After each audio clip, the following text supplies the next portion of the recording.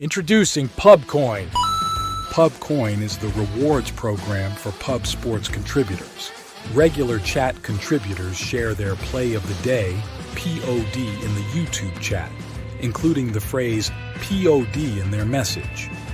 At the end of the week, the amount of units earned are converted into PubCoins. PubCoin can be used as reward points for prizes, shop discounts, and contests. Hey, what's going on, y'all? It's Mills here, Pub Sports Radio. Do you guys want to challenge the personalities here at Pub Sports Radio? Do you guys think you're better than them at entering in your MMA predictions and picks? Would you want to get paid for it? $100? Here's how you do it, man. You sign up right here at the link below. It's just this easy. PubSportsRadio.com. Enter your email. Pick your weekly picks. That's it. Oh, and you get bonus points if you can predict how they're going to win in what round. Every single week, a new winner's getting crowned. So every Saturday on Pub Sports Radio. So come on and check us out. You can win $100 just for signing up. Only thing you need to do is see if you can beat us here at Pub Sports Radio by entering your UFC predictions and picks weekly. Do it. I dare you. See you guys soon.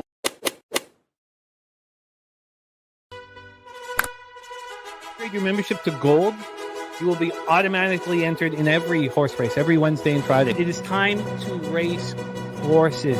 We are racing camels today. Shout out to the Gold members. We're racing in San Antonio immediately here. And we're off. 2 minutes, 74 canals on this racetrack. It's wide.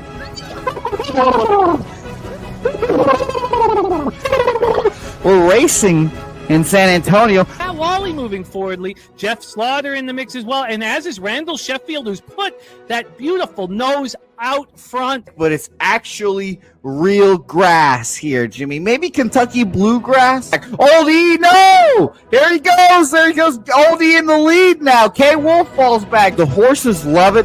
Sometimes they stop and eat it on the way to the finish line. That's why your horses start so far in the back. Here. Oh, look at Nussflush Allen bursting out here. J-Dub in the mix. Rude Boy up here as well. Jimmy, take it away. There's Oldie. Oldie is moving to the front. We are past the halfway mark in our 2 mile. And there's Ricky Levy. Oh my goodness, he's in the mix here. Jimmy, take it home. This is our first dog race ever. 19 seconds left in the horse race here. It's Fernando Mendoza trying to find the wire. 14 seconds left. Can Fernando Mendoza take this home? Here comes Kenny Ken. Kenny Ken wants a piece of the pie. Put his schnoz up front. Ricky Bobby, 9 seconds left. Can Donut Silks make a run? Can Res Mall make a run to be $50? You son of a bitch! Here comes Tori Coker. Kenny Ken, Smoke and Mirrors, Director 97 home. That is the way. Here comes Jason Meyer, the other auto custodian, Billy Friedrich. Jones one, all coming down the finish. Coin!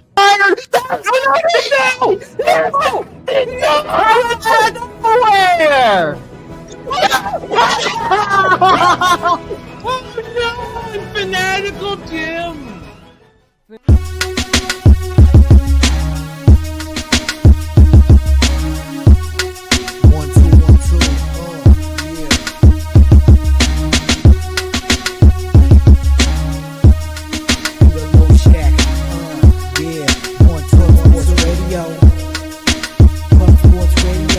From the corporate Peter Low Shack, legendary sports handicapper, more dapper than a dom.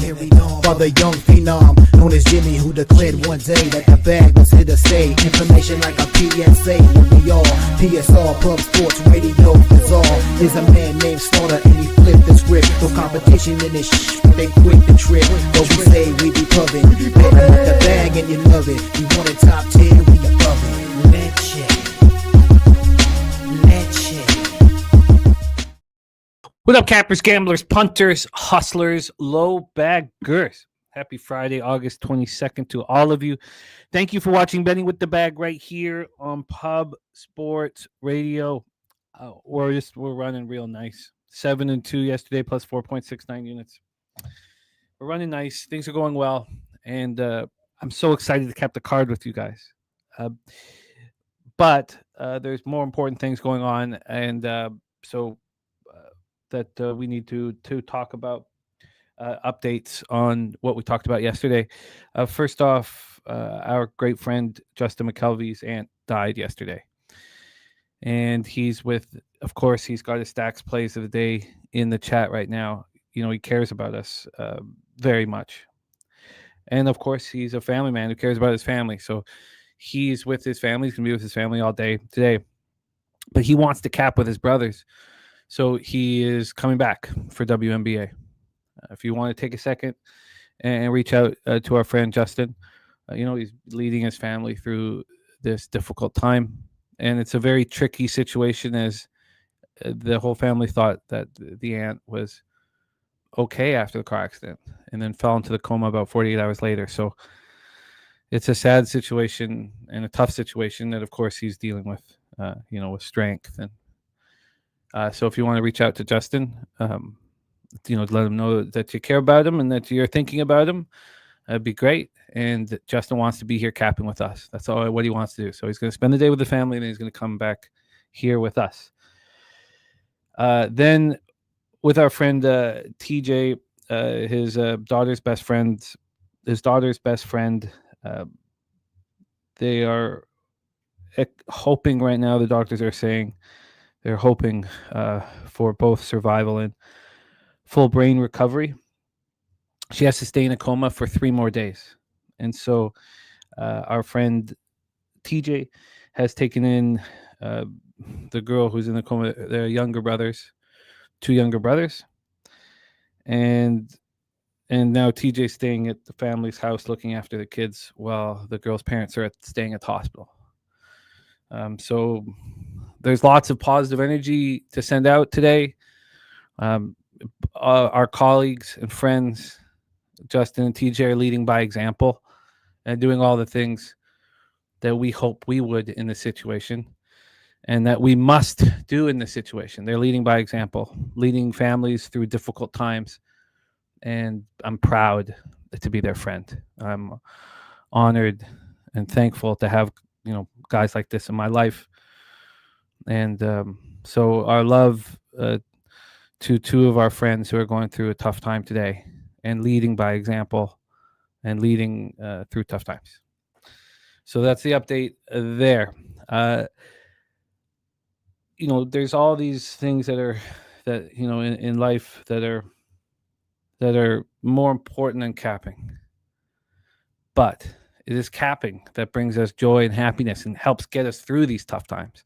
And I don't take it lightly, the opportunity to cap with you guys every day. It gives my life direction, and it means so much to me. And this community that we've been building now for 9 years means so much to me. And tomorrow I get to break bread and have drinks with friends, Pub Sports Radio cappers at Woodbine, and I'm so excited about that.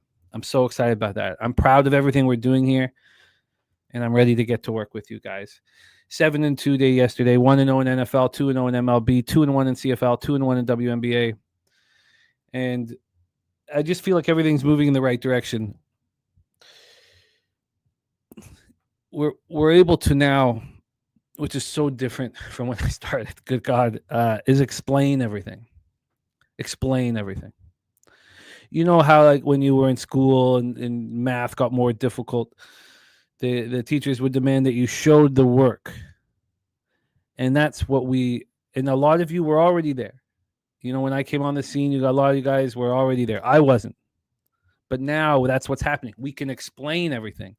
Once you can explain everything, you can start making decisions that give you a chance against the books. Remember what we were told. Everybody's told this. And it's facts. 99% of accounts at sports books are in the red. They're negative. 99.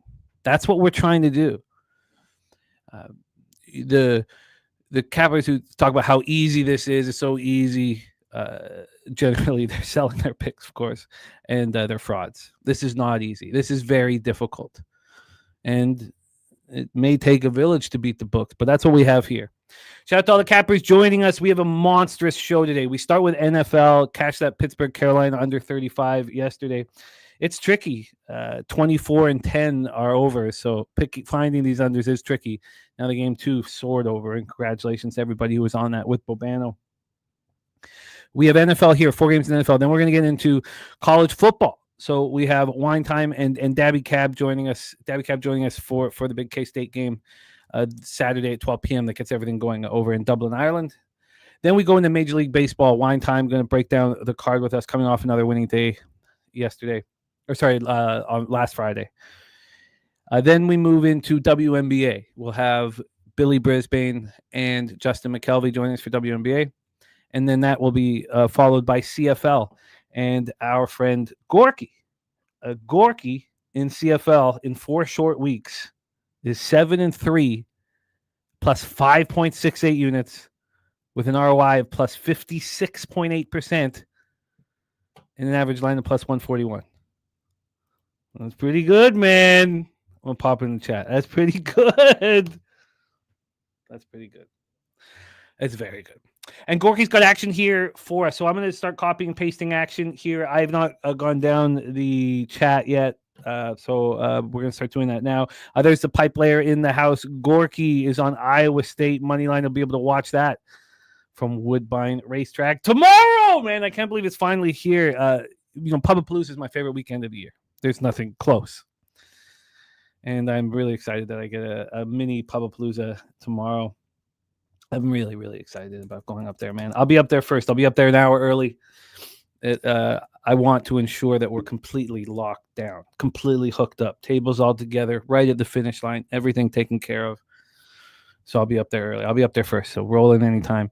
Anybody else who hasn't reserved that wants to hang out, just come up, say what up. We'll figure stuff out. Justin McKelvey stacks plays of the day, both in MLB, but he's also on the Lynx team total over. Let's get that here right now. Lynx team total over. Get all of this. Here we go. Let's get all of this locked and loaded. All right, let's keep rolling down. Dave McKenna in the house. Let's roll. Says Moneyline favorites are on a run of 16-4-2 last 22 games with last night included. And then we had Hatter in the house. Great to see. Oh, don't forget we have a race for our Cappers contest. Our Cappers contest race, or you can join the Survivor. It's up to you. Whatever you want. So there's $100 entry up for grabs here at the end of the show. $100 entry here up for grabs at the end of the show. And I can't wait to race with you guys. Please sign up for the Cappers contest. Now, if you sign up for the Cappers contest or the Survivor and you win one of these races, because we have one this Friday, the next Friday, and the Friday after that, then we'll just send you the entry fee. We'll send you the cash. So don't worry about that. Sign up for the Cappers contest, compete, and congratulations to last year's winner, Nunya, our season 2 co-champions, Guillermo Zertucci and Sharpie, and our inaugural champion, Mr. Peter Loshak. So please sign up for all of that. We got Irish King off another big night. Love to see it. Says that Bombers first half minus 3.5 was a bloody sweat. I think you were in control the whole time. That field goal cost me a lot. 18-3 now, plus 14.55 units in CFL. I went 2-1 yesterday. Lost that first half under. Pig Milk play today's in Toronto, Miami. First 5 over 4.5. That's such an interesting look. I'm thinking about fading Justin Bieber too, but I want to talk everything out. I've become a very snail-like with getting my action in now. Everything's changed. Everything has changed. I'm slowing it way down. I want to know what you guys think. I want to talk it out heavy, and it's showing in my ROI that it is working. We got Swiggy says shout out to Drug Monkey RX who just signed up for the Cappers contest. Billy Friedrich's Pig Milk play today. Number 2 is Gavin Lux over 1.5 bases. There's a bit of a heaviness, to opening up today's show. Maybe we just need a little Pig Milk just to, put a smile on my face.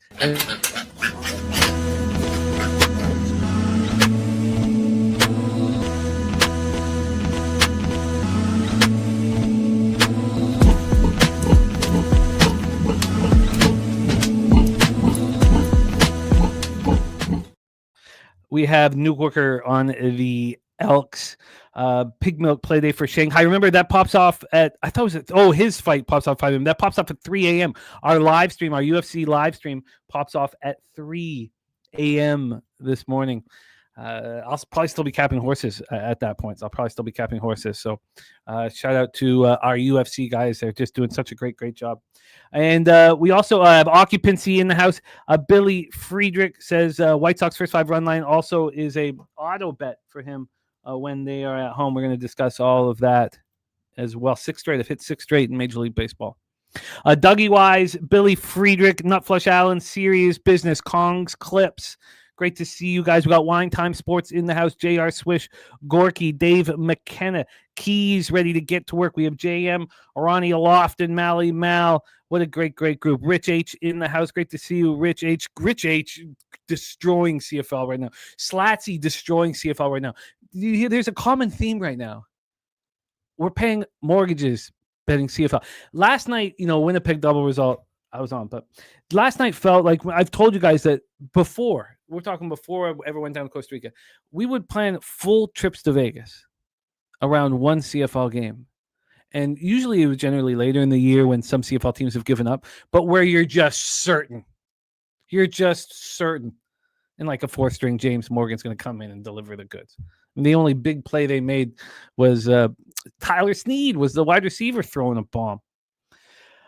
Rich H been crushing. I love to see it. MLG Beavis ready to get to work. 9 Legacy ready to go. Chris Boggin giving out love and thoughts and prayers, as a lot of you guys are as well. That means a ton. It means a ton. We're powerful. The power of us being positive, and it's real. It's real. Irish King, Pittsburgh first 5 on the run line. AJ ready to go. Let's get this all copied and pasted. It's all copied and pasted here. Great to see all you guys. So we got We Do ready to go. Dougie Wise in the house. Peter Loshak ready to go. Spooners action in Astros, Twins, Brewers, and Reds, Diamondbacks under. Let's get that copied and pasted. Going over the NFL, I keep going back to it's all about information, right? And to not know that Tanner McKee was not going to play with that finger injury, that cost me. It cost me so much money. I was so confident in the spot. I doubled up on it. It just absolutely sucks. Very, very angry about that. Very angry about being so confident. Nasty Nate says Red Sox was good money. Jose needs to cover that tattoo. Turnbuckle Tommy ready to get to work. So great to see all you guys. Dougie Wise, free bands play the Rangers -0.5. Let's get into NFL here. Let me just make sure I've copied all of the action here from all of you great cappers in the chat so we can discuss it throughout. Billy Friedrich says that Bobano NFL parlay is still in play. Kelly McInnes ready to go. Wager detective in the house. Maddie Star, the taint play of the day. MLB spreadsheet play of the day is in. Dodgers. Wasn't that great yesterday? That just feels. The line goes 80 cents against the Dodgers. 80 cents. So now we can go in with the double result at a cheap price, cash it so easily. God, we're seeing things while we're explaining. We're showing our work is what we're doing. Yes, Nuke, we're saying we'll be at the Stella Artois Lounge tomorrow. Liam Duggan in the house says shout out for the CFL pick last night. Our pleasure, Leah and Bombers. My line parlay cashes. I love it. Oh, Dougie Ducks. Respect, Liam. Thank you so much for the dono, my friend. Robert Franklin, all of you guys. Great to see you. Great to see all of you guys. Maddie I says double taint Friday. I think I've got everybody's action here. I think I got Bieber under 17 outs. 17.5 outs. I can't wait to talk about that game again. Let's just one more thing I want to talk about, and you guys are seeing it as we're developing as cappers and stuff. But I told you guys, and I've been saying this for a few years now, that my gut is a losing capper. And I told you guys that my gut said that the Chicago Cubs were going to win yesterday, and I didn't bet it because I know that. I know that my gut is a losing capper. I know that we need to gather all of the information possible to make a bet, and I'm starting to have a sense of calm instead of a sense of panic. I've also often had a sense of panic when it came to betting. And we talked about, of course, the zigzag theory with the Mystics Connecticut Sun game. The Connecticut Sun covered in Washington. And we know the zigzag of the home and home. And when we talked about the line movement. And, so then on Wednesday night, It moved to 2.5. It moved to 3. And instead of just rushing because it's moving. I would have done that 10 times out of 10. Even a year ago, I would have done that. Maybe even 6 months ago, I would have rushed and go, oh, I was right. The line's moving. But no, a sense of calm. Then 3 hours later, 9:30 p.m., it comes back to 2. Why would it do that? We talked about it throughout the whole show. 94% of the cash was on the Washington Mystics, and yet it was sitting there at 2 or 2.5. They weren't moving the line. So instead of having a losing bet on the Washington Mystics, I moved on the Connecticut Sun after, not expecting this exact. And that's the difference in what's happening with me right now. And I have so many other things I need to work on and improve, but that is the difference for me in a nutshell is what happened with that game. And we are winning. And it's so important to our lives. It's so, you lose everything when you lose too much. And I almost lost everything from February 1st to March 15th this year. That's what happens. Our whole lives are on the line. We have to win. This is not for fun. It is fun, but it's not for fun. Let's get to work. Here. We roll into the NFL to get started here. I know that Jose is on double duty right now, so I will get this ready to go here. I got a little blind, so let's get this here and see where we are. And here we go.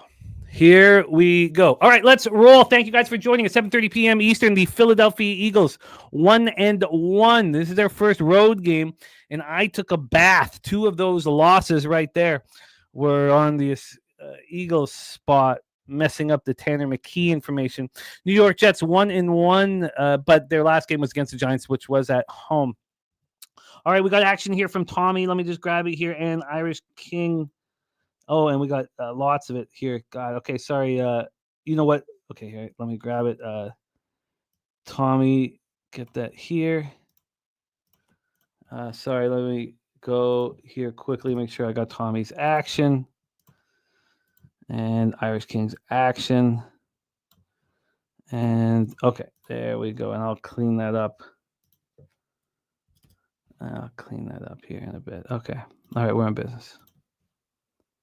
Okay, let's get back to work here. MetLife Stadium in East Rutherford, New Jersey. 76 Fahrenheit clear, 3 mile per hour winds.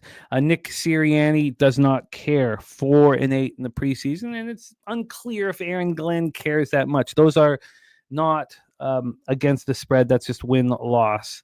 Let's get into the line history and the cash flow. I haven't moved on any of these games yet. I wanted to, but I was very, very focused on MLB and CFL, WNBA, and there's a lot going on in NFL. Hasn't really fully started yet. A lot going on. Let's get into the line history and the cash flow here. So we're going to start with the line history. The New York Jets right now are -2. Well, I'm looking at -1.5, -115. This opened up at -1, and it got up to -3. That was on Tuesday. And then there was a move back. It got back down to -1.5, which is where it is right now. So we have to explain that move back, and I think we can. And can we do that comfortably? This total is just dropping and dropping and dropping. It's come up a little bit. 32 for a total is wild. This opened up at 37.5, and it dropped to 34.5 on Tuesday. This moved to 33 this morning very early, went down to 32. Now we're back at 33. It's slightly juiced to the over. Be interesting to see where this goes. Let's take a look at the cash flow. We have 82% of the tickets and 92% of the cash on Philadelphia. That's a surprise. 61% of tickets and 75% of cash on the over. So let's roll. We have the Eagles last week showing absolutely nothing. 22-13 home loss at the Browns. Kyle McCord and Dorian Thompson-Robinson were terrible. They combined to go 13-24 for 55 yards, touchdown, interception. Tanner McKee looked so good in week 1. He didn't play due to the finger injury, and he's not going to play now. And they're dealing with injuries. Andrew Makuba, the safety who's been playing so well in the preseason, had an interception that gave them a chance last week. He is now out with an injury. They are concerned about injuries. The Jets come in off a 31-12 loss at home to the Giants. Justin Fields was just 1 of 5 for 4 yards. The bulk of the game came with Adrian Martinez and Brady Cook. They combined for 18 for 32 for 188 yards, touchdown, interception. And when we were all over the Giants, and I should have had more on them last week, it was about the advantage at quarterback. And looking back at it all, looking back at Adrian Martinez, I think I've been a little harsh about him. This guy, this is the MVP of the UFL last year. And they also have a first-year play caller, Tanner Engstrad. He was the Lions passing game coordinator last year. And we also know that they're running the ball with determination. 4.3 yards per carry on the ground. Now, what concerns me here is that I think it's pretty clear that the Eagles aren't trying and the Jets are, right? I think that's just very clear. If that is so clear, why is this not moved to 3? If Adrian Martinez knows that his life is on the line out there tonight, and the Eagles are the Jets are able to run the ball, why is this line not moving? Dad Fen, glad to hear it. Peter Loshak said Jets had a players only practice. Not sure how much that matters. So I want the New York Jets here. But I also want a sign and I want a legitimate sign, and then I want it to come at some point during the show. Now, I think you've seen a sign at some spots. The very Costa Rican book that I respect has just moved at 7 cents. It moved at 7 cents about an hour and 25 minutes ago towards the Jets at the 2, which makes me think that others will follow. I think it's pretty simple here that the Jets are going to be trying and the Eagles aren't. And I think the Jets should be bet. And I think that this Costa Rican book an hour ago moving it, they have the 2 very juiced towards the Jets where you can still get a 1.5. I think it is the Jets. And Wager Text says they got crushed last week. Don't trust Martinez. And that is exactly the angle that I expect the public to have. I don't the people saying, well, I don't trust the Jets. We just watched them get killed by the Giants, but the Giants are trying and killing everybody in the preseason. Well, I don't trust Martinez. I said the same thing. But when I dug deeper into Martinez, he's done some really good things. And I know he's never taken a snap in an NFL game, but now his life is on the line in tonight's matchup. I think it's pretty simple here, and I'm going to bet the Jets. I'm going to bet the Jets here. And I'd like to also get this action in during the show. So maybe when we're capping college football, I'd like to get the action in because I do think these lines are going to move. I would prefer this to have already moved.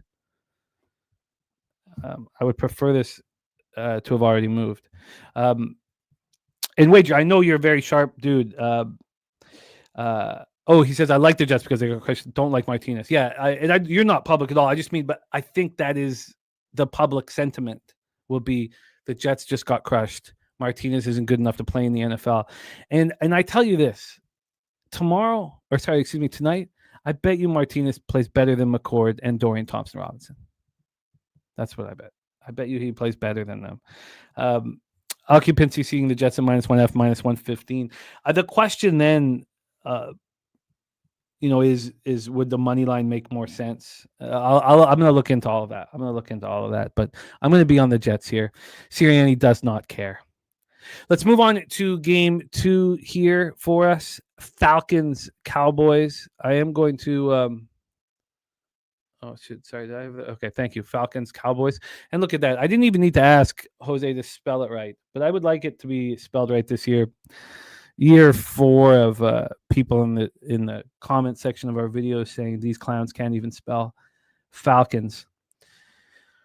I don't think I want to deal with that shit this year. Let's roll. Falcons, Cowboys, AT&T Stadium, Arlington, Texas. We have Raheem Norris, 5-11 in the preseason against new head coach Brian Schottenheimer, who's yet to win in preseason football. Let's take a look at the line history here for Falcons. Oh, also, if this total, I should say this, if the Philadelphia New York Jets total climbs, and I think it's possible that it does, 24-10 are the overs in preseason. If it climbs up to 34, I pounce on the under.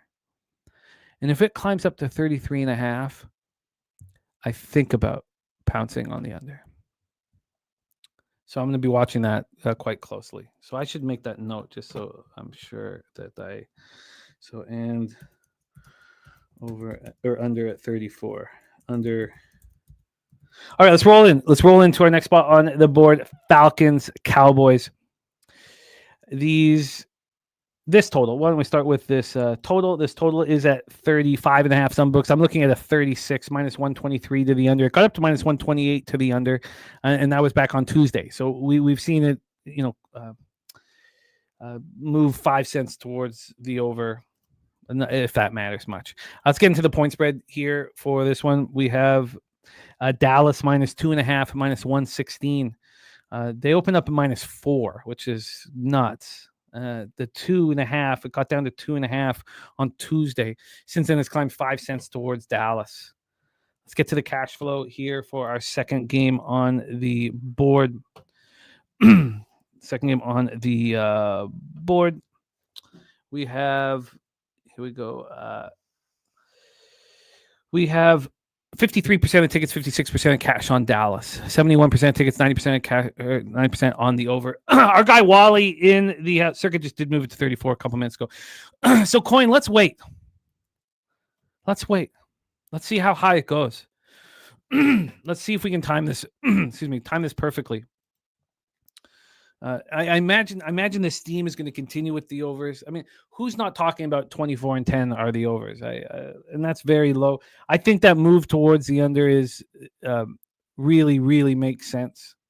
Wally, thank you for sharing your NASCAR Coke 0400 action. The Daytona regular season finale. I love it. A lot of people will be asking about it. So let's keep an eye on that coin. Davfen says Cowboys are going to lose week 1 to the Eagles. When will they win tonight? Says our friend Davfen. So again, the cash flow, it's lukewarm for the Cowboys. 53% of tickets, 56% of the cash, 71% of tickets on the over, and 90% of the cash on that over.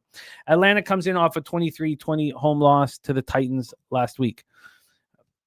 Easton Stick was 19 of 32 for 173 yards, a touchdown, interception. Emory Jones was 2 of 5 for 16 yards, and he was so bad that he was waived. So in comes Ben DiNucci.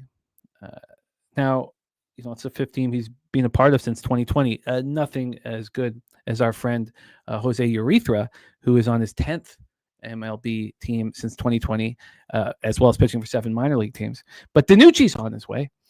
So we've been told that he's getting reps tonight. So Ben DiNucci is getting reps. It's not going to go well. It's going to be very simple. And I kind of like what Easton Stick has been doing, and I expected him to get me paid against the Titans, and he did not. Dallas comes in, but he's starting again. He's going to get a lot of run. Probably 3 quarters. I mean, we'll see. Dallas comes in off an ugly 31-13 home loss to the Ravens.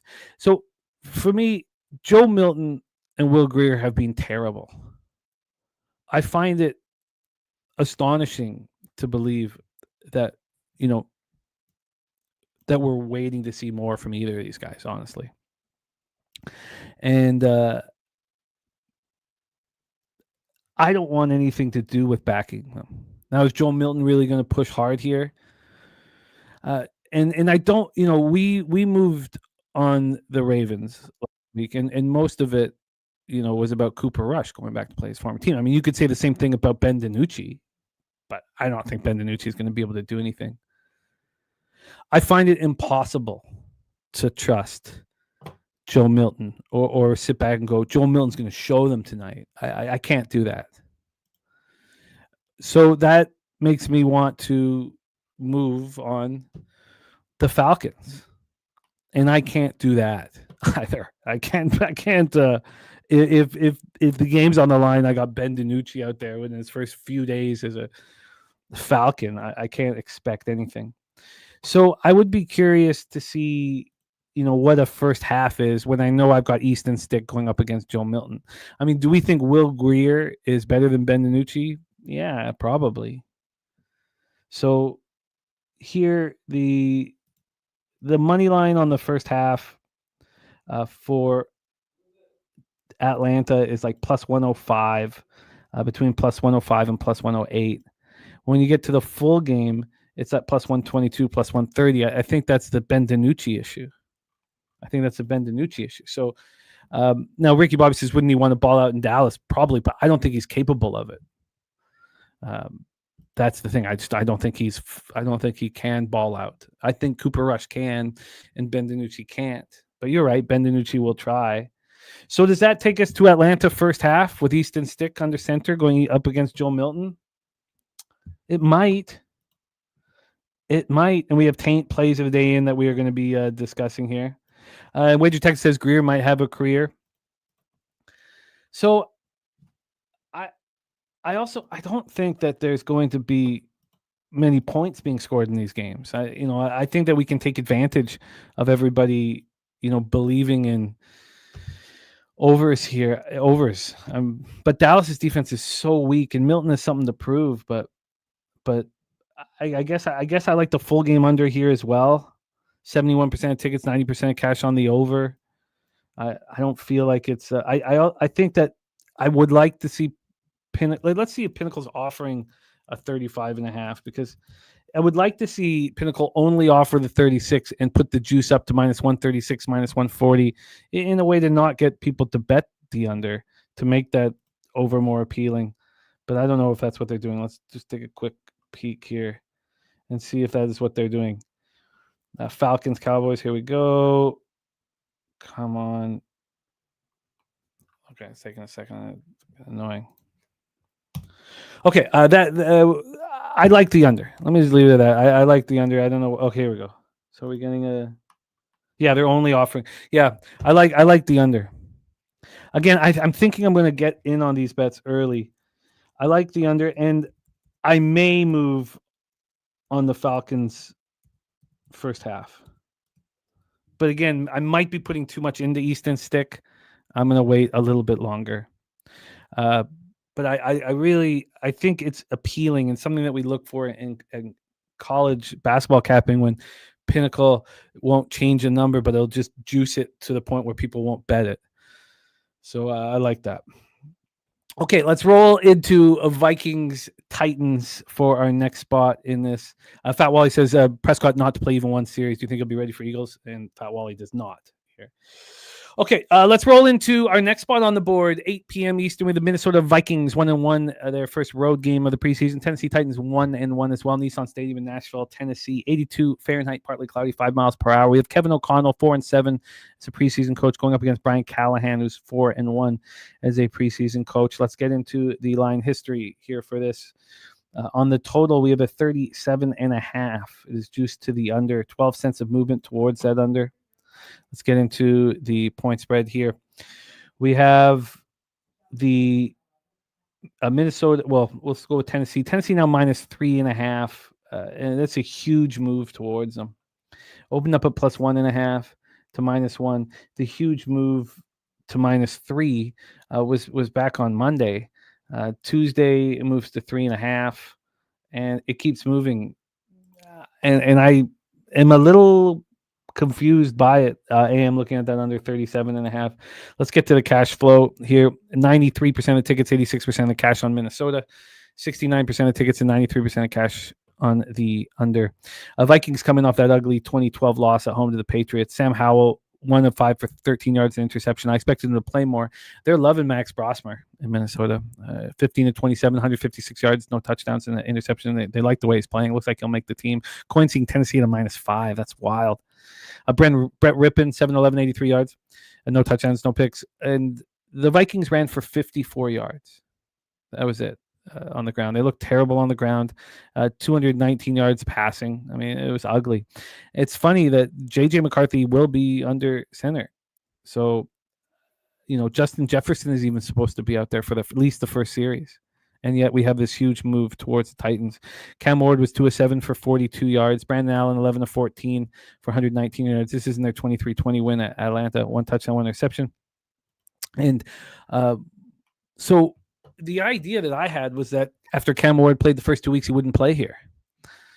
Obviously, I'm not going to get in the way of this team right now. I want to understand this team. Because I honestly thought it would be moving in a different direction. I thought that, now that they've said that J.J. McCarthy's going to get a series or two, that the starters are going to get a series or two, because it was the Patriots starters at the beginning of the game against the Vikings backups. I thought this would be moving in the opposite direction. Because of that, I'm not going to sit here and say this is wrong. Ricky Bobby is, and I respect that, but I need to understand more why this huge move is happening to the Titans. So at this point, I just need to understand it, and I don't right now. And I still want to, bet unders, but Brendan Allen, Trevor Siemian, are vets.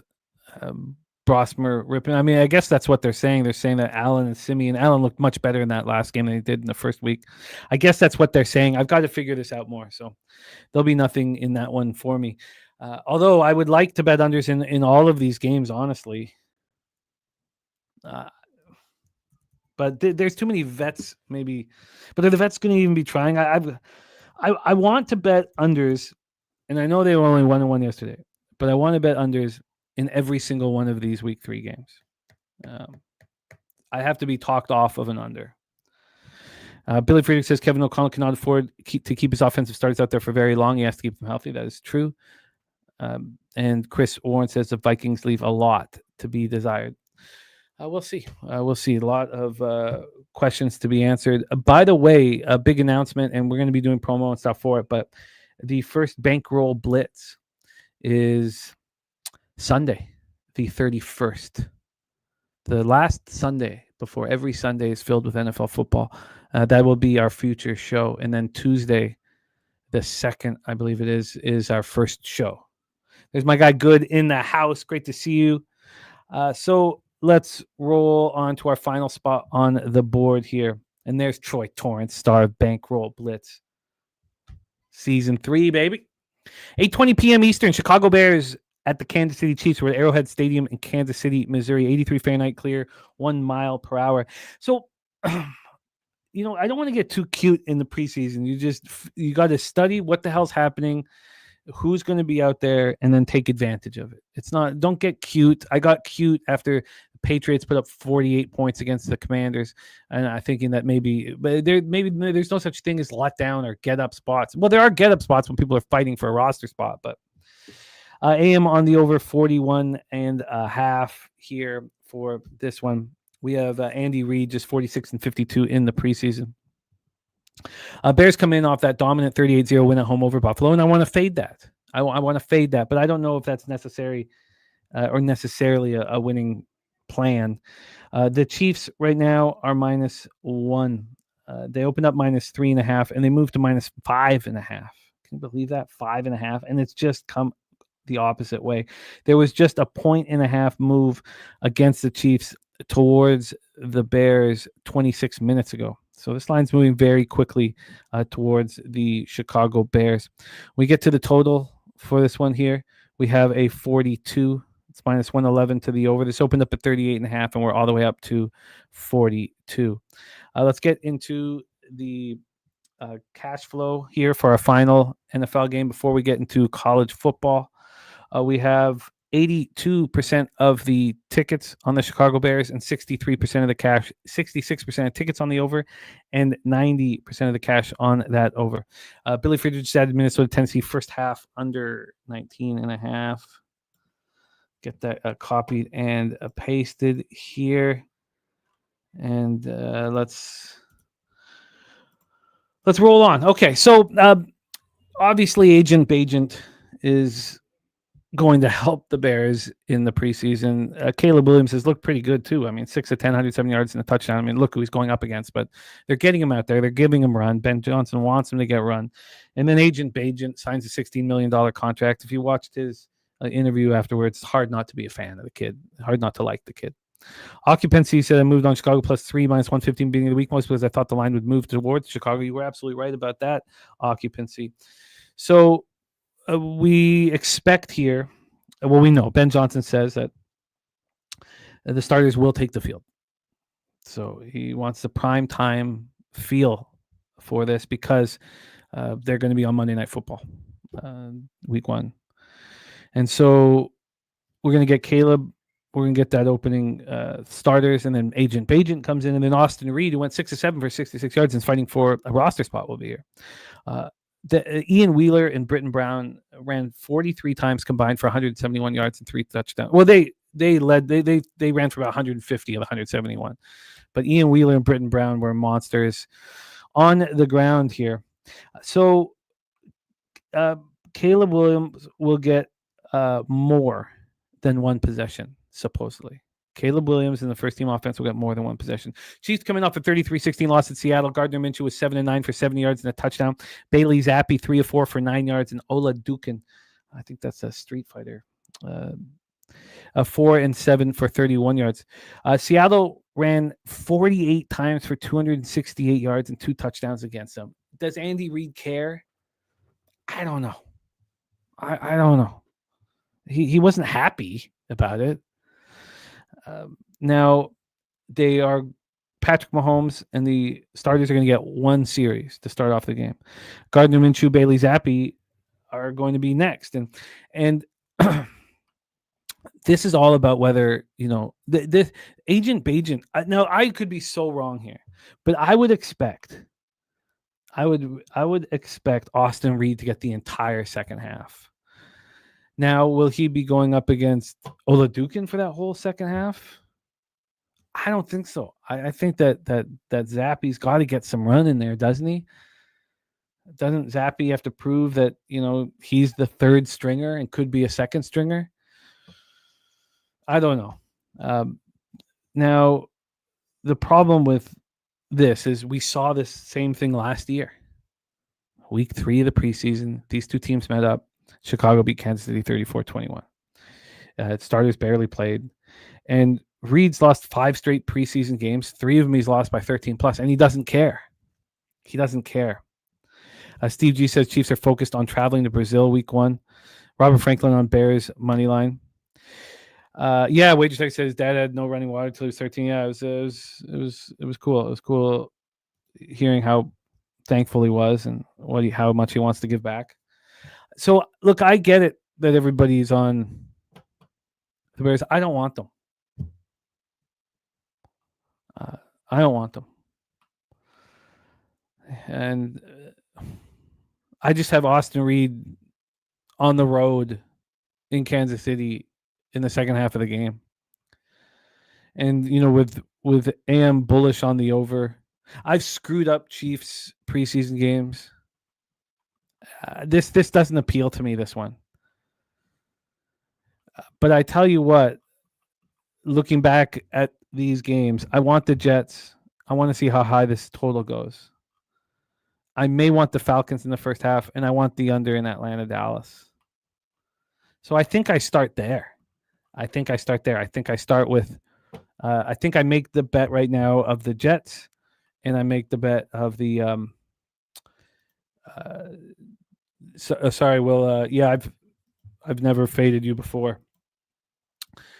So I don't, I imagine, I went 7-2, so you must be talking about one of my losses. I imagine you're talking about the Aces, but yeah. If you think I'm sitting back at home going, oh shit, I'm going to go up against Will Johnson today and get that fucking money. I never thought that in my entire life. I want you to cash. I'm happy that you cash, Will.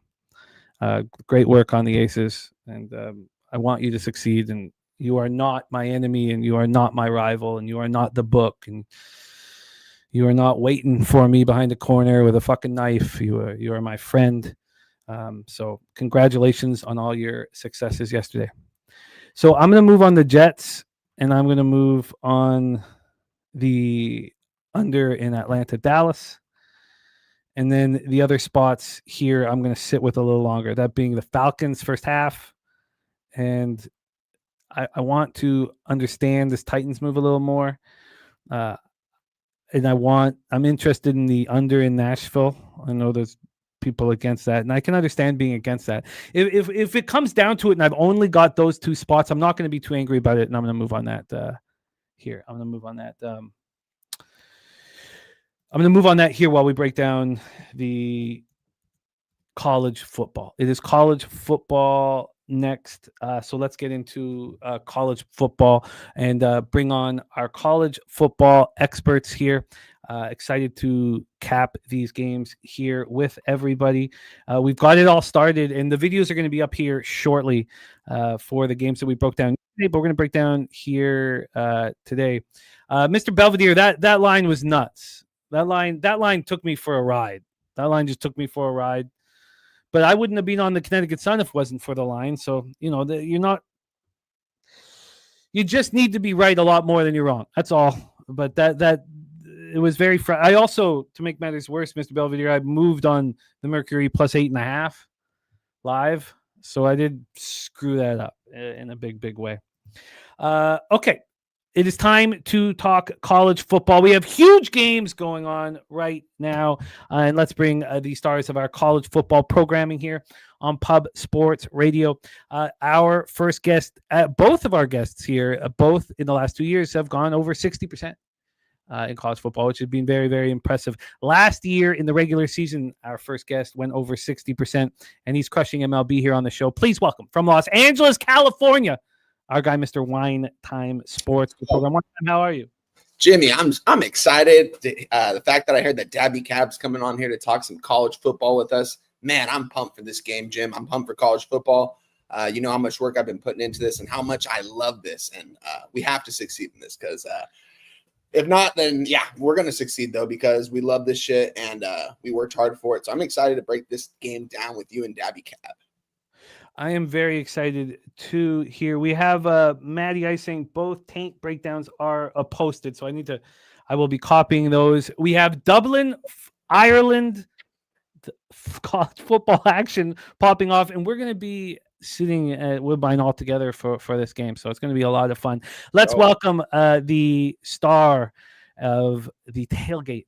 We're popping off the brand new season of the tailgate, popping off tomorrow. Please welcome from Dallas, Texas, our friend Mr. Daby Cab to the program. Oh, let's get him. There we go. Daby Cab, what's good, man? How are you? Oh, shit. Wine time. I got a little college football left on my nose, huh? Let's fucking go, boys. We are back. College football is ready. Man, I live for this shit. I know you guys know it, but goddamn, I've been waiting for this moment. We have Will Johnson on Kansas State, Robert Franklin on K-State. Wager Detective says revenge K-State here. What, 5-time revenge? We go. So let's get into this. Here we go.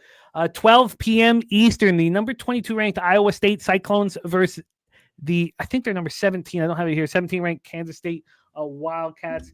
Let's get into the line history here for this one, and then let our experts rock. Let me move over here to college football. We'll talk the line history. We will talk cash flow, and then we'll see if there are moves to be made. Now, I know that our cappers have already moved on these games, so we can hear also how comfortable they are with where the line has moved, if they have more confidence or less confidence, if it is a double down situation. So here we go. Right now, Kansas State is sitting at minus 3.5 at plus 100. They opened up minus 3.5 and minus 101. Now, this was back on June 24th. It's pretty amazing that we've had this line available for so long, and it has not moved more than a half point in either direction. It was a minus 3 all day yesterday. You could have came in and got the minus 3. You can still get a 3. Yeah. They're still available, but here's a 3.5 I'm looking at. So we've seen no movement on a line that's been out for 2 months.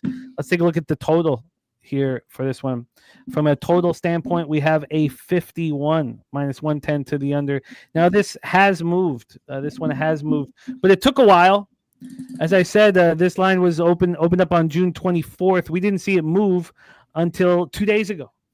2 days ago, it moved up to 50, and then last night, it moved to 51. So we have a move towards the over. When we get to the cash flow here, we have 50% of tickets, 55% of the cash on Kansas State, 60% of tickets, 73% cash on the over. So here we go. Daby Cab, this is your game here for today. It's great to have you back on the show. So take it away here. Iowa State Cyclones, Kansas State Wildcats. Yeah, I'll start with and I'll go with because with these first breakdowns, the first thing we want to do is talk about like returning production and things like that. As far as rushing goes, K-State's returning about 50% of their rushing yards from last year. Avery Johnson at quarterback, obviously, not one of the best. God, I got so much to say. Not one of the best passers. Avery Johnson's one of those guys where I think he's functionable, right? And he can run the ball, but I don't expect a ton of improvement from him, so to speak, right? I mean, what would give me the idea that he's going to improve, a whole lot? And then you got Dylan Edwards coming back in the backfield. Dylan Edwards wasn't even one of their main guys. He was in that bowl game against Rutgers, if I'm not mistaken. But other than that, he was kind of one of their backup guys back there. You go through passing, obviously you're returning pretty much everything. Avery Johnson, like I said, QB, you got him coming back. On the receiving core, you're returning 55% of your production from last year for K-State receiving. You got Brown, who was involved in 30% of the yards. Oakley, he was only involved in 8.6, and then it goes down from there. Offensive line, you've got 3 guys on the offensive line coming back that I like to see in the front 5. We'll just go over those 3 for K-State. So this is going to come down, Jimmy, to does Dylan Edwards, get the push that K-State was able to get last year for him? And, can Johnson not make mistakes? Can he throw the ball downfield? Because that's one thing. K-State's going to run read option, and then they're going to try and throw it down the field for a big play. And Iowa State's in a situation here where, as a dog at 3.5, I got to tell you guys, I'm leaning towards Iowa State. That's not where my bet is. But you look on the other side, Iowa State, and like I said, I could talk for a fucking hour, so I'll try and summarize here. Iowa State, they got Rocco Beck going at quarterback, right? So they got him coming back, not the most mobile guy, but he can throw the football. Who's he going to throw the football to? That's the question, right? We don't have any receivers for Iowa State coming back. It's going to be all new personnel out there on the receiving end. The good news is they're going against all new personnel on the cornerback end, going up against K-State. So we really have a huge question mark in that part of the field. Where I don't have a question mark for K-State is on their defensive line. They're going to have some great guys coming off the edge, and I think they're going to be able to put some pressure on Rocco Beck. So that's why I'm not on a side here. I really kind of think this is a coin flip. The bet that I made in this game, guys, is what I think is the best bet on the board for the entire game. I took Avery Johnson's rushing prop. I took him over 50.5. If you look into, let's just say, his last 10 games, he crushed that number in 7 of those games. Now, I understand in college football, quarterback gets sacked, you lose the yards. So I looked into some of those other games, and a couple of the other ones, we had a few big sacks, or else he would have cashed probably 9 out of the last 10 when it comes to those rushing yards. So Avery Johnson over 50.5 rushing yards, especially if he's not as comfortable in the back throwing the ball as I think he will. He's going to get those yards there. So that's what we're going with. Avery Johnson over 50.5 rush yards. What was the juice on that? I got minus 120 because you can get 51.5 at like minus 112, but I just took the 50.5 at minus 120. Our first college football bet from Daby Cab of the young season. There's Truth Teller in the house. Truth, it is great to see you back in business, my man. Avery Johnson over 50.5 rush yards at minus 120. Wine Time Sports, Cyclones, Wildcats in Dublin, Ireland. Take it away. Yeah, something interesting about Kansas State. They got a new play caller, the assistant head coach now, Matt Wells, taken over. He was the quarterback coach last year for Avery. He knows Avery Johnson really well. They worked a lot together last year. They lost their OC to Texas A&M. He's calling plays over there for Daby Cab's team now. So this is going to be his first time actually calling plays, but this guy's a really good offensive mind. I've heard a lot of good things about this guy. Avery Johnson returns his QB1 for the year 2 now. He entered last year's QB1. He forced, Will Howard, who went and won a national championship, out of there because they wanted Avery Johnson to start. It's crazy. With that being said, they grab a wide receiver in Jaron Tibbs from Purdue. He's got a lot of upside. He's really fast. They've got another wide receiver from Boston College and Duran Bradley. This guy's 6'5", 225, a long and lengthy body at the wide receiver position that can go out and get it. They do return their wide receiver 1. This is Avery Johnson's best friend right now is Jace Brown. Keep an eye out for this guy at wide receiver for Kansas State this year. He's coming off 823 yards last year. Do return Dylan Edwards. Who didn't get all the carries last year because they had Giddens, obviously. This guy's really talented. I expect big things from this guy. Defensive line, they did lose one of their guys to the NFL. They are returning redshirt freshman Chitty Obizer. He's 6'6", 275. He had 3.5 sacks in 2024 as a redshirt freshman. Didn't even play a whole lot. I expect a lot from this guy.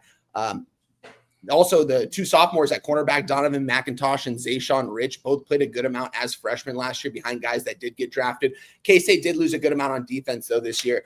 So I do question that. But it's interesting enough, guys. This game is usually played at the end of the season every single year. This is a big rivalry game. These guys played 3 games ago. You know what I mean? It's absolutely crazy. They just saw each other. It's a close game. Both quarterbacks really struggled through the air. If you guys look at their completion percentages, it's absolutely wild. There's a time where Rocco Beck didn't complete a pass for 13 pass attempts. Absolutely stunning in that game. Another thing I want to mention before I get in, let me get into Iowa State now. Isn't it hard, man? I had so many things I know. I go back and I'm like, I want to say everything. I just want to tell you guys everything I'm thinking. No, for real. As far as, I'm on a total in this game, guys. I already tweeted out, but I am going to give you guys a couple added plays here that I'm going to make right now as we talk about this game. Let me bring this up. Yeah, Matt Campbell, he's got John Heacock, one of the better defensive coordinators in the nation. This guy knows what he's doing on defense with the personnel that he gets every single year. Did lose 2 wide receivers in Higgins and Noel to the draft. Both those guys went, I think, in the 2nd and 3rd round. Those guys were big targets for Rocco Beck, so it is definitely a downgrade, especially they bring in guys like Chase Sowell from ECU coming off 670 yards, wide receiver from UCF. And they also have a return their sophomore, Brett Eskilland. I'm going to butcher his name, who he played in every game as a true freshman, but wasn't very productive. But this guy's got wheels. Look out for him as well. As far as this game goes, guys, they're playing in Dublin, Ireland. It's usually played at either Kansas State and Iowa State. Hostile environment. I'm hearing that both fan bases are showing out to this stadium. They've been seeing it on social media. So many fans flew out for this game. There's going to be at least 30,000 people from Ireland. Tickets wise, that's what they said. At least that's what they're projecting here in this game. This is going to be a really interesting game, guys, because I think both teams are going to want to do one thing, and that's run the football, pound that rock. Why wouldn't you, especially when you got Chase Hansen and to pair up with Abu, who's the RB2 last year. These guys are both going to be a good 1-2 punch, one of the better 1-2 punches in the Big 12. Not a lot of people are talking about these guys. Something to keep in mind as well. Let me bring this up. Sorry. Pull this up right here. Yeah, so Iowa State, they brought in a sleeping influencer about a week and a half ago to get these guys right, to teach them how to sleep on a plane, pretty much to sleep when you're not comfortable. And I've heard nothing about good things. They've got a guy named Dom Orange on the defensive line here. This guy's going to be a top 50 pick in this year's draft. This guy's a big boy defensive tackle. He's going to cause a lot of problems. Yesterday at the interviews, he was hyped. He was ready to go. He said he slept the entire plane ride. He's like, I had leg room. This guy's a giant. This guy weighs over 300 pounds. And he said he was comfortable on the plane, and he looked comfortable. K-State players, Dylan Edwards and their middle linebacker let me pull up his name really quick. Austin Roman. That guy's a really good linebacker too for this Kansas City team. Those guys look tired in their interviews. The head coach, Kleiman, looked tired. Iowa State actually looked ready to go here in this spot. I've said a lot of things here, guys. I'm going to go ahead and give you guys out my plays here right now, though. I'm on the under 50 minus 120. Don't like that I got to a 51. But here, this is my thing. When I capped this game, I thought K-State was going to be the side. When I saw a 3.5, I thought this is fishy. I think Iowa State is the better team, and I think they have the better head coach. Not a lot of people agree with that, but I think to me that's facts. I like Matt Campbell, and I like this program. And he's still with Iowa State. I like what they're building. Both these guys have great cultures, and they're both really good coaches in the Big 12. But I give it to Iowa State, and the fact that they were a dog, I thought it was weird. I thought the public was going to hammer up on Iowa State. All the research I've done, everyone's on K-State. There's not a lot all the experts are on K-State. Not a lot of people are really on Iowa State because they lost their 2 wide receivers. I don't think it's an issue. Their wide receiver coach developed those guys over there, and they've got plenty of guys in that room to take care. It's a matchup too. One time it's a matchup. So you got new cornerbacks for Kansas State too, right? Like that's one of the first things I looked at when I saw the receivers. Both their corners are both new. Yeah. Well, they played as freshmen last year, but they're still younger guys. Well, you got a good point on both teams wanting to run the ball, and Iowa State's made a big focus, I guess you can say, in the offseason of like being able to stop the run, because they couldn't do it last year. They were 100th in college football in stopping the run, just not good up front. So they've had a huge focus on it, which, could kind of make me a little worried about the Avery Johnson rushing prop I took. But honestly, I love that bet so much that I can't make another bet in this game. I won't be as confident in anything else. Yeah. So yeah, guys, I'm on the under. I also want to add, sorry, Jimmy, before you take over, I'm going to give you guys Iowa State +3 -110, currently sitting at my book right now. I'm about to place it. I'm about to post it on Twitter. And Iowa State money line +140. And we're also on the full game under 50 -120. It is at a 51, so you can get a better number right now, but we're giving it out as a 50 because that's what I tweeted out about a week ago. And I'm very close to this first half under 24 as well. I don't like that it moved up, but at the same time, that's why I'm kind of on Iowa State, because I think if they're going to be deciding this, it's going to be higher scoring. And the first half just seemed, I feel like both these teams can go out there a little bit sluggish. We're seeing a total at 24 +100 in the first half. I kind of want to move on the under in the first half as well. That would be 4 plays given out. I'm going to give you guys 3 as of right now. I'm still going to look over this first half total. But yeah, I'm locked in, ready to go for this game, guys. I'm stoked. Do we have any concern with the light rain? There's no wind at all. So I wouldn't. Yeah, it might make Johnson get more than his prop, or a lot more than his prop. I would think, because both these programs, I mean, when they play each other, everyone's talking about it's usually windy, it's usually snowy. You know what I mean? They're used to worse conditions out there in Kansas and Iowa. So I don't think the rain will be too much of a difference, especially, I mean, every receiver is going to have gloves on. So I don't expect them. They're going to drop a ball. I don't really think it's going to be because of the rain. It's probably because their hands aren't good. But I don't know. I didn't even look into the weather report in this because of those reasons. I did hear that it might be light rain, but I was just like, whatever the weather is, I think these guys are going to be ready to go no matter what. Blue collar programs, these guys practice in crazy conditions. It's just, I like both these programs. It's going to be a really fun game, guys. Wine time on the under 50 at -120. Iowa State +3 -110, and Iowa State money line +140. Daby Cab on Avery Johnson over 50.5 rush yards. Daby Cab, tell us a little bit about what is going down tomorrow on our season debut of the tailgate. Well, my guy Wine Time right here beside me will be beside me tomorrow, as well as Moose. We got our guy Guns rolling through. If you were here last year, Guns absolutely killed it to start the show. I think Stacks is going to be there. Guys, it's a best bet driven show. We don't waste any time talking about any fluff. As soon as we get on, we bring on cappers that cap college football. We give out best bets, and we keep it moving. We're trying to get you guys paid, give you guys ideas on what you might want to bet. It's a lot of fun. It's the most fun for me all year is doing Saturday college football. It's my favorite thing. There's nothing that even comes close to it. And it's week 0, and we have 2 ranked football teams playing a conference game. Do you know? It's been 25 fucking years. We've had 2 ranked teams play in week 0. This is electric. It kicks off right off the bat, 12 o'clock or 11 o'clock my time, whatever, wherever you live. It's the first game. We're starting the season with a bang. I think we're going to be live for it as well, as long as it doesn't conflict with UFC or anything like that. So make sure you're tuned in right here to Pub Sports Radio for the tailgate. And then afterwards, pour a drink, roll a joint, and let's go live and watch Kansas State, Iowa State, and make some fucking money. I love you guys. Can't wait to have a huge college football season. I'll see you guys soon. There he is, Daby Cabin. Kong's Clips will be in the building as well. Shout out to our guy, Kong's Clips, sports scientist Jacob in the house as well.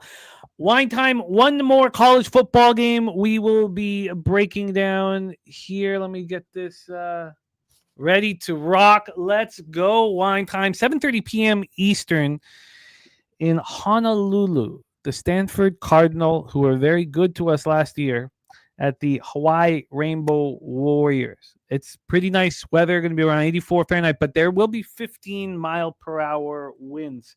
Let's get into the line history here for this one. We have a 50.5. This total has dropped. This opened up at 55 back on June 24th. Now we are all the way down to 50.5 and juiced to the under. From a spread perspective here, we have Hawaii plus 2.5 and -109.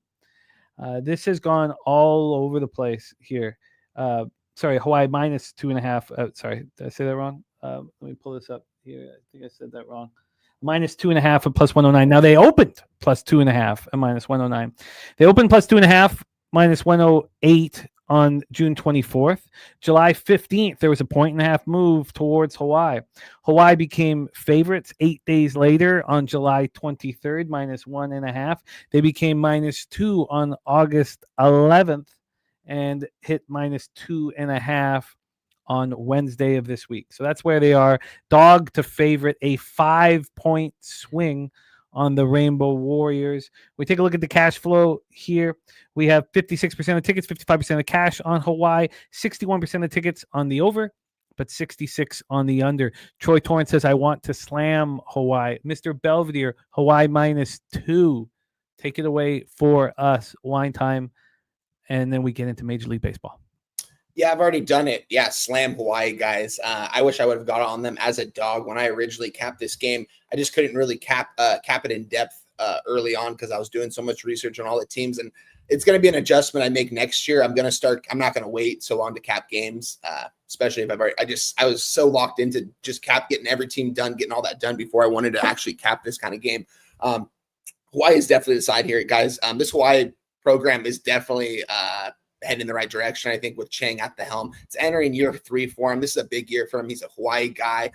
He runs the run and gun offense over there in Hawaii. It's going to be a sold-out crowd. They had a lot of renovations on this field. It's from what Timmy Chang said, that it was sold out pretty much for the last week. You couldn't even get a ticket to this right now. That's how many people are going to be here. What I like about this, I like the redshirt freshman and Mike Alejandro from Las Vegas, Nevada, or no, he's from Hawaii. He's from the island, but he went to Bishop Gorman. He played his high school football there. This kid's got a big arm. He's not a big kid. And you look at him, he looks like a little boy out there. He don't look like a grown-ass man, but he plays like it. He's a baller. We saw what he did in that bowl game. It was absolutely wild. There's a reason why his passing prop is at 290.5 right now. This kid is going to sling it. They're going to run and gun with him, and he knows this offense. This is why he came over here, because he liked Timmy Chang. He liked watching his highlights, and he likes the run and gun offense. It's very rare people that actually still do that. Something that I really like this offseason, Micah Alejandro literally got really close with this entire offensive line, guys. This entire offensive line are all Hawaiian-born players. These guys are like brothers. They played their high school football together. They've been working their way up these last couple of years together. A couple of them have been in and out. There's a couple new starters, but these guys are like brothers out there. And Mike Alejandro literally goes out there and takes these guys to dinner, nice dinners, like once or twice a week. He's doing all the right things right now. When you talk about his interviews, he's like, I don't hang out with anyone except the offensive line. Like, those are my guys. Nothing but good things from this kid. Stanford, on the other hand here, it's going to be tough for them. They named Ben Golberson the starting quarterback. Shout out to him. He made us a ton of cash at Oregon State a couple years ago. He was 7-1 as the starter. I remember taking him, and it was just like a blind bet every single time. This kid was a gamer when it mattered most. It's a little bit different of a system over here in Stanford. Andrew Luck, head of operations. Now they had to fire Troy Taylor from what happened. They bring in Frank Wright, Luck's guy, and pretty much Frank Wright came in and said, I'm here for 1 year, and that's it. I find that a little bit hard to believe, but we'll see. But he really wanted to help out Andrew Luck. Andrew Luck wants to put this program in the right direction. Football hasn't been good there in years. He's trying to do it, but I just don't like this Stanford team going into the season. I think their team totals at 3.5 for a reason. I don't think they win more than 1 or 2 games this year. They've got a couple nice guys. You know what I mean? I like what they've done in their recruiting and some guys that they brought in. They've just lost so much depth this last year due to the transfer portal. I want to bring this up really quick. They also returned sophomore running back Michael Ford. He played a good amount as a true freshman. He's going to split carries with Chris Davis, who's a sophomore, also played a good amount. Bring in CJ Williams from Wisconsin. He had 250 yards last year for Wisconsin. Grabbed an all Ivy League wide receiver in David Pentelis from Yale. This guy was very productive in his career at Yale. He actually went to Modern Day and was a 4-star and had offers from USC, all kinds of programs, and he chose Yale because he wanted the academics. So shout out to him for that, and his last year of eligibility coming over to Stanford, try to maybe make his way, get into the NFL draft. We'll see. That'll be a fun story to watch. They grabbed Hunter Barth, 6'2", 230 linebacker from Cal, who played a ton there. They also grabbed another guy's an all Ivy League cornerback here in Jordan Washington, who's projected to be one of their starters. He played there's a lot of Ivy League type of guys, because Stanford's good for academics, and it's hard to get into that school. They don't just take anyone. So that's the reason for that. It's not really a tough travel spot, I wouldn't say, because they're literally going from Cali to Hawaii, but I think a lot of these kids are going to be a little shell-shocked because there's not a lot of California-born players on this Stanford team. So I think when they get to that island, they've never been to Hawaii. They're going to be like, this is the most beautiful place I've ever been to in my life. These guys over in Hawaii, they've been working this whole summer for this game. This game means everything, because if they win this game, I think they have a clear-cut way to a bowl game. even maybe a potential 7 to 8 win season. I think Mike Alejandro is going to be one of the better quarterbacks in the Mountain West this year. A lot of people don't really like him because he's smaller and it was a bowl game, and I get it, but this kid's got talent. Just look at the tape and look at his interviews from this summer. He just seems like he has such a good head on his shoulders, doing all the right things with his NIL money, taking his offensive line out to dinner. So I'm on Hawaii money line, minus 130. It's minus 135 now at some books. I'd still take it. I'm going to take an alternative line on this, probably at like a 4.5 as well. Probably tonight or tomorrow. I won't tweet that out. It won't be a full unit play, but it'll definitely be something that I play for maybe a half unit or so. I just think that they can blow the doors off this Stanford team. I don't think it's even going to be really close. I think they went from a dog to a favorite. They should have been a favorite to start. But they are taking some good money. I haven't even looked at the bet percentage for this one, Jimmy, but I'm assuming. Can you read me off the market really quick for this one if you have it up? Yeah, no, I looked at the board and I looked at action. So Dougie Wise has different information from Westgate, BOL, and Bookmaker, completely different information. Because at both these sites, we have almost 50-50 action. Oh, wow. So let me just move over here. So, sorry, I was over at baseball for a second, but let me move over here. We have, sorry, here, had it up. Yeah, you're good. I would assume, I would probably assume that because I have been seeing more of like the experts and public been taking Stanford just because they're going against Hawaii. No one really has done the research on Hawaii this year and realizes that people think that Micah is just not going to be that good, I think. But I think this is a perfect matchup for him. It's the first game on the island in week 0. This is like they talked about. It's a CBS game. It's nationally televised. Like these kids are ready for it. They want the exposure. They want Hawaii to get, they want to get good recruits there trying to these next couple of years. I definitely think Timmy Chang has the program headed in the right direction. Kong says this is the corner of Kong and Winetime Boulevard. Am says I don't see a single Stanford bet in the chat, and this Hawaii team went from dog to favorite. Yeah, I think the very interesting thing is what occupancy found. So this is the stuff I was always kind of look for at this site, this offshore where I use for line shopping, and they're only offering a team total on Stanford at 28.5. And if you want the under, it's minus 223. For the total, that's great. They don't want anyone betting the team total under. So if they were into, and there's no options, can't get a different number.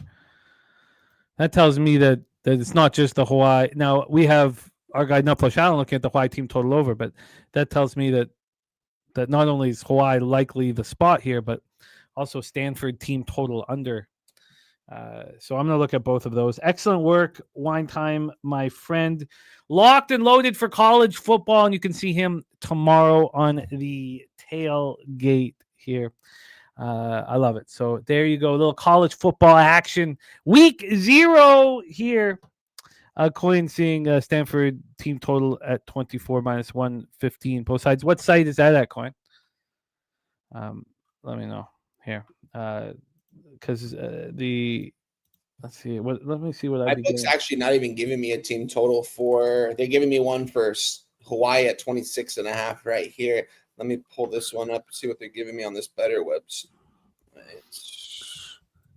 Oh, not even giving me one here. That's strange. It sounds like they are concerned.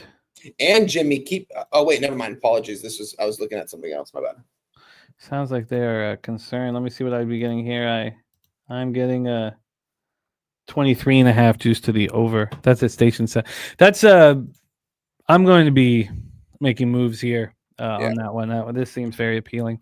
Wine time. It is time to talk Major League Baseball, my friend. It's been a fantastic week. It's probably been the best week of the year for me, honestly. It's been a very, very strong week. 6 straight winners, and you're coming off yet another winning week yourself here. So we are I've been running really hot, and I'm getting closer to where you are at here. My ROI getting closer to where you are at. You're at almost 18 units, Jim. That's you have had a great week. Holy crap! You're at like I think 10 units on. Were you at 10 units on Tuesday? Yeah. Oh, don't play on Iowa State. Yeah, it's yeah. I in fact last Thursday I got a winner in the day and didn't make another bet just to show up in double digit units, so it's working. Everything is working here. And again, I don't mean we can talk about the psychology behind what is exactly working here, but for me, it's not letting my gut have anything to say. Shut it the fuck up. I've always said this though, that your gut knows what it's talking about with futures. Your gut knows. You see a team, you're like, they're built for they're built for something in the postseason. Your gut can make you money there. But from a day-to-day basis, I just been doing this for too long. I know that my gut is going to get me in fucking trouble. It is the numbers and the market and the study and working together that will get me out of trouble. And that's what it's done here. Let's roll. Kenny Can in the house. Don't play, ready to get to work. AM has the under 8.5 in our first game on the board. Jose will be joining us shortly. 6:40 p.m. Eastern with the Colorado Rockies 37-91, 16-46 on the road at the Pittsburgh Pirates 54-74, 36-30 at home. You know, in fact, one time, just to show you where it's going right now, that's the first time in my life I've ever bet into a 80-cent move against a team. First time ever. All my life, 80-cent move. I'd be but here we could explain it. Everybody just watched the Rockies win and Shohei Ohtani's not in the lineup. Boom. Explained. Now we're taking advantage of that. That's the first time in my whole life, in my entire life, that I've ever done that. And so that's why I feel like we can continue this success, but we got to stay grounded and just focus solely on the work. Let's get into the weather here in Pittsburgh. We'll use both Swish and a Ballpark Pal. Talk about the line history and the cash flow, and then bang this out. Weather-wise, 81 Fahrenheit, feels like 85, 2.8 miles per hour in, left to right across the diamond, but in. Gets up to 4.3, drops down to 3.2. Let's get over here. The Ballpark Pal has PNC Park right now, plus 1%, minus 18% home runs, plus 19% doubles and triples, and even for singles. Let's get into the line history here for this one. From a money line standpoint, we have Ashcraft, who looked very good. He's just looked good so far at minus 189. Hard to imagine that the Pittsburgh Pirates could be minus 189. They opened up at minus 183, 6 cents of movement towards them. From a total sense, we have an 8.5. It's minus 113 to the over. It opened up minus 103 to the over. We have 10 cents of movement to the over. We have AM on the under in this one. And Coin just moved on at under 36 with me. Yeah, those are the only two bets I've made thus far. I'll sit with all of our work and decide what to add here. Let's get into the cash flow here. So I get back to baseball for this one. And while that is loading up, we can set this one up. Antonio Senzatella, 4-14, 7 ERA, 1.87 WHIP, 108 innings, 57 strikeouts, 39 walks. He's being horrific. On the road, he's being even worse. Opponents hitting 380 against him. Opponents are the best player in the history of the sport against him. 10 starts on the road, 46 innings, 36 home runs. Listen to the K to walk rate, 21 strikeouts, 20 walks. Now he's coming off a good start. He had a break, and he's coming off a good start. 5 innings, 4 hits, no runs, 2 Ks, 1 walk, and a 6-5 win at home over Arizona. Lefties destroy him. Righties destroy him. Going up against young Braxton Ashcraft, 3-2, 3.02 ERA, 1.27 WHIP. Coming off a 3-2 win at the Cubs. Went 5 innings, allowed 1 run, 4 Ks, and no walks. At home, he's pitched in 10 games. He started 1, and he hasn't been that good. Opponents hitting 301 against him. K to walk ratio is a mess. It's an interesting mess because on the road, he has 19 strikeouts and 1 walk. At home, he's got 18 strikeouts and 12 walks. Is he trying too hard at home? And righties hit him much harder than lefties. We remember this lineup only has Mickey Moniak as lefty. So this Rockies lineup is suited to get to Braxton Ashcraft. I hate saying that out loud, and Rockies are hitting much harder than Pirates. Rockies are 266, 755 OPS, while the Pirates are just 247, 685. Both bullpens are trash. I mean, yes, we know the Rockies bullpen is the worst in the league, but 6.48 ERA last 30 days. But the Pirates bullpen is a 4.89 ERA. There's our guy, MMA locker room, cashing with Fabian Edwards last night. It was a great call. MMA locker room. Great call. And he's got LFA action tonight. And he's got the LFA video on our YouTube page, a whole breakdown of MMA locker room. Please check it out and get paid in full. Wine time, take it away. Rockies, Pirates at PNC Park in Pittsburgh, Pennsylvania. Yeah, shout out to Mills and all the UFC fellas, man. Shout out to them. I always watch their UFC streams, man. It's the best. Be sure to tune into them every Saturday. Shout out to everyone in the chat, guys. Can I interrupt you quickly? Because this, and I know you're doing very important stuff, giving what ups, but which is so important. This chat is everything to us. But I didn't give you the cash. 85% of the tickets on Pittsburgh, just 46% of the cash, 6 cents of movement. And then 90% of tickets on the under, 89% cash on the under. I apologize for interrupting, my man. Oh, no, you're good, Jim. Don't ever apologize. Yeah, shout out to everyone in the chat, guys. Hit the like button, guys. We're like 25 likes away from 100. Let's get to that 100 likes before the next game. Shout out to all you guys and good luck on everyone's action. As far as this game goes, Jim, I was kind of looking at the over in this spot. I think both these pitchers are vulnerable to get hit here in this spot. The movement, it's just wild to see the Pittsburgh Pirates this big of favorites. I know it's the Colorado Rockies, but it's also the Pittsburgh Pirates. It's just absolutely stunning here. I would not take the Pirates here in this spot. Maybe a Rockies plus 1.5. It is a little bit juice, minus 125. Maybe I can get like a minus 120 right here. Minus 125 at 3 of my books right now. I kind of like this over, though. I like this over 8.5. I think both these pitchers are vulnerable to get hit, and these bullpens are absolutely trash. I think that this might be a lower scoring game, though, in the beginning, and we could maybe get a live total, maybe at like a 7.5. Maybe after the first inning there. So I might wait on this one, but when I cap this game, I like the over. I just think that both these pitchers are vulnerable, and whenever you see a Pittsburgh Pirates team total of 4.5 juice to the over at minus 135, that makes me think they're going to score here. But I'm not going to move on this game as of right now. Shout out to my guy C Durs in the chat, my guy right there. I'm not going to end up playing this game, Jim. I do like the over though. It's actually minus 115 at my other book right now for the 8.5 right now. So minus 110 at a minus 115. So that's interesting. I don't know. I think both these pitchers are vulnerable to get hit here, and both these teams could put runs on the board. I know it's crazy to say that with both these two bad teams, but I don't really necessarily trust Ashcraft quite yet. And Senzatella, I think anyone could tag this guy. So I have a lean towards the over. So Senzatella had a blister. And he also was god awful, but he has a blister. So he gets a break. You know, we talk about the All-Star breaks of any kind are helpful to teams that are horrible. You know, get away, clear your head. Maybe when you come back, you'll like to play, you'll enjoy playing. And I don't want to get too deep into the psychology of all of that, but he has a blister. He does nothing for 15 days. He's been horrific. And then he comes back and has a good start. It's a good start. Billy Friedrich says, where was his blister on his left ovary? Good question. There's Brian Watson in the house. What up, Brian?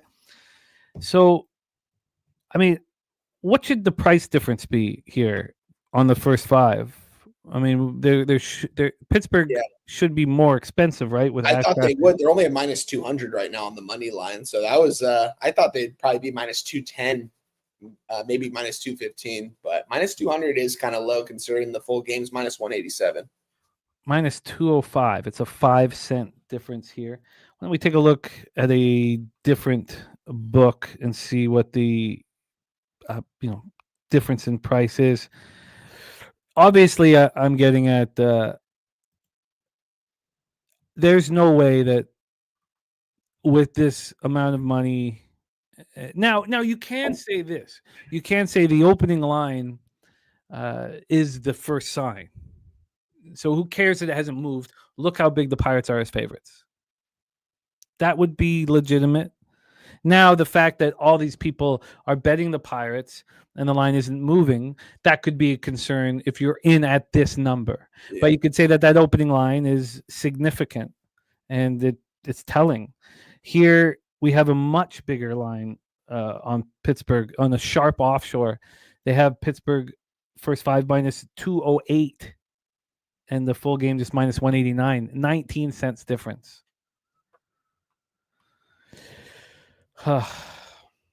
Sports Scientist Jacob says, plug your nose, Rockies always take money. Well, I'll be curious to see when they take.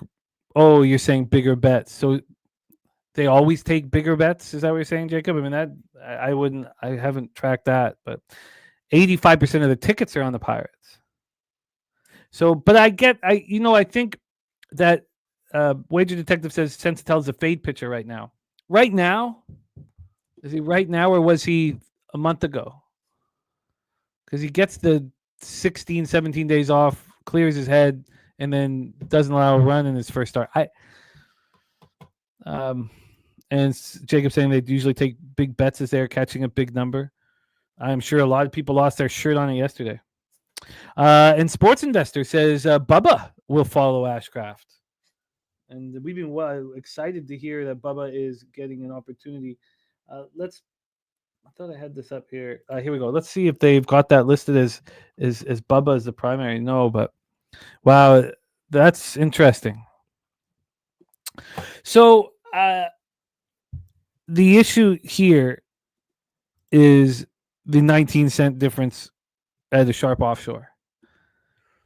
If it was the 5-cent difference that it is at this public book, I would be very interested in the Rockies' first 3 plus a half. We know that thus far, and it's a small sample size. We're talking about 41 and 2/3, but Ashcraft has been getting touched by righties. Righties 280, 704 OPS, and here we have a lineup where we expect one left-handed bat? Yeah, Mickey Moniak. It's going to be hard for me not to be on the Rockies first 3 plus a half. And I'm not going to establish that I'm making this bet right now, but I will say that the only thing that's keeping me from it is the 19-cent difference, offshore. Right now, you can get that first 3 plus a half at, that's expensive, minus 125. That is expensive. Okay, I'm interested in the Rockies early. I'm interested in backing Sensatella early.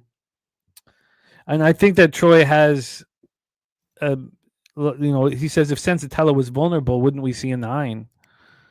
But he says this massive price is confusing me. Yeah, I've got to sit with this massive price as well. I mean, if you're talking about Sensatella as a whole, as a body of work, then this makes total sense. If we're focusing on bodies of work this year, this line is right.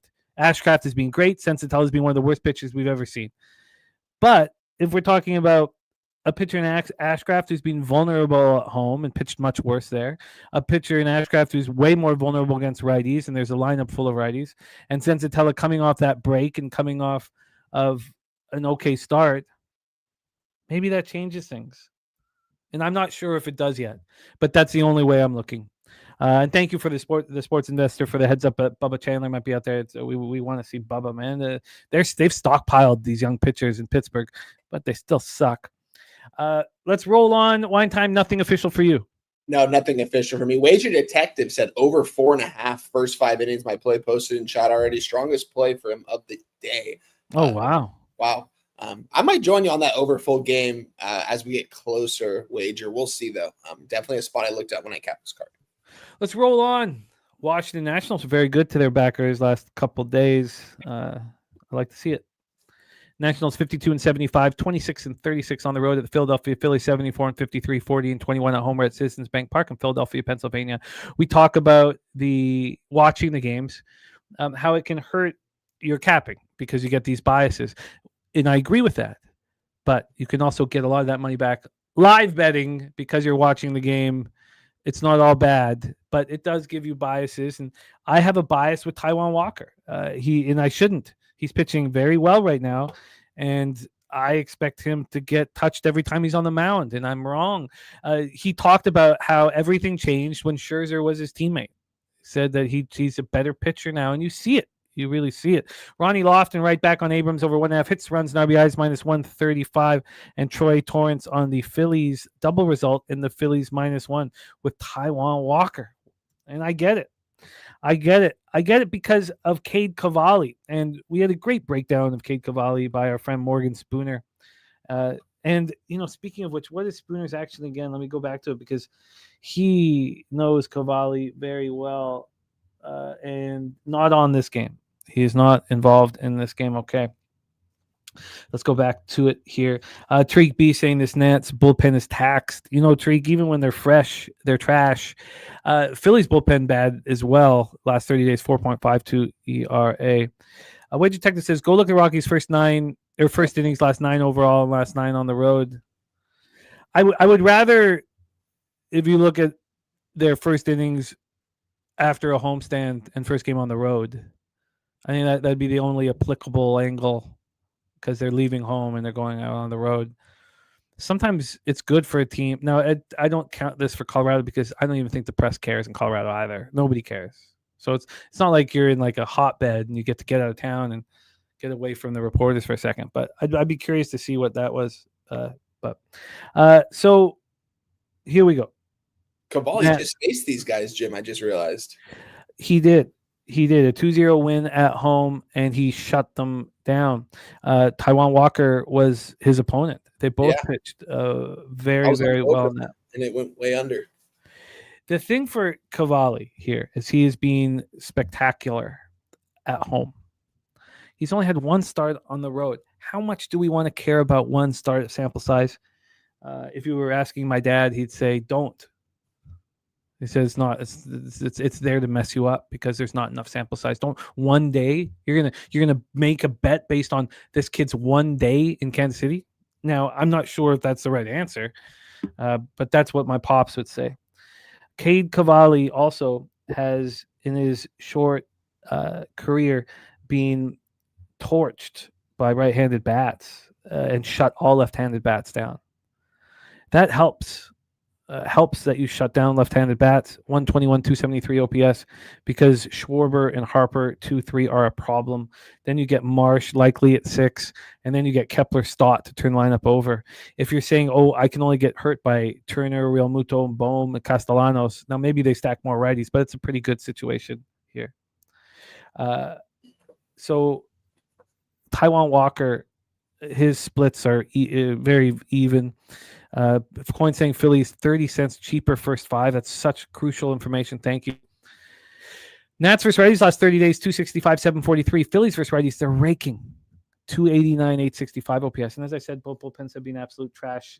Let's get into the weather here in Philadelphia. 83 Fahrenheit, feels like 86, 3.6 miles per hour, right to left across the diamond. And then after an hour, it's right to left, out to left field. After 2 hours, it's straight out to left center, but it's only 4 mile per hour winds. Let's take a look at Ballpark Pals expectation here. Citizens Bank Park plus 5% is plus 18% home runs, minus 4% doubles and triples, minus 1% singles. We have Dad's first 5. Mark Stasowski saying dads are never wrong. Trust me. And AM says the Phillies line seems a little cheaper than it should be. I kind of expected Phillies to be minus 220 or more. Let's dive into that line here and then hand it over to Wine Time. We have a total of 9. It's minus 117 to the over. This opened up at 9, minus 120 to the over. Went up to 9.5, came back to 9. Very high total, but these teams are hitting and the bullpens are struggling. Then you have the Phillies at minus 183, open up at minus 164. So we've had 19 cents of movement towards the Philadelphia Phillies. That is legitimate. Let's take a look at the cash flow then. 86% of the tickets on the Phillies and 68% of the cash. 56% of tickets on the under and 70% of cash. Watching the Nationals cash, they got us the first 5 yesterday. They got us the first 5 plus a half the day before that. It's not the usual guys. It's not James Wood. It's not them. They're not hitting. Their young guys are coming up and they're hitting. They're hitting. Take it away, Wine Time. Nationals, Phillies, Cavalli, Walker. Yeah, it's crazy to say. I'm going to go right back to the well on this one. As I mentioned, I was on the over in this one the last time these guys faced off and went under. I think there's a lot of runs scored in the 8th inning, if I remember correctly. No, there wasn't. It was just a 2-0 game actually. 2-0 ball game. I'm on the watch. I'm going to be on the over here. Over 9 minus 115. And I honestly have a lean towards the Phillies here in this spot as well, Jim. I think the Phillies probably smash these guys. I dare Savali to go out there and actually throw another shutout against this Phillies lineup, one of the best lineups he probably will ever face this season. This is one of the better lineups we may see. It's crazy to see with all these guys when they're clicking these big names in this lineup. They're good. I like this Phillies team. think they're deep at the plate, and I think that they can put a lot of runs on the board. Wanted to take the -1.5 at +110, but I don't do that. I don't take run lines, guys. And I kind of wanted to get on the over 5.5 team total. I'm not going to do that either. I'm going to take the over 9 here because I think both teams are going to be able to hit. I think Taijuan Walker is going to be vulnerable today. I think the Nationals are going to be able to at least hit him a little bit, score a couple runs off him, see the bullpen a little bit early, and we know what will happen there. The Nats, who knows? Maybe they come back and get themselves back in the ball game once this Phillies bullpen comes in. So we'll see. I'm on the over 9. I'm going to make it official right now at -115.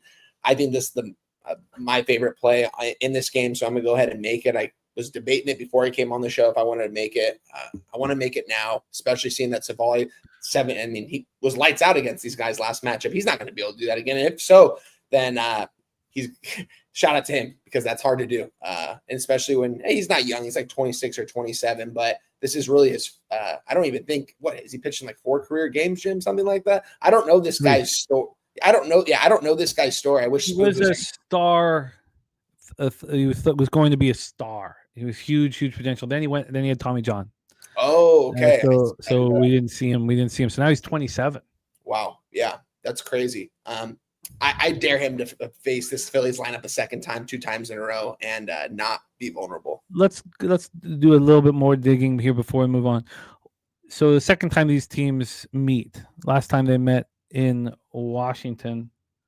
Let me first tell you the weather in Washington that day. Let me quickly do that.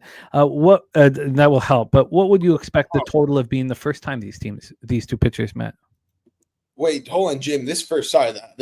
Sorry, I wasn't. I was looking at this first 5 right when he brought that up. That's crazy. The difference in the line here. Ask that again, Jim. Sorry. And that is the second thing I wanted to go over. But first, what do you think the total was? And then I got the weather up here, so let me just grab it. So last time these 2 pitchers met last week. And I have the total here, so I want to question whether this makes sense as a total. Your off, the weather when they met was just a little bit warmer. It was pretty offensive. But what did you expect the line open and closed? On the first time they faced? Yeah, 5 days ago or 6 days. Probably 8.5. It opened 9.5 juice to the under and closed at 10.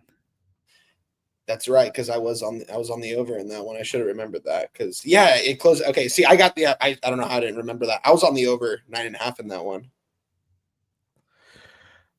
What was that one? Oh, thank you, Mark. I was cheering so hard too. I was. It was, but you know what? When you're winning, you expect to win. It was funny. When I'm losing, I try so hard not to have this defeatist attitude. But when you're winning, you're like, bring it. Give it to me. I want 3 runs in this inning. Give me the win. So what does that make you think that this opens up so much lower? Does that make perfect sense because they just shut down the opponents and we should zag after a zig? I know. I'm surprised this actually isn't an 8.5. It's tricky. I wonder. Yeah. That's a tricky spot there. I just think that I mean, I was on the over in the first game and I thought both pitchers are going to be vulnerable. And I think facing these teams the second time around, that's pretty much my cap in this, is that they're going to be vulnerable. I don't think we're going to see either of these pitchers go past 5 innings. But interesting enough, I mean, this first 5 line is just, I don't know, has me kind of backpedaling. This is kind of crazy looking at this first 5 line and the line difference right now, Jim. Phillies -155, the first 5 compared to the whole game at -180, 25 cents of difference. That's pretty crazy. It is. And here, let me move over this. So look, I've cashed on the Nats 2 games in a row in the first 5, and I'm not against going back to it, but I don't want to. And I don't want to because I want Cavalli to prove that he can pitch on the road. Again, I don't want to put too much into that one opportunity, but I want him to prove that he can pitch on the road. So, thank you, Billy Friedrich. Beautiful work. The Rockies are 6-4 on the first 3 run line in the first game of a road trip this season. Beautiful, Billy. Beautiful. Even if I bet it now, even though I was very close to anyways and it loses, that's beautiful work, and thank you for helping. So I think you're right. I think you're right. I also am hesitant to bet in any game Taijuan Walker's pitching. But I think you're right. These pitchers just shut down their opponents. Both offenses are ticking. We can say that this is a slightly under what it was last start because of what they did 5 days ago. And so I think we explain everything and then we move on it. Is that how you're feeling? Yeah, and you said that this did get to a 9.5 at some point, Jim, and it went back down to a 9. Yes, let's go over that once again here. Sorry, I'm up. Let's get back to today. I wouldn't be surprised if this gets to at least a -20 towards the over on the 9 in these next couple hours. I mean, maybe I don't think it's going to get to a 9.5 anymore, but I think that this could still get to like a -120. I like that it went immediately to 9.5. That's not a deterrent. This opened up at 9 -120, and 29 minutes later went to 9.5. I guess I don't like. Well, how much cash? Let's go back to the cash here.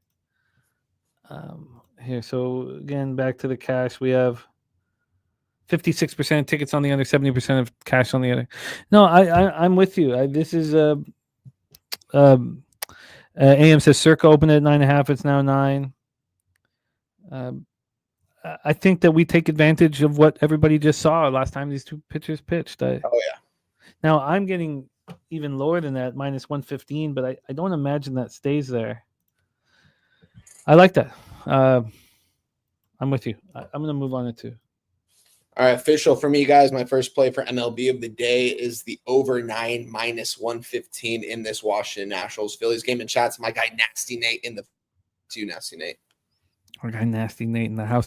Should we be concerned that it's only righties that are getting the Cavalli, or can we say that the sample size is just not enough? Maybe we can. Maybe we shouldn't look at any of these stats. He's had 3 starts. Just 3 starts. And this Phillies lineup, I think they could hit. I think they'll be able to hit him today. They couldn't hit him in that last game, and I know they're all probably thinking about that going into this game here. I think the Phillies could put a lot of runs on the board here. But, I mean, the first 5 is, again, it's very interesting. They're giving us the clear-cut pitching advantage to over Taijuan Walker. So, I agree with that he is a better pitcher than Taijuan Walker. Yeah. But I'm not going to back him in any form here until he can prove. It's not easy pitching on the road in a foreign area and foreign spot. Like, I mean, all right. We have J Dub in the house. He is on the Rockies +150, and he also says Phillies via extreme violence at -1.5. Coin saying Washington first 5 is piquing my interest, and it should. It should. It doesn't.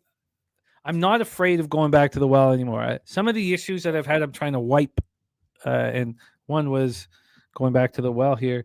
Robert Cherry liking the Nats first 5 spot, but I cashed it last 2 days. But I'm not going back today. I'm going to ride with the over here. Let's roll here. Let's roll. Again, if I think the issue with zigzags too is that the market is not going to help you ever in a zigzag. It's always going to be going towards what they just saw, almost always. And so I need, at that point, you want to see some movement. I think that first move here from 9 to 9.5, last night early, I trust it. Now it's the opposite at Circa, so it depends sort of what book you're looking at. But let's roll on to our next spot on the board. Jose Bouquet's Boston Red Sox at the New York Yankees. Let me find. Oh, there we go. Thank you, Jose. Maximus Fried. There's some pitchers who've been very good this year that have been terrible of late, and Maximus Fried follows that. He, in his last 3 starts, 15 innings, 24 hits he's allowed, 15 earned runs, 3 home runs.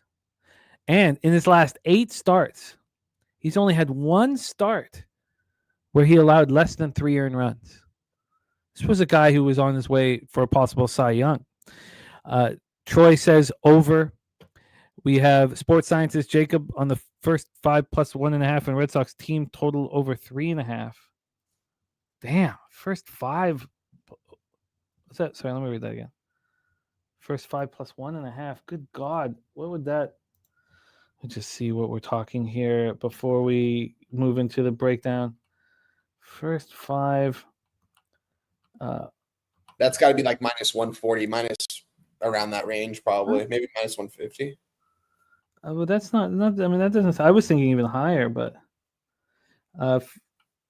It's minus 200 for me for the first 5 plus 1.5.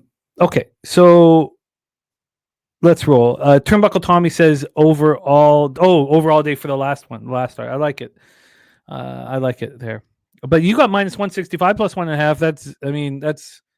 That's good. I mean, it's okay if it's very juiced. If it moves 35 cents or it's way more expensive at other books. I just saw that too. All right, let's roll here. Coins take New York 5-4-2 home at home in Freed starts. Robert Cherry says, I know Jose will gloat off this statement, but the Yankees are 0-6 against the Red Sox past 2 months, and the Yankees lost them 2-0 with Max Fried on the bump. He is leaning towards the under. We have Brian Bayo versus Maximus Fried here, Yankee Stadium in the Bronx, where they are still 11 games over 500, and the Red Sox are 6 games under 500 on the road. Johnny Yim, my man, I'll be there early. I'm going to be there at least an hour early. I used to go up to Woodbine at 10 in the morning.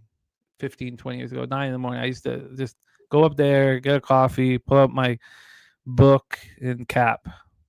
So I'm going to be there. I'll be there really early. Also, I want to sweet talk some of the servers up there. I know a bunch of them. I want them to take incredible care of us, put all our tables together and arouse us. That's what I want. We'll see if that happens. Slip them a little 50 or hundo, and that should do the trick. I want us to be taken care of, so I'm gonna go up real early. But anytime you want, John. I know that Nuke Worker is gonna be up there early. I'm gonna find out. I will get everybody's time, so I'm gonna be up there real early. And Gorky says, "Are you guys gonna be live for that?" I forgot. No. Okay. Oh, we're just gonna be a bunch of buddies hanging out, man. Sweet. Hell yeah. We might film some shit, but we're just a bunch of buddies hanging out, man. No pressure. Go. Okay, let's take a look at the weather here in New York. We have 81 Fahrenheit. It feels like 81, 3.4 miles per hour in. And then the weather's all over the place. It goes right to left. It's slightly out by the end of the game, but it's not heavy weather. It's nothing to be too concerned about. Let's see what Ballpark Pal thinks here of Yankee Stadium. Minus 5% overall. It is plus 12% homers, minus 16% doubles and triples, and minus 5% singles. Miss probably says we need this filmed. Oh man, the main thing is I need to eat a huge meal before I get up there. I'm going to eat as much food as I possibly can because the sauce is going to be flowing. Will Johnson says Red Sox again and again. Brian Bayo, Maximus Fried. Let's take a look at the line history and the cash flow. Let's see what Robert Franklin's saying. He says, rinse and repeat, Boston money line. Bayo comfortable pitching in New York. Max is fried, says Robert Franklin. Mark Sosowski said, been waiting to move on Boston. The show will help me decide. So we have a total here of 8.5. It's minus 107 to the over. This opened up at minus 116 to the over. The under opened up at plus 101 to the under. So it's now minus 105. 6 cents of movement towards the under, 9 cents of movement away from the over. On the money line here, we have the Yankees at minus 177. They opened up at minus 158. Wow. Now it's minus 176, but we still had an 18-cent move to these New York Yankees.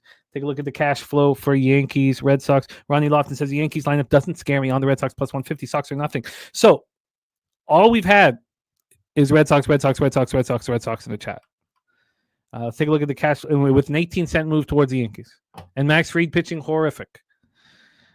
Let's take a look. We have 62% of the tickets on the Yankees, 73% of cash on the Red Sox. There's a twist. So big bets coming in on the Red Sox with you guys in the chat. 69% of tickets on the under and 56% of cash on the under. Bayo, 9-6, 3.23 ERA, 1.26 whip. 97 strikeouts, 45 walks. Walks have been a problem this year. On the road, same sort of deal. 31 strikeouts, 16 walks. He allowed 8 of his home runs on the road. Lefties hitting. His splits are great. Nothing to worry about. No concern. And he's coming off a quality start where he just allowed those 2 solo shots and 7-5 win at home versus the Marlins. We talked about Maximus Fried's issues. He's been getting touched up. Last start, 5 innings, 8 hits, 7 earned runs, 2 homers, 6 Ks, 1 walk. I very hesitantly faded Mania after 3 bad starts in a row. I often find that third or the fourth start in a row doesn't go as bad. And look, I got the Nats bag. I got the cash late, bottom of the 5th with 2 out. But I'm very nervous if a pitcher's had 3 great starts in a row to expect him to have a 4th, or if pitchers had 3 bad starts in a row, expect him to have a 4th. It screwed me over so many times. And so I'm very, very hesitant. And I was very fortunate to get paid with the Nationals first 5 yesterday. Red Sox versus lefties, they're not hitting them. 243, 696 OPS. Yankees versus righties, they're hitting with power, but no average. 225 at 756 OPS. Red Sox bullpen, 1.26 runs, better than the Yankees bullpen, over 9 innings the last 30 days. Wine Time Sports, we got a big one. Red Sox, Yankees, take it away. Yeah, this is a big game for the division right here, guys. Not just for the division. I mean, for these fan bases, it's a big rivalry. They're right there neck and neck with each other. This is the kind of stuff you want to see in baseball right here. As far as this game goes, I mean, seeing the Red Sox as this much of favorites with Bayo on the mound. I know Fried's on the other side of the mound. I think the Yankees are probably live in this game. I'm not going to lay the juice with them by any means here in this spot. At the same time, I'm not going to take the Red Sox. When I looked at this total, I thought 8.5. Thought he'd be under, but at the same time, I went into a little bit further. I figured, I know it's at Yankee Stadium, a very hitter-friendly ballpark, but I don't know. I just figured that this would maybe be an 8 with both these pitchers on the mound, but yet we're seeing an 8.5. It is a -110. I don't know. It didn't correlate enough for me to move on this under. I do think both these pitchers could pitch pretty well here today, and this could go under. It's a rivalry game. I think these teams are going to play each other pretty tight here. Friday night, you know what I mean, in the Bronx. This is what it's all about right here, guys. I'm going to end up passing on this one. This is going to be a good game. I kind of want the under, though. I think the under 8.5 -110 is good. Same time, I think it might be a little bit too good to be true. I feel like it should be an 8, Jim. I mean, what do you think? I mean, do you think that this total is right at 8.5? I think it has to do with the issues in the bullpen. Yeah. This line is open. This is such a tricky game. Do you want to look at Max Fried with his body of work and look what he's been doing lately? And if you look at what he's been doing lately, then this line makes no sense, and the move towards the Yankees makes no sense, which makes me want to bet the Yankees. Or are you going to try and catch a falling knife with Max Fried? It's easier, and this is all psychological too, and you can explain this in the Undoing Project, but it's easier if a pitcher's had 3 bad starts in a row to expect a 4th bad start in a row. It's easy to say, oh, this pitcher's trash. We've seen it over and over again. It's very, very difficult to say, no, it's not. The market's telling us he's going to have a good start. Now, maybe it isn't with the 8.5, but that is, it's seeing someone have 3 good starts in a row. It's so easy to expect the 4th one, and that's got me in so much trouble capping wise. Will John says Bayo's decent. Bayo's really good. Yeah, I think he's got good stuff. The market is screaming to me to bet the Yankees, but you could also say that with a team that's 11 games over 500, and looking at the body of Max Fried's work, this is the proper line is -180. Okay, so he's been so bad, but still at home he's 11 starts, he's allowed 19 earned runs. So yes, he's been terrible. He's been terrible. How many of these starts have come at home while he's been getting crushed? I told you guys that one start he allowed less than 3. So look, I'm not going to try and catch a falling knife, but I'm going to respect the line move, and I'm going to respect all that and just keep me off. But he had Houston at home. He allowed 4 earned runs in 5 innings. Then he had the Rays at home. He allowed 2 earned runs in 6. So that was the one start. Remember I said there was one start where he allowed less than 3 runs? That was it. So that was 2 starts back at home. So then we go back further to the Cubs. That was before the All-Star break. Yeah, I'm not going to. But it would certainly be Yanks or nothing. There's Big Mastro in the house. I've seen him cash 6-figure bets. Big Mastro right here. And he hammers first quarters in NBA. He's a beaut. Windsor, Ontario in the house. Detroit River in the house. 72% of the money on Boston line moving towards the Yankees. Yeah, this is a Yankees. I would bet, if I could trust Fried here, even a tiny bit, I would bet the Yankees. And you know what? In all honesty, I still might. This is too much for me. a 20-cent move. Everybody on the side. Now, no, we have seen the big bets on the Red Sox, and yet it's still moving towards the Yankees. Red Sox win yesterday. I think I might actually end up on the Yankees. It's just too much. But again, am I going to be able to catch a falling knife? Am I comfortable doing that? JW says Yankees show out tonight. Let's roll on. Next up for us, 7:05 p.m. Eastern with the Houston Astros, 70-58, 32-31 on the road at the Baltimore Orioles, 59-68, 30-31 at home. Coin saying the question is, can you trust the New York Pen? Absolutely.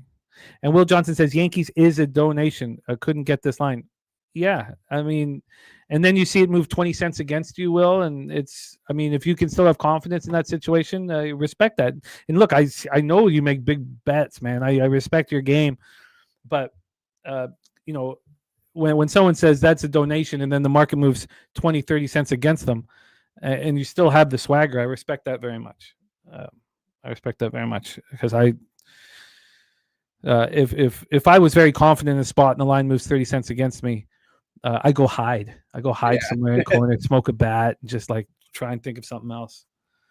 Von Polo says I'm on Baltimore again, and I will keep taking both of the rookies to get at least one hit. AM on the under 9.5. There's our guy Markel in the house. Great to see you, Markel. Let's get this cash, man. Charm City, Baltimore, Maryland. The new episode is it's being shot, and we are editing it. We're also going to show some promo for Look Good, Smell Good Squad from our guy Von Polo. It's all on our Pub Culture TV channel. Please support our guy Von Polo. I love the work that he's doing over there, man.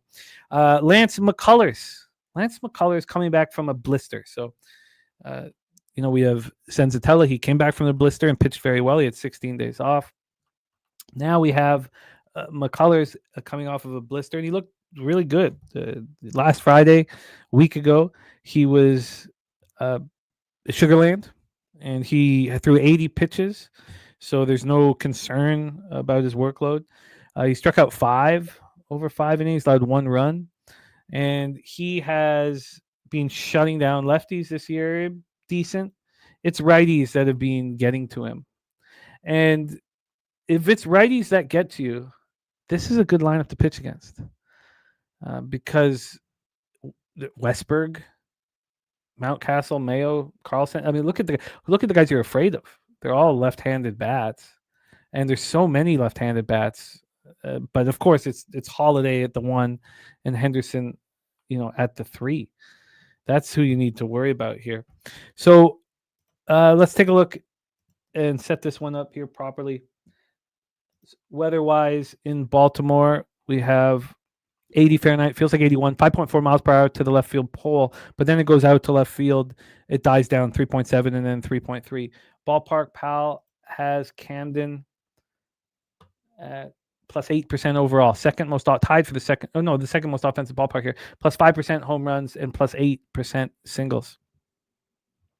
Ron Lofton says, I want the Astros, but something about this line is keeping me off the game. Coin saying Baltimore is 5-3 first 5 and 2-6 full game at home in Cade Povich starts. So Lance McCullers does interest me, and it's when he he shouldn't interest me, but I really love the way everyone gave up on him and he started pitching well. Wager Tech says this is another 9.5. Will Johnson liking the Orioles, but staying away from this one. Cade Povich, 2-6, 4.98 ERA. Spoon said Povich just saw this lineup 5 days ago. It's a 5-4 extra inning loss at the Astros. 5 innings, 5 hits, 3 earned runs, 10 strikeouts, and 3 walks. Lefty's hitting 275, 867 against him. He's reverse splits. Righty's hitting him pretty hard too, 272, 750. Jay Sweeney says Astros run line tonight. Astros are not hitting lefties, 240, 684 OPS. Orioles are hitting righties, 245, 732 OPS. Both bullpens have struggled, especially the Astros bullpen. It's a bit of a surprise to see that the Astros bullpen's allowing 1.18 more runs over 9 innings than the Orioles bullpen over the last 30 days. So we have the Baltimore Orioles right now at minus 108. They opened up at minus 115. Astros have gone from plus 104 to minus 101. Let's get to the total here. This total is a 9.5. It's minus 112 to the over. It opened up at 9.5. Within 2 hours and 38 minutes, it moved to 9. It stayed at 9 until a little after midnight when it got back to 9.5. And now it's just been climbing at this number at 9.5. So let's go back to action here from Spooner, and he's on the Astros money line at -104. Let's take a look at the cash flow. Cash flow wise, here we have 63% of the tickets and 91% of the cash on the Houston Astros. Why is this line not moving more? 57% of tickets and 63% cash on the under. Why is it not moving more? I wish I could. I wish this line had moved 15 cents or 20 cents. I'd be on them right now. I want to find a reason to back Lance McCullers. Why is it not moving more? Wine Time, take it away. I don't think it's moving more because I'm going to be on the Orioles here in this spot, Jim. I just don't know if I want to double up and take a money line and team total over, or if I want to take just the team total over. I think both these pitchers are going to get hit today. Seeing this go to a 9.5 at -115 right now, this is probably going to get to a -120 here pretty quick. I think both teams can hit here regardless. And yeah, seeing this line not really move towards the Astros too much, hearing all that money and percentage on it makes me want to back the Orioles now. Originally coming into this, I just wanted to take the team total over 4.5 -120. So I'm going to go ahead and I'm going to give that out to you guys. I'm going to hold off on the Orioles sidewise, but I think that the Orioles can hit McCullers today. I think both teams are going to be able to hit, though. And this is probably going to go over the total as well. I think it's a 9.5 for a reason here. Yeah, both these pitchers do struggle, but I just think I do think both these pitchers are pretty vulnerable here in this spot. More specifically, McCullers, though, I think the Orioles can hit him, and I think the Orioles are going to be able to put up 5 runs. So I'm going to go ahead and give out the team total over 4.5 -120 for the Baltimore Orioles. I think they're able to get runs here in this one. I'm going to hold off on the money. I don't want to double up. I haven't really double up a lot on games this year, and I want to sit with the Orioles sideways because I do think both teams can hit. So I'm just going to go ahead and take the team total. Stay away from the side as of right now, but I definitely do lean towards the Orioles. I just think hearing you say the percentage of money on the Astros and just seeing them go from a slight dog to -105 pretty much right now, I think my book right now, they're giving me a -103 for the Astros right now. What should the price difference be first 5? Who has the advantage? You think Cade Povich and the Orioles over Lance? Before looking at first 5, have not looked at the first 5. I would say maybe the Orioles are -115 first 5. So, but this is at a pick'em at 365, -110 each way. Oh, wow. 20-cent difference. Orioles are -130. Yeah, I'm seeing that -125 at mine right now. So yeah, Povich definitely is, they think, gonna pitch better here in the first 5. I think both these guys are gonna get hit today, though. The first 5 over is 5 -120 juice to the over. I mean, we might see a 5.5, probably not, but that'd be crazy if we did. I think both these pitchers are vulnerable. God, I would like to back the Astros and McCullers. Getting a chance to see Povich. He's on the Astros. Yeah. Don't like to hear that. It'll keep me off the Orioles. Then you guys will keep me off the Orioles. I don't need to double down. We've got so much college action coming up here. I've got so much pending in the account right now. I don't need to double down on this Baltimore Orioles team. So I'm just going to take the team total. Spooner says the Orioles have the bullpen disadvantage. I mean, roster-wise, yes, but statistically over the last month, they've been quite a bit better than the Astros bullpen. I can't get there. And I want to. I fucking want to. All right. And then Cade Povich being bad at home. I mean, I don't need to, I'm not going to push this too hard. We can just move on. But I just want to touch on, what McCullers was doing, because he was making me money. Ever since he got destroyed, everybody was like, this guy's trash. He's trash. He was pitching well. That start at the Dodgers, 6 innings, 1 earned run. Last 2 starts, he was dealing with the blister. Must have been pretty bad because it didn't heal over the All-Star break. All right.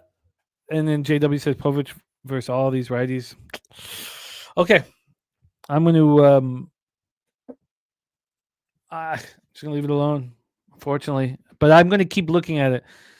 Wine time on the Orioles, team total over 4.5. And then we have Spooner on the Astros. Let's roll on. Next up for us, we have 7:10 p.m. Eastern, Kansas City Royals 66-62, and Jay Sweeney making a big bet on the Astros. Go get it, Jay. Shit, that's important. Go. Mark Sosowski says, "What about Baltimore team total under?" No, I mean, when the total goes from 9 to 9.5, I feel like, again, like I don't want my gut to get involved. My gut comes last. All these other numbers come first, and then I'll do just a tiny bit of advice from that fucking ass clown gut of mine. 7:10 p.m. Eastern. How much trouble has your gut gotten you into? Good God. I mean, whether it be capping or with women, how much trouble has there ever... God, my gut likes trashy looking women too. My gut likes fucking the trashiest looking women you could imagine.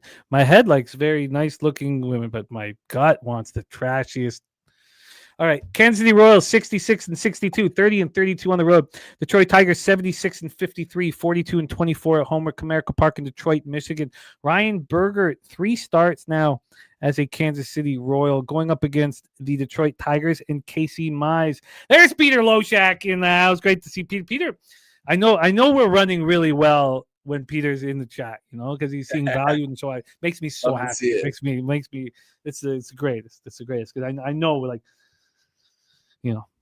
Okay. So we have the Tigers right now. Let's, instead of getting into the line, I'd rather just get into the weather first and then we can do that. So here in Detroit, we have, come on. We have 78 Fahrenheit, feels like 80, 5.9 miles per hour in, dies down to 4.5 miles per hour. Ballpark Pal has Comerica plus 6%, minus 12% home runs, plus 8% doubles and triples, and plus 10% singles. Line history wise, the Tigers right now are minus 144.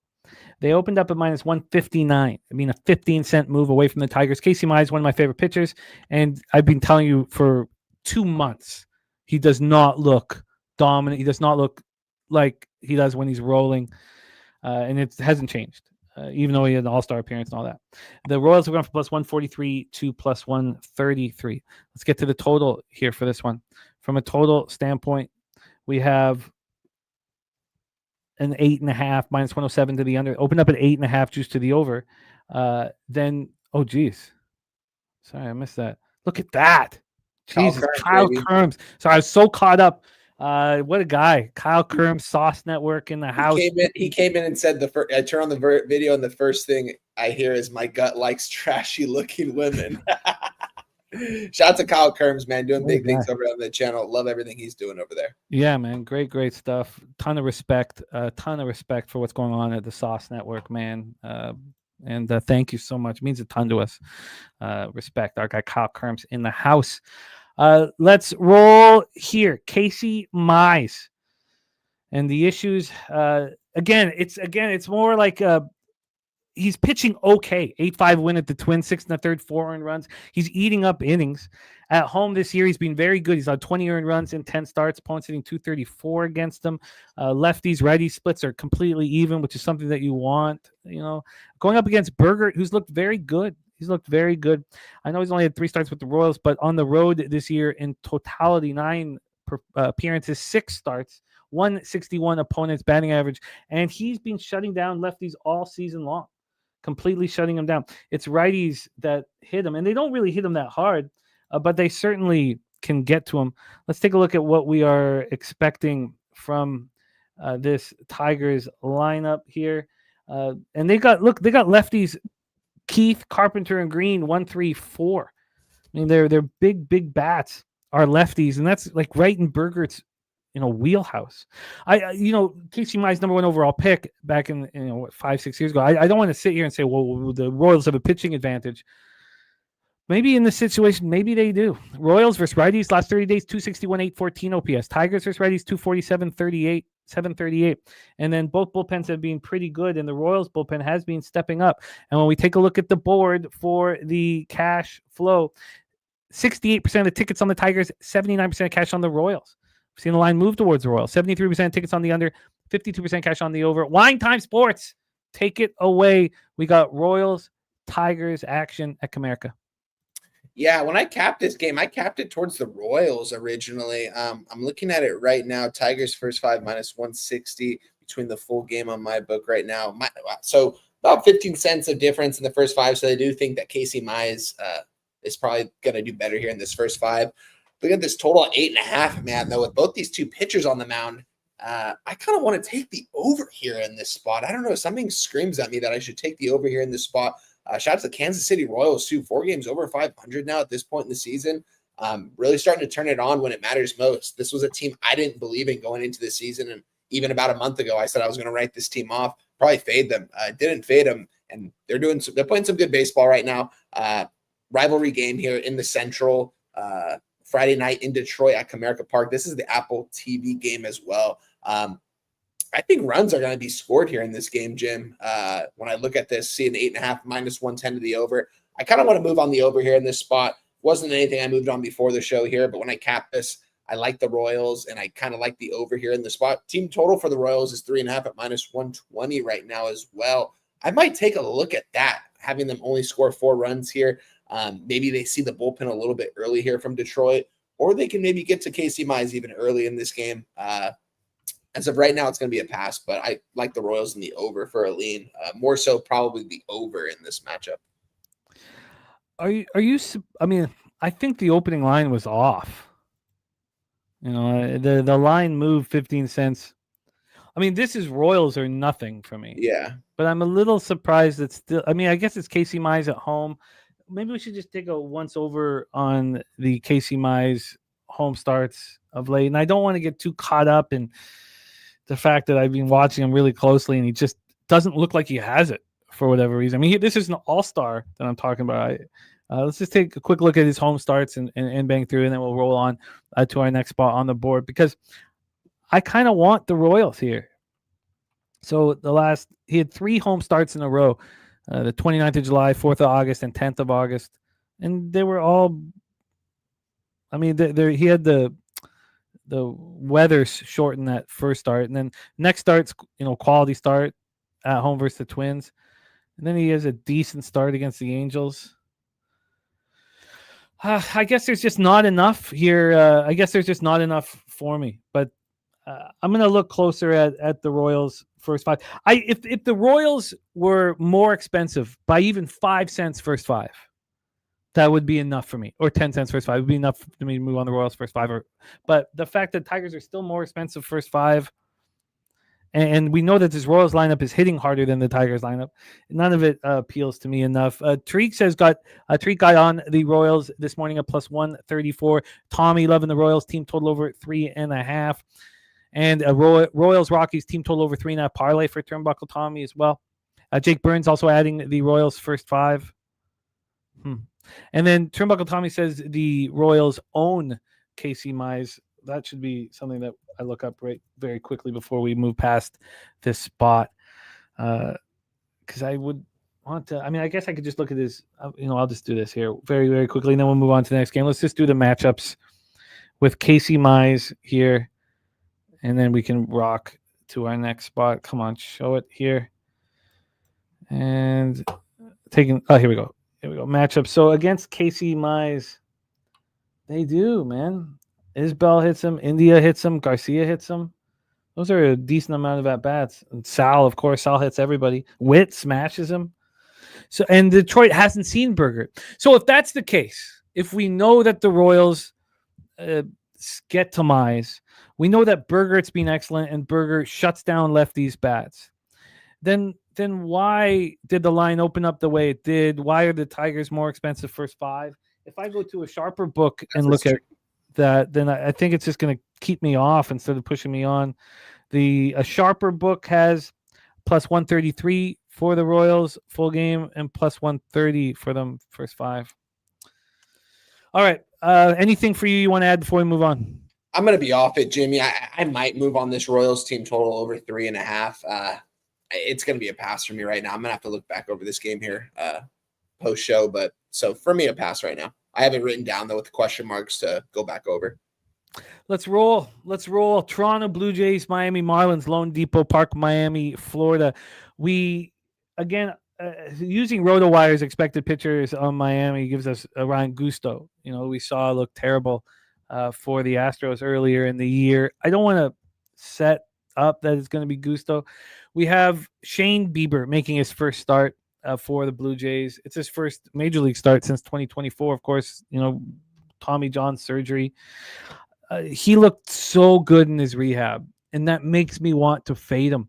Every time I see a pitcher just shove in their rehab, I just, I want to fade him. But it's a vividness bias of Blake Snell basically not being touched last year at all in the rehab, like 18 innings, allowing a few hits and no runs, and then getting torched in his first start. So I don't want to put too much into that bias, but I always feel like the pitchers who shove in their rehab starts get up and think, oh, this is going to be easy, and get touched. And then the pitchers who get hit hard in their rehab starts are like a little nervous, a little uncomfortable, a little on edge, and seem to deliver here.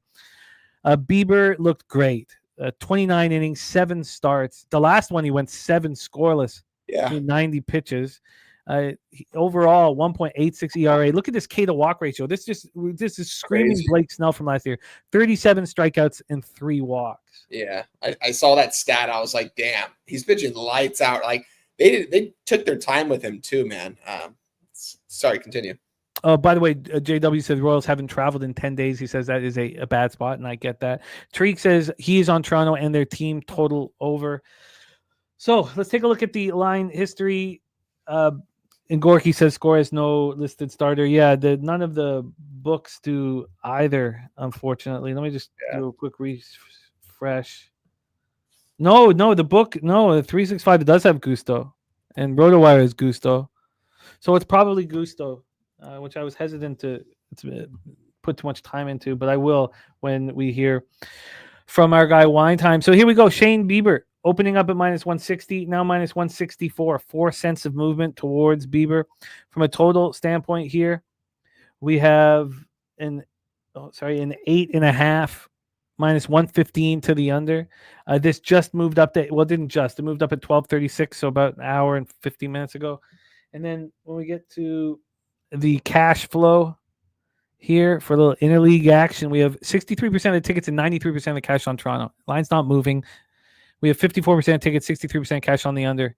I want to fade Bieber without backing Gusto, which obviously means Marlins team total over, which will include the bullpen. Now, I don't know if I'm going to get there, but that's just it's just what I'm thinking. Take it away for us here. One time, Jays, Marlins, Lone Depot. Yeah, I'm kind of liking that look here as well, Jimmy, on the Marlins team total over. I mean, we can get a 3.5 right now. It's some slam plus 100 right now at both of my books. So I definitely am leaning towards that team total here. Shane Bieber, I mean, this guy, he's got great stuff. We've seen it in the past. He had the surgery, he's been pitching really well in the minor leagues. I saw the numbers and I kind of wanted to be like, I want to fade him his first start back. It just seems like that's kind of a spot that, this guy that, he's got a high ceiling, Shane Bieber. You know what I mean? To be honest, Jimmy, I didn't even know he was on the Blue Jays. And before I saw that he was doing the rehab starts, I had totally forgot that he's even with the Blue Jays. It's a big start for him. It's his first start of the season after the Tommy John. He had Tommy John, correct? Tommy John. He's been pitching really good in the minors. His K to walk ratio is absolutely insane. I think the Marlins could probably hit him today. Not really seeing the line move towards the Jays either. I do think this line is priced appropriately, though, because I don't know. I like the Marlins. I like the way they've been playing baseball this season. It seems like they're always in every single game they're in. Looking at the total, we're seeing an 8 right now, -115 to the over. I kind of like the Marlins team total as well. Wasn't anything I planned on moving on, and I'm not going to move on it quite yet because I just had the listed pitchers come up on my website, I think, not too long ago, definitely after the show started. So didn't really look too much into this one, but all I knew is that if Shane Bieber was pitcher, I kind of wanted to fade him. Same time, I don't really want to fade the Blue Jays. Just not something that's really on my mind right now. So, and I like Shane Bieber. When you look at him from the eye test, I mean, this guy's got it. His velo too, Jim. I think he's back up to, like, they said he was throwing like 97, I think, and he was only throwing like 93 before the Tommy John. That's absolutely wild. I don't know. It's a very tricky game, Jim. You know how much I love these Blue Jays, and I like Shane Bieber. I've liked him since when he was with the Guards. So it's a tricky game. I'm not going to move on this. It's going to end up being a pass for me. I want to move on it. Pig milk play of the day fits perfectly into my plan here. Pig milk play of the day, first 5 over 4.5 from our guy, Billy Friedrich.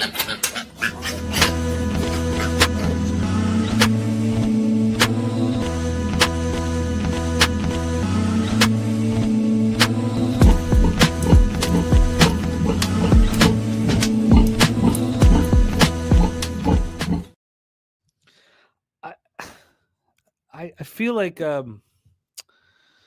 that expecting Bieber to get hit because he's been so good in the AAA is like a hunch.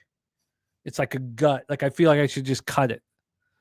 And so if I did just cut that idea, I would then be on just the over 8 in this baseball game. But if I still had the over 3.5, I could still be attacking the Jays bullpen, which is being horrific. Yeah. So I'm going to sit with this and decide whether or not. I do not think, though, this over 8 at minus 115, I feel like it's not going to be available here soon. People this deep in a baseball season still hammering baseball are people who love baseball. Because football's coming back and there's other sports to bet now. But there are people who love baseball. And people who love baseball romanticize situations. And I've been a problem with that as well. And it's really easy to romanticize Bieber coming back here and say, look how good he's pitching. Look how the velocity is going to come and rake. And I want to bet against that. And 58% of tickets, 67% cash on the under. Is that enough for me? Spooner says Blue Jays give it their number 5 prospect for this rental. I fully expect he's going to pitch well, matches well with multiple good starts in the minors. Is Bieber on a pitch count today, Jim? He can't. Well, he threw 90 in his last start. Yeah, he threw 90 in his last start. So, I mean, he should throw at least 85, 90 pitches today. Maybe. I don't know if he'll get to 100, but, I mean, we'll probably see him for 5 or 6 innings, I guess, depending on how he pitches. But, yeah. And our guy, WT, says the Leche girls want me back in Costa Rica. We'll discuss that. And there's our guy, TJ, in the house.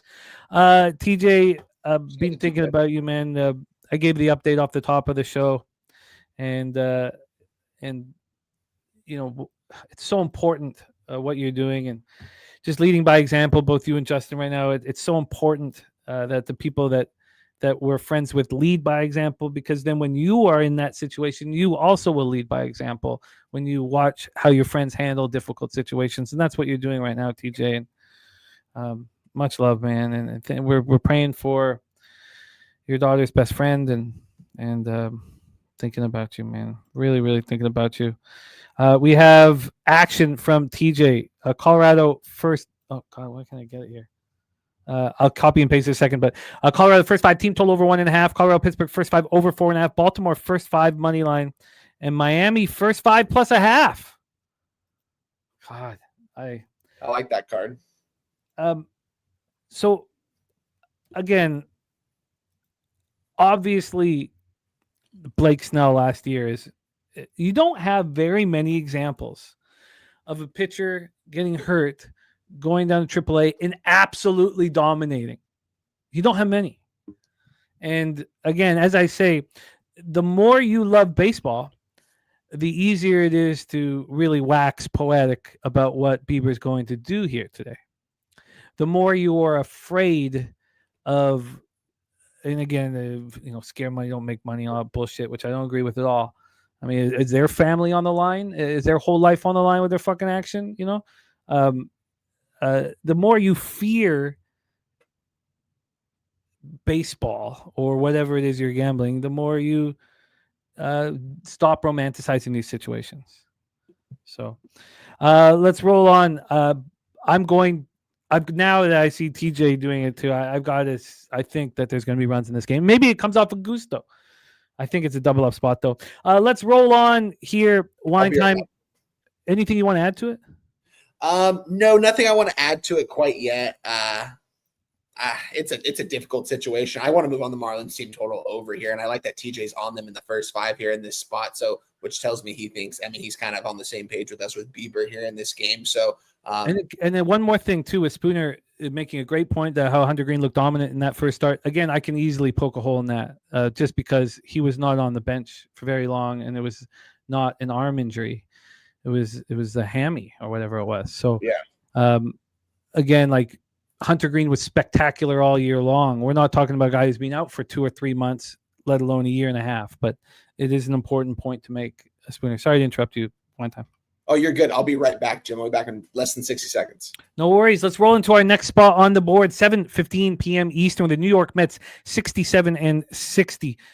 26-36 on the road to the Atlanta Braves, 58-69, 32-31 at home. Truist Park in Atlanta, Georgia. Joey Wentz going up against Nolan McLean. I think I still have his ballpark baseball reference up. I don't, but let's get it back up here. Did a little study on Nolan McLean this morning or last night or whenever the hell it was. Let's take a look at his numbers here at Baseball Reference and talk about Nolan McLean, 3rd round pick in the 2022 draft, and then went back into the draft and still went in the 3rd round out of Oklahoma State University. This year, he's been at AA Binghamton and AAA Syracuse. He was at AA Binghamton. He had 5 starts there and was excellent. Looked dominant. Did walk too many batters. There's some issues with walking. And then in AAA, not quite as dominant, but excellent. 2.78 ERA, a 1.10 whip. He looked very strong. Very, very strong. Let's get into the weather and the line information and see what the plan is here for this one. Turnbuckle Tommy says, what was Pig Milk play today? Yes, it was Jays Marlins first 5 over 4.5 at +100 here. A coin saying that Atlanta is 2-1 first 5 in Wentz's home starts. Let's grab the weather here at Truist. 78 Fahrenheit, feels like 79, 4.8 miles per hour left to right and in. Gets down to 4.4, gets up to 5 miles per hour. A Ballpark Pal has Truist Park at -1% overall, +6% homers, -11% doubles and triples, and +2% singles. Let's get into the line history here for this Atlanta spot. We have 8.5. 8.5 is the total. It's -115 to the over.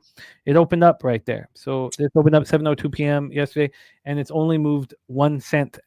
It's gone down to -114, back to -115. So clearly a sharp total. Let's get to the money line here for this one. On the money line, we have the Mets at +103. They opened up at -106. So it's actually they opened up at a pick 'em, but then they became the favorite. They were -108. They got up to -111 at 9 this morning, and then there was a big move against them. So New York Mets are now +103 at a favorite to dog situation. A cash flow here for this spot. We have 58% of tickets, 66% of cash on the New York Mets, 63% of tickets, 53% of cash on the under. So an interesting move against the Mets. Nolan McLean has had 1 start, 5 1/3, 2 hits, no one runs, 8 Ks, 4 walks, the 3-1 win at home over the Mariners. We often talk about the comfort of a young pitcher pitching at home in their first start, and teams want to have them start at home, And now going to Atlanta, I'm interested in fading him. Nolan McLean did not allow a run. Now, Nolan McLean's very good. So Joey Wentz, though, coming off a 10-1 win at the Guardians, he's starting to pitch quite a bit better. Mets are not hitting lefties at all. 219, 679 OPS. Braves are hitting righties, 244, 737. And we have kind of a wash in the bullpen, although we have much higher expectations for the New York Mets bullpen. AM says, I'll gladly take the Mets when the world is on the Braves in the rivalry game. Let's go back to that number. Okay. Well, where do you have? Can you let us know? I guess you're talking about the Circa's numbers have the world on the Braves, because here we have 58 and 66 on the board. And if I'm going to pull up Action, which I shouldn't bother doing, but let's just see what they have to say about this spot. Action has the I mean, I shouldn't trust it, but 56. It just moved to 56 from 58. So 56% of tickets and 48% cash on the Mets. I'm leaning towards the other side. Spooner says Nolan McLean hasn't allowed a right-handed batter to reach base. Curveball's disgusting. He's got control issues for lefties that take back to the minors. Atlanta is third in Major League walks. Let's see. Is this another spot for Spooner? Is Spooner on this? No, not on this spot. Take it away for us here, Wine Time. Very, very interesting spot. Turnbuckle Tommy says, I'll gladly take the Mets when they're playing on national TV. Take it away for us here, Wine Time. Mets Brave. Yeah, I want to be on the other side of the Mets. I want to be on the Atlanta Braves here in this matchup. Be kind of tough trusting Wentz here in this spot, but I mean, I feel like the Atlanta Braves are favorites for a reason here. Sitting at minus 115, Mets at a plus 105 right now. We have a total 8.5. Juice the over at minus 120. This was at a 9, correct, Jim? Let me double check. Sorry, I only have the side up. Had to have gone to a 9 at some point, I think. This here again, we're just going to use the offshores, but they have this at this is not hidden, but it looks like it's close. I mean, we're sitting here at this minus 115, but it's just not moved. This over 8.5 and minus 115. It went down to minus 114 several times and back to minus 115. Yeah, I'm going to stay off the total there in that case. I kind of want to be on the Braves here, minus 115 and back to lefty Wentz here in this spot. Didn't do too much digging into McLean here, who's pitching for the Mets here. To me, though, I just think this is a little bit fishy of a line here. I mean, the Mets, still trying. I mean, only 7 games. Wow, Mets only 7 games over 500 right now. This team's got to start winning ball games. They lost the last 2 games here. They just lost the series. So this is a big series. This is a good rivalry between these two teams here. Mets getting taken 2 out of 3 from the Washington Nationals, a team that's going nowhere quick right now. I think the Atlanta Braves are the side here in this spot, especially seeing that the Mets are a dog here. I feel like, I'm surprised the public hasn't been hammering the Mets more here at 56% of bets. I thought it'd be more of like a 61, 62 type deal. Maybe we see that as it gets closer to first pitch, but I would only take the Atlanta Braves here. There's no way I'm taking the Mets as a dog here against Joey Wentz and the Atlanta Braves. No way. It's a very, very interesting note from Spooner. If you have issues against left-handed bats, this is not the team you want to play.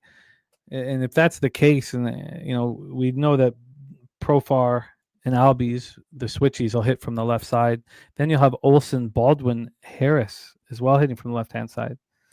So that leaves you just Acuna, Ozuna, and then unfortunately 8-9. So unfortunately, I like it when the weak elements in the lineup have favorable splits. We don't have that here.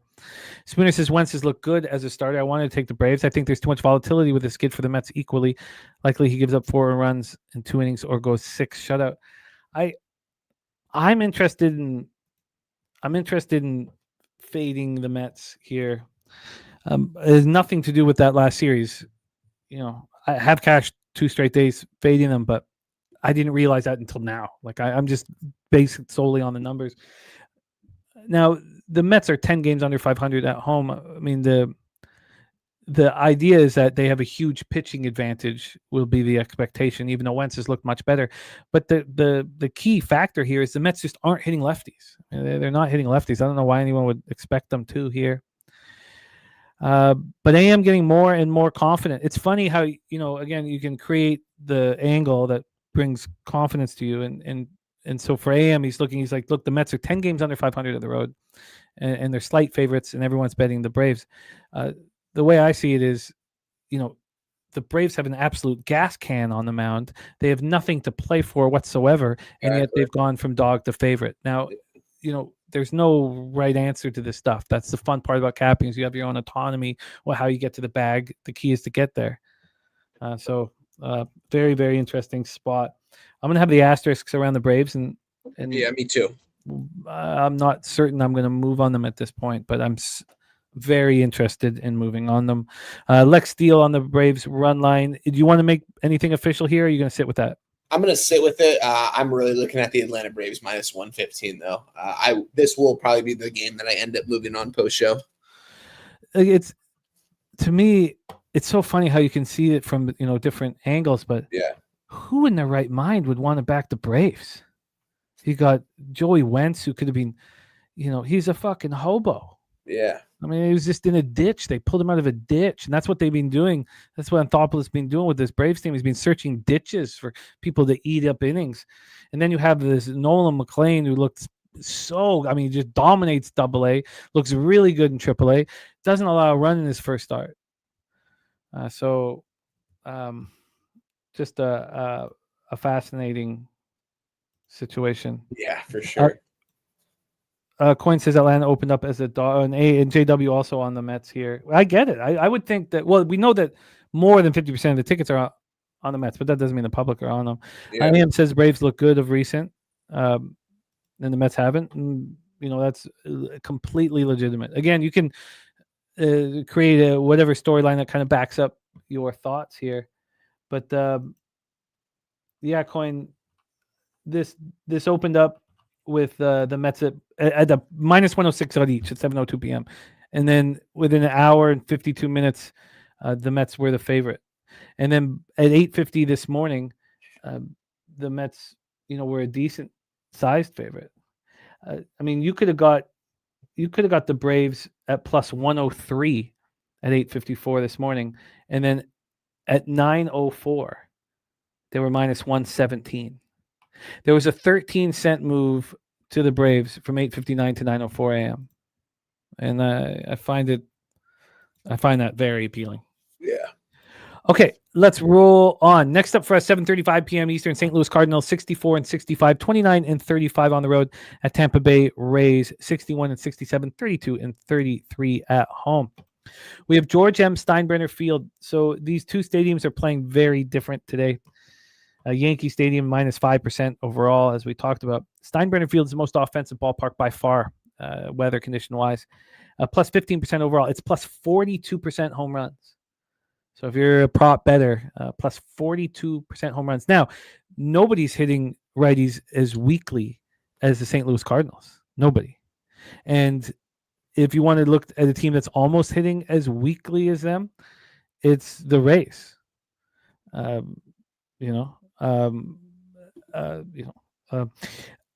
love that Mr. Belvedere, the scared money that you agree with the scared money don't make money BS, and don't rush to bet, all this stuff. I see how sharp you are in our chat, and I'm evolving and changing, and it's about a sense of calm. So much of my gambling is sort of being a kind of a panicky based thing where, oh, the line's moving now. Oh, I knew it was going to move. I got to, is that shit. It's not like, okay, well, it's some lines moving now, and I'm trying to get there. I'm working on getting there.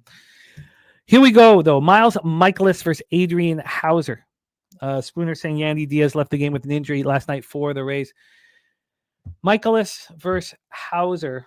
Let's take a look at the line history. By the way, this is Hauser's first start at George M. Steinbrenner Field. He's coming off his first good start for the Rays. Now, that was at a run-suppressing ballpark at Oracle. 2-1 win at the Giants. Didn't allow a run, didn't walk a batter. Line history-wise, we have the Rays at minus 137. They opened up minus 128, 9 cents of movement towards the Rays. You have a Michaelis who is a Jekyll and Hyde gas can, and then the worst team in Major League Baseball against righties last 30 days.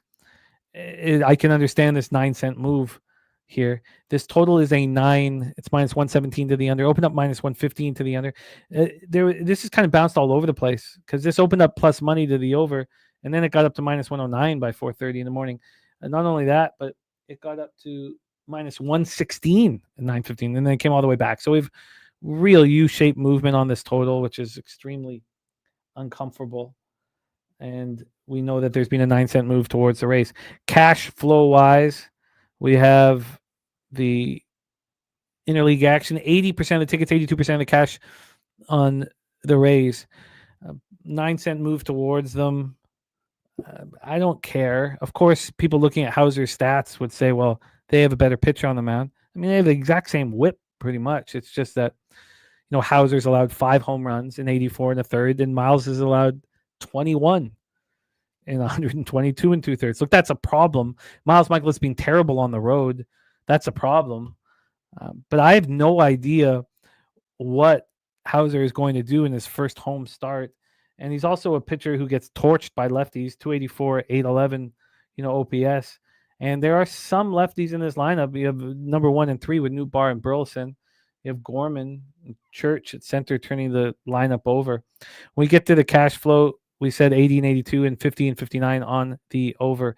Take it away for us, Wine Time Cardinals. Race. Yeah, Rays have cost me some money, especially this last month or so. There ain't no way I'm going to get to the window here with them, although I do think they are the side. Adrian Hauser, I do think, probably is the right side here in this game. I think the Rays are going to be able to touch up Michaelis, though. I'm looking at some props right now, Jim. I'm really looking closely at a Junior Caminero over 1.5 total bases. It's -110 right now, and I think that might be the play here in this one. I think he's going to either go deep. I mean, his odds to hit a home runner right now are +200. I think he's probably going to go deep in this hitter-friendly ballpark, especially in hitter-friendly weather. I wonder what the totals is for the home runs in this game.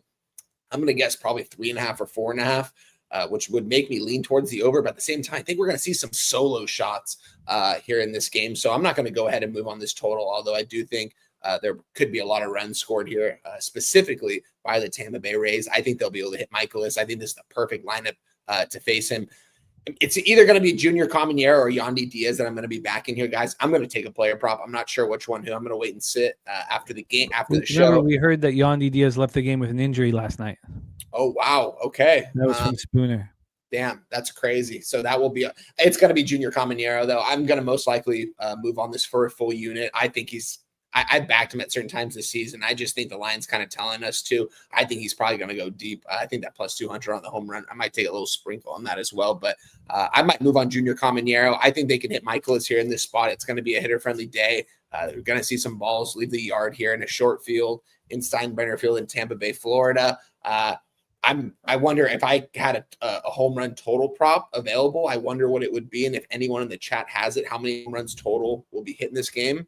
I'm curious because I would take the over in that.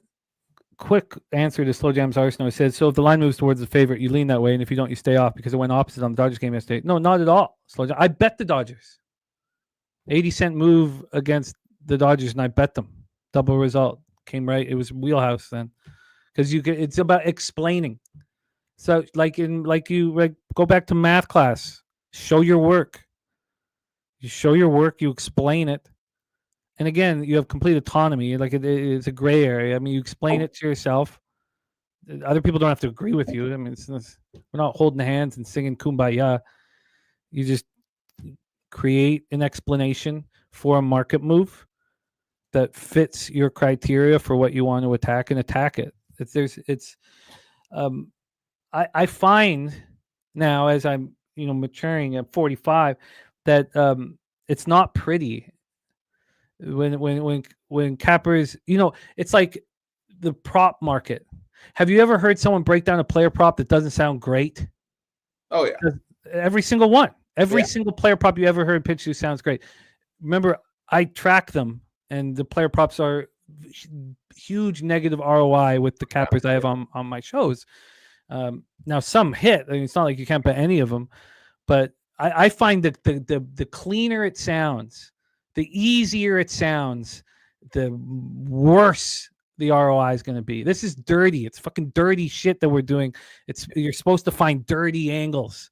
If it's too clean, it sounds like you're a fucking tout. If it's too clean, and we know what they do, lie. All right. So with all that being said, I wanted just to walk through Michaelis' starts in pitcher-friendly ballparks. And, honestly, he pitched at Chicago with the wind blowing out, and he allowed 6 home runs. That was a crazy start, 8 earned runs. But he doesn't have a ton of starts here in real batter-friendly parks. He doesn't have a ton in batter-friendly parks. So I imagine he gets touched here. I'm not gonna. This line makes sense the Rays should be favored with Hauser's statistical body of work. The line should move 9 cents with all this money on the Rays. None of this makes me want to bet them or bet it. So I'm just gonna move past it. And Michaelis is being he does shove sometimes, and I can never predict it properly. Anything you want to make official here? The Caminero prop.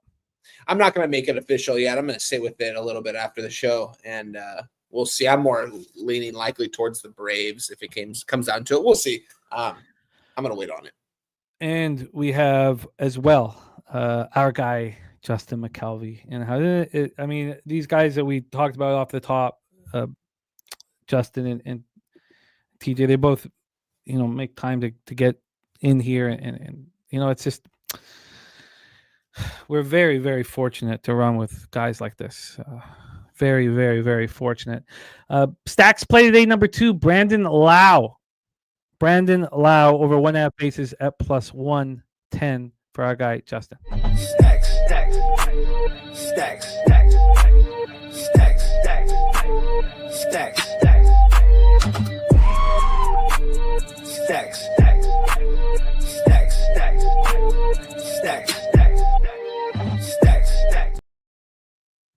Respect, Justin, my man. And if there's anything you want to make official for WNBA when Brizzy and I are hammering it, just let me know, my man. Our guy, Justin McKelvey, leading his family through a very difficult time. Again, we're really, really fortunate to run with these guys with such great character.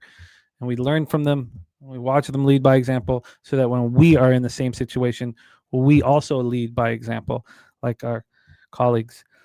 Let's move on. Twins, White Sox next up for us. Wine time. We are in Wright Field in Chicago, Illinois. Zebby Matthews going up against Aaron Savali. I kind of lump Hauser and Savali in the same group. I always get them confused. Literally, like I'm Hauser or Savali. And they both seem to pitch very well at home, generally speaking. And I don't know if people don't just like them. They're available for a cup of coffee every year. Nasty says, where's that Yankee fan producer? He's setting up backstage. Excited. He's very excited to talk to you about that. Zebby Matthews going up against Aaron Savali. Let's get into the weather here to get us started at Wright Field. 77 Fahrenheit, feels like 80, 4.6 miles per hour in, dies down to 3.8, but it's blowing in. Wright Field then at Ballpark Pal has even, plus 11% home runs, minus 12% doubles and triples, and plus 1% singles. Then let's get into the line history here at Wright Field. We have a total of 8.5, minus 111 to the under. This opened up minus 102 to the, opened up at plus money to the over. Now it's minus 102. So basically we've had very, very little movement, maybe a tightening of VIG. On the money line here, we have the White Sox at plus 116. Look, your mind shoots off in all sorts of different directions when you're capping, and I get off track often. But one thing, I was talking, I messaged with Jose last night and this morning about is I really think with every single bet that you make. Now you don't need to get too caught up in like writing down how this could lose, which I do in all my football bets, but it would help with everything. But just with every single bet you make, you have to ask yourself right before you pull trigger, am I buying this team or this player high, or am I buying them low? Am I selling this team that I'm fading high, or am I selling them low? You have to go over that. And if you think, oh, wait a minute, I'm buying this team really high right now, or wait, I'm selling this team really low right now, then stop. Just stop. You don't need to make that bet. There's so many options on the card. Just stop. And especially in football. But it also really works in baseball, and it works with pitchers, and it works with all of that. Okay, so we have a move towards the Chicago White Sox. We've also heard that Billy Friedrich is on the White Sox first 5. He bets them at home, and this is not the pig milk, but it is a play. Sorry, that's the wrong one. Sorry, here. Okay, so we've gone over all that. Let's take a look at the cash flow with this 5-cent move towards the Chicago White Sox. Cash flow wise, here we have 70% of the tickets on the White Sox, but 62% of the cash on the Twins, and very little movement. Interesting. 89% of tickets on the under, 95% cash on the under. So X's and O's wise here, wine time. Zebby Matthews, 3-4, 5.06 ERA, 1.44 WHIP. We know he gets a ton of strikeouts, 63 strikeouts so far in 48 innings. Very highly thought of young pitcher. His last start was at home versus the Tigers, and they got to him a little. He walked 4 batters, which is a problem. He throws too many pitches to get out of innings. But 2 earned runs in 4 innings, 5 hits. It did set up for an 8-5 loss. On the road this year, he has struggled. He's been much better at home. On the road, opponents are hitting 283 against him. 34 hits in 29 2/3. He's allowed 18 earned runs in 6 starts. Savali, 3-8, 4.88 ERA, 1.35 WHIP. He's fallen off. He started looking good, and he's fallen off. He's coming off a good start. 3 earned runs over 6 innings at the Royals. At home this year, he's allowed 22 earned runs in 7 starts, 258 opponents batting average. Splits are legit. The Twins aren't hitting 226, 687 OPS, and the White Sox are. Bullpen has been a White Sox advantage for a long time, but the last 30 days they haven't been that good. Still slightly better than the Minnesota Twins. Take it away for us here. Wine time, Twinkies, White Sox. I mean, this is the perfect game for Jose to join us when he does join us, because I know exactly where he's going to go in this game, and it's going to be exactly where I'm at in this game. And it is the Chicago White Sox money line plus 120 here. I'm going to back my guy Savali. I've backed him at times this season. I've been successful. I also have been unsuccessful at times, but I'm pretty sure my ROI backing Savali this year is in the plus. I like backing him at times. This total is, I wanted the under, especially with both these teams. I don't know. I see these two offenses as not very, not good by any means. I mean, these are 2 very weak lineups, but at the same time, I wanted to see it go down to an 8, especially when you just read off all the money and bets are on the under and this isn't moving, which makes me want the White Sox more, because I think if the White Sox are going to win this game, they're going to have to score some more runs. They're going to have to score at least 4 or 5 runs, I think, to win this ball game, because their bullpen's not good either. I'm going to take the White Sox plus 120 here. There's no way this line should be like this. I know the Twins have kind of like a AAA lineup out there as well, and they're not really playing for much. Public's still going to take them. I can't remember what you said on the percentage was sideways, but I'm going to guess the public is on the Twins here, probably at least 60%. And I'm going to back the White Sox here. The line's not really moving. White Sox as small dogs at plus 120. I'm going to take it. I'm going to back Savali here. Chicago White Sox money line plus 120. That's interesting. In thoroughbred capping, we talk about you want to bet grade 1 races, and you want to bet A tracks, because the more skill that a horse has, the easier it is to predict. Here, this is like fucking Hastings bull ring 5 furlong donkey race. I mean, for me to sit here and Gorki saying Ron Turcotte passed away. Sorry to hear that, Gorki. Thank you for letting us know. So I can't. I just feel like the volatility is skyrocketing here, and we have 70. We actually, and I don't know if this is worth believing, because we'll check at 2 different books, but 70% of the tickets on the White Sox, 62% cash on the Twins. I don't really want to trust Zebby Matthews on the road, but I don't want to trust Savali anywhere. The White Sox, you would think, would be bet by the public, because they're winning and they're playing well and they're hitting, and the Twins look terrible.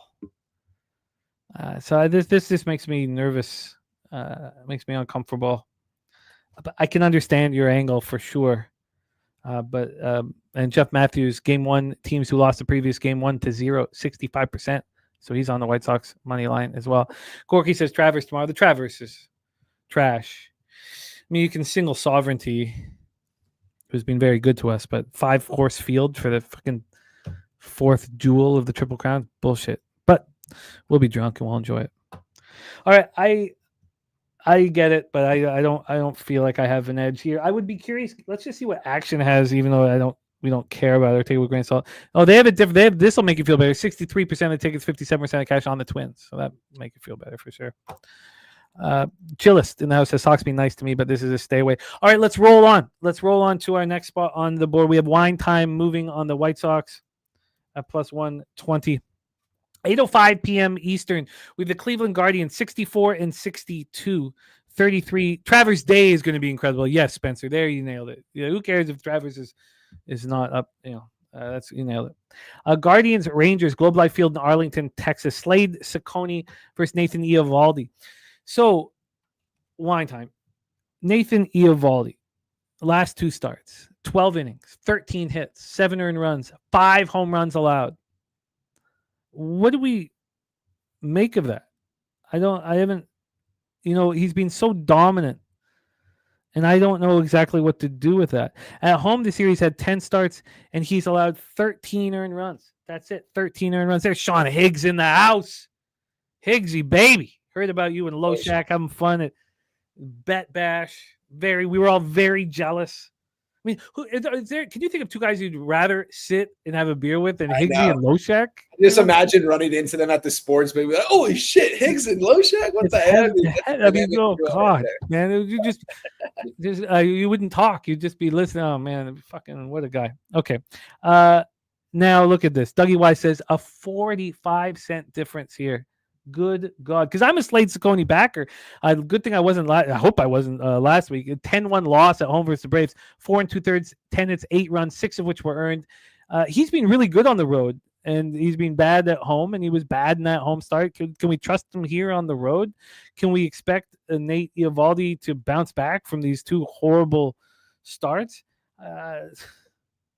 Well, not horrible starts. Last start was really good, but still, last 2 starts, 12 innings, 13 hits, 7 earned runs. So, interesting spot. Let's go right to that difference in price for the first 5, which I guess will be either saying that Ciccone is a gas can or Nate Eovaldi is going to bounce back beautifully.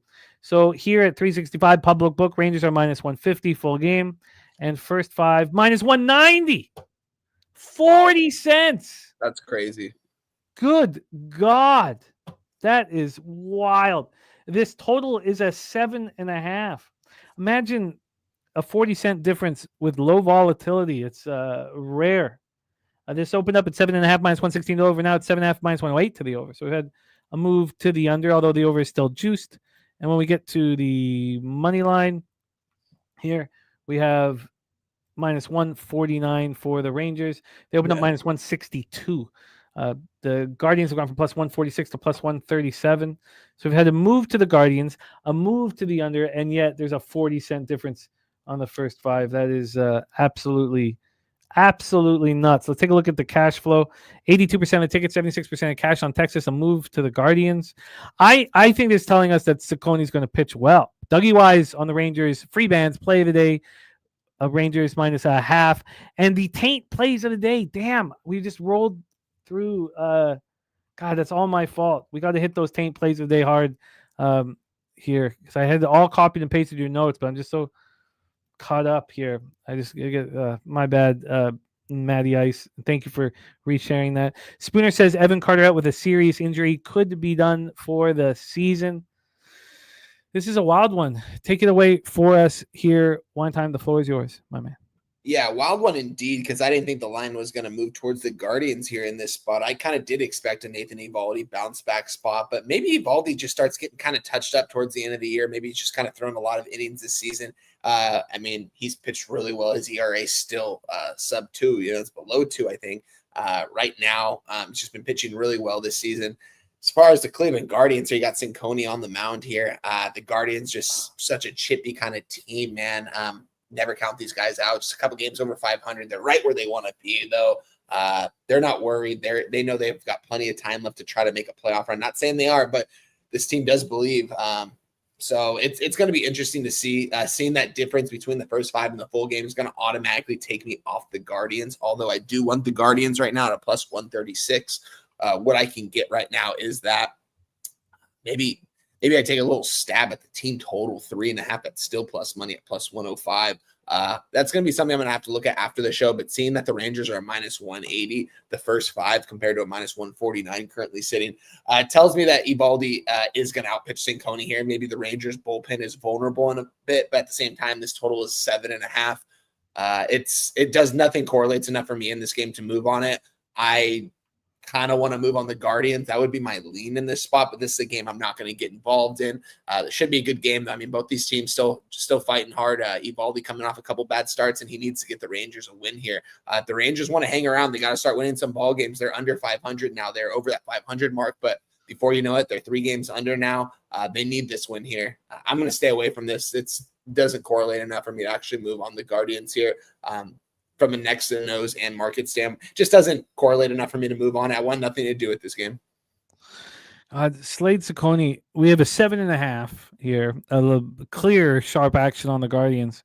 And last 2 starts for Slade Ciccone, he's gone 7 2/3 combined, 18 hits, 13 runs, 11 earned, 3 home runs, 7 Ks, and 3 walks. And we have a 7.5. Absolutely wild. Chang, my man, what's happening? Absolutely. You know it, Chang. You have a huge bullpen advantage with the Guardians. You have a Rangers team that appears to have given up. Wow. This is one I've got to sit with long. So I'll just tell you guys, initially, I went to the Guardians first 3 plus a half initially. Yeah. And it was like, a decent price, minus 130. Yeah. Expensive, but decent. Seems right. And then I was like, well, why would I bet into a spot where there's a 40-cent difference in price between first 5 games? It's ridiculous.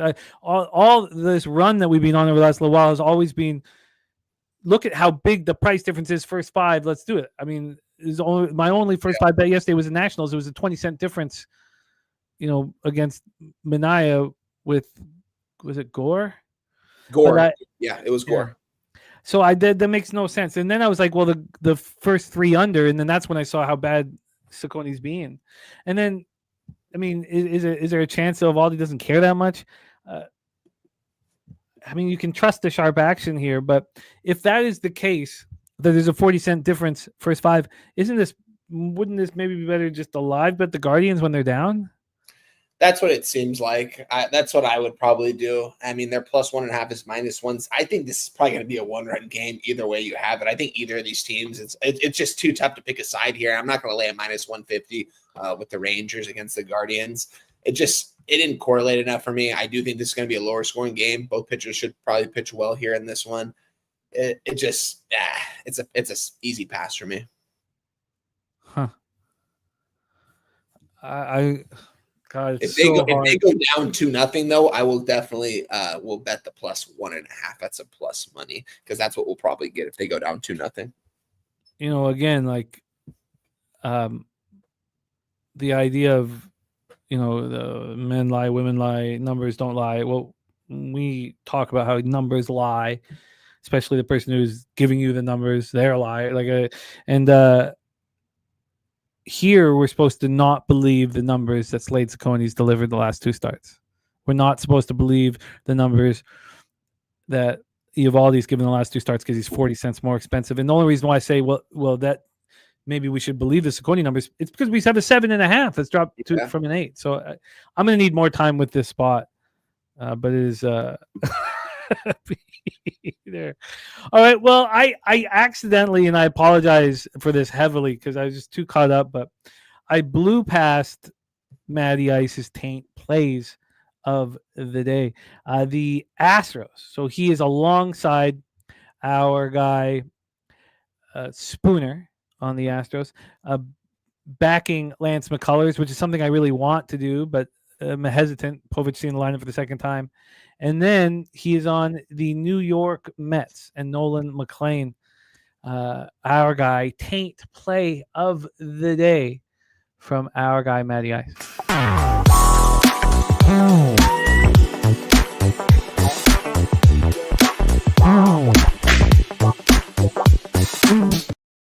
All right, let's roll on. And thank you, Matty, my man. Thank you. Giants Brewers. This is a fun one. We've got a special guest backstage as well, Jimmy. Oh, look at him ready to go. Look at this. Our producer of this fair show, the backbone of Pub Sports Radio. I can't quite see, but I imagine, I fear he's showing leg or, arm, as it looks like. We will see here. Please welcome from our home studio in San Antonio, Texas, in the Southtown 101, the best bar in Texas, our friend, star of the Blade trilogy, Wesley Snips. Oh, there he is, right there. There it is. Look at that. Look at that. I wore green. Yeah, I wore green too. Wow. Yeah. Nice to see everyone. Yeah. As if you've never done this before. Yeah. I'm a slap dick amateur over here. You know. Yeah. I feel like that gambling wise recently and wearing green did not help me today. So, oh man, do you know that fix one of these two things in stand-up comedy? If you wear shorts, you get mercifully no, not while you're on stage, but when you come off, you get lambasted by the older comedians, the professionally that you're not allowed, you can't wear shorts on stage, and yet you bring in these. Those are legs, right? That's your leg.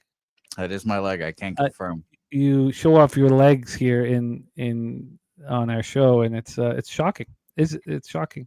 Do you not have pants in the studio that you just keep in the studio so that you show less leg?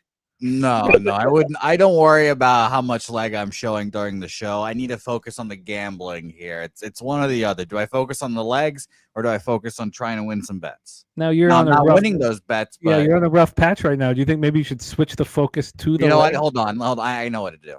I know.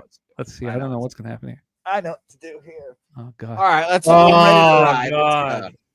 No way. Did I do this? Is this let's ride here. You're right. Let's focus. I'm focused on the gambling here. I'm ready to go. Can't believe I did this. My only bet so far I put in, and I put it in while I was sitting here just analyzing the card. I'm on the not Houston Astros. I'm on the Atlanta Braves. Excuse me, and Joey Wentz continues to have the most ridiculous line set for him every time he's out there. And at some point, I'm just going to ride with my guy, Joey Wentz. So Atlanta Braves full game money line for me here, minus 113. Weren't we having a pretty solid show, a sophisticated show? Yeah, but I wore green. What do you want me to do? I would like to see that green back on. All right. Look at our friend BT, man. He says out of control. Do you think? Oh God! All right. I can't look up now. I can't look up for the rest of the show. Huh? Okay. All right. Okay. Sorry, I took off my headphones to put the damn fucking shirt on, and then you said something. I didn't hear you. Yes, Lynn. Jose ruined our collective essence. I think I add to it, Lynn, in one way or another. Matty Ice says Joey Wentz terrible numbers at home, but how long has he played for the Braves? But terrible numbers at night. You have weak numbers at night, don't you, Jose? Yeah, no, my numbers at night are terrible. One and done kind of guy. Let's get to work, fellas. And King Ooh, what a guy! You guys look when King Ooh says Jose defines what pub sports is about. We accept everyone and we don't discriminate. Crystal Craig says something below that also encapsulates the feelings. Yeah. Okay. All right. See, Justin can't look up. And now you're forcing everybody just to listen to the show. God. All right. They're not watching for our good looks. Oh God! All right, let's stay focused. AM says, "Can we blur Jose, or at least give him the pedo circle?" All right, the fucking. So you want me to blur myself? Every time I put my Berg shirt back on, you start talking. So I'm like, is he talking to me? I don't know. Okay, I'll stop talking. Okay. Just start talking about Brewers Giants. I don't have anything else. I was close to moving on the White Sox wine time, but I'm pussy. So see, Mark A says just checking in. What the fuck's going on with Jose? I'm glad that everyone's. Oh, that's good. Yeah, move the computer. Let's get the computer straight ahead. No, hold on. Let's show it all. Let's show it all. Rolls Justin and all. Says, can someone from Pub make Jose put a shirt on? Only Jeff. Is Jeff there? Jeff's not here. Yeah, Jeff's not here. I saw Jeff earlier. Saw Jeff. God, we were rolling. The show was going well. All right. Okay. I We think all good? no. I think I'm gonna need you to put a shirt on. I can't. I won't say anything. God, I took off my headphones, so I can't hear you guys. Whatever you guys say. Oh, thank God. See, Market. All right. Jimmy, you wanted this. Just remember that. I don't. I didn't. What do you mean?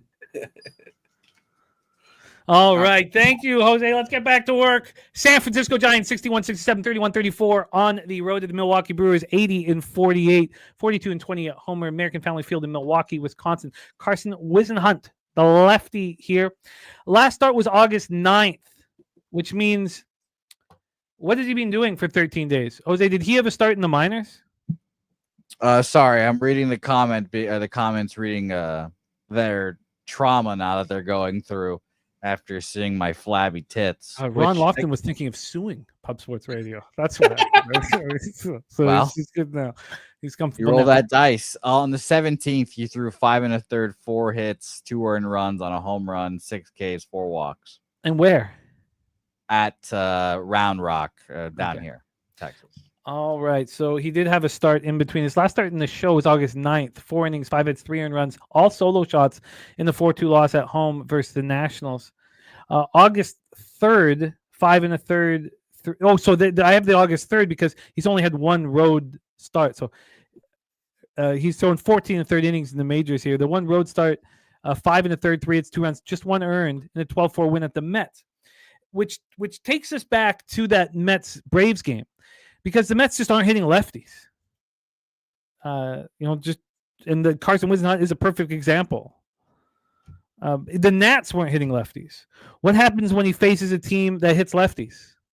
Well, here we have it. 286, 810 OPS versus lefties. Who hits lefties the worst in Major League Baseball? The Giants. 206, 594 the last 30 days.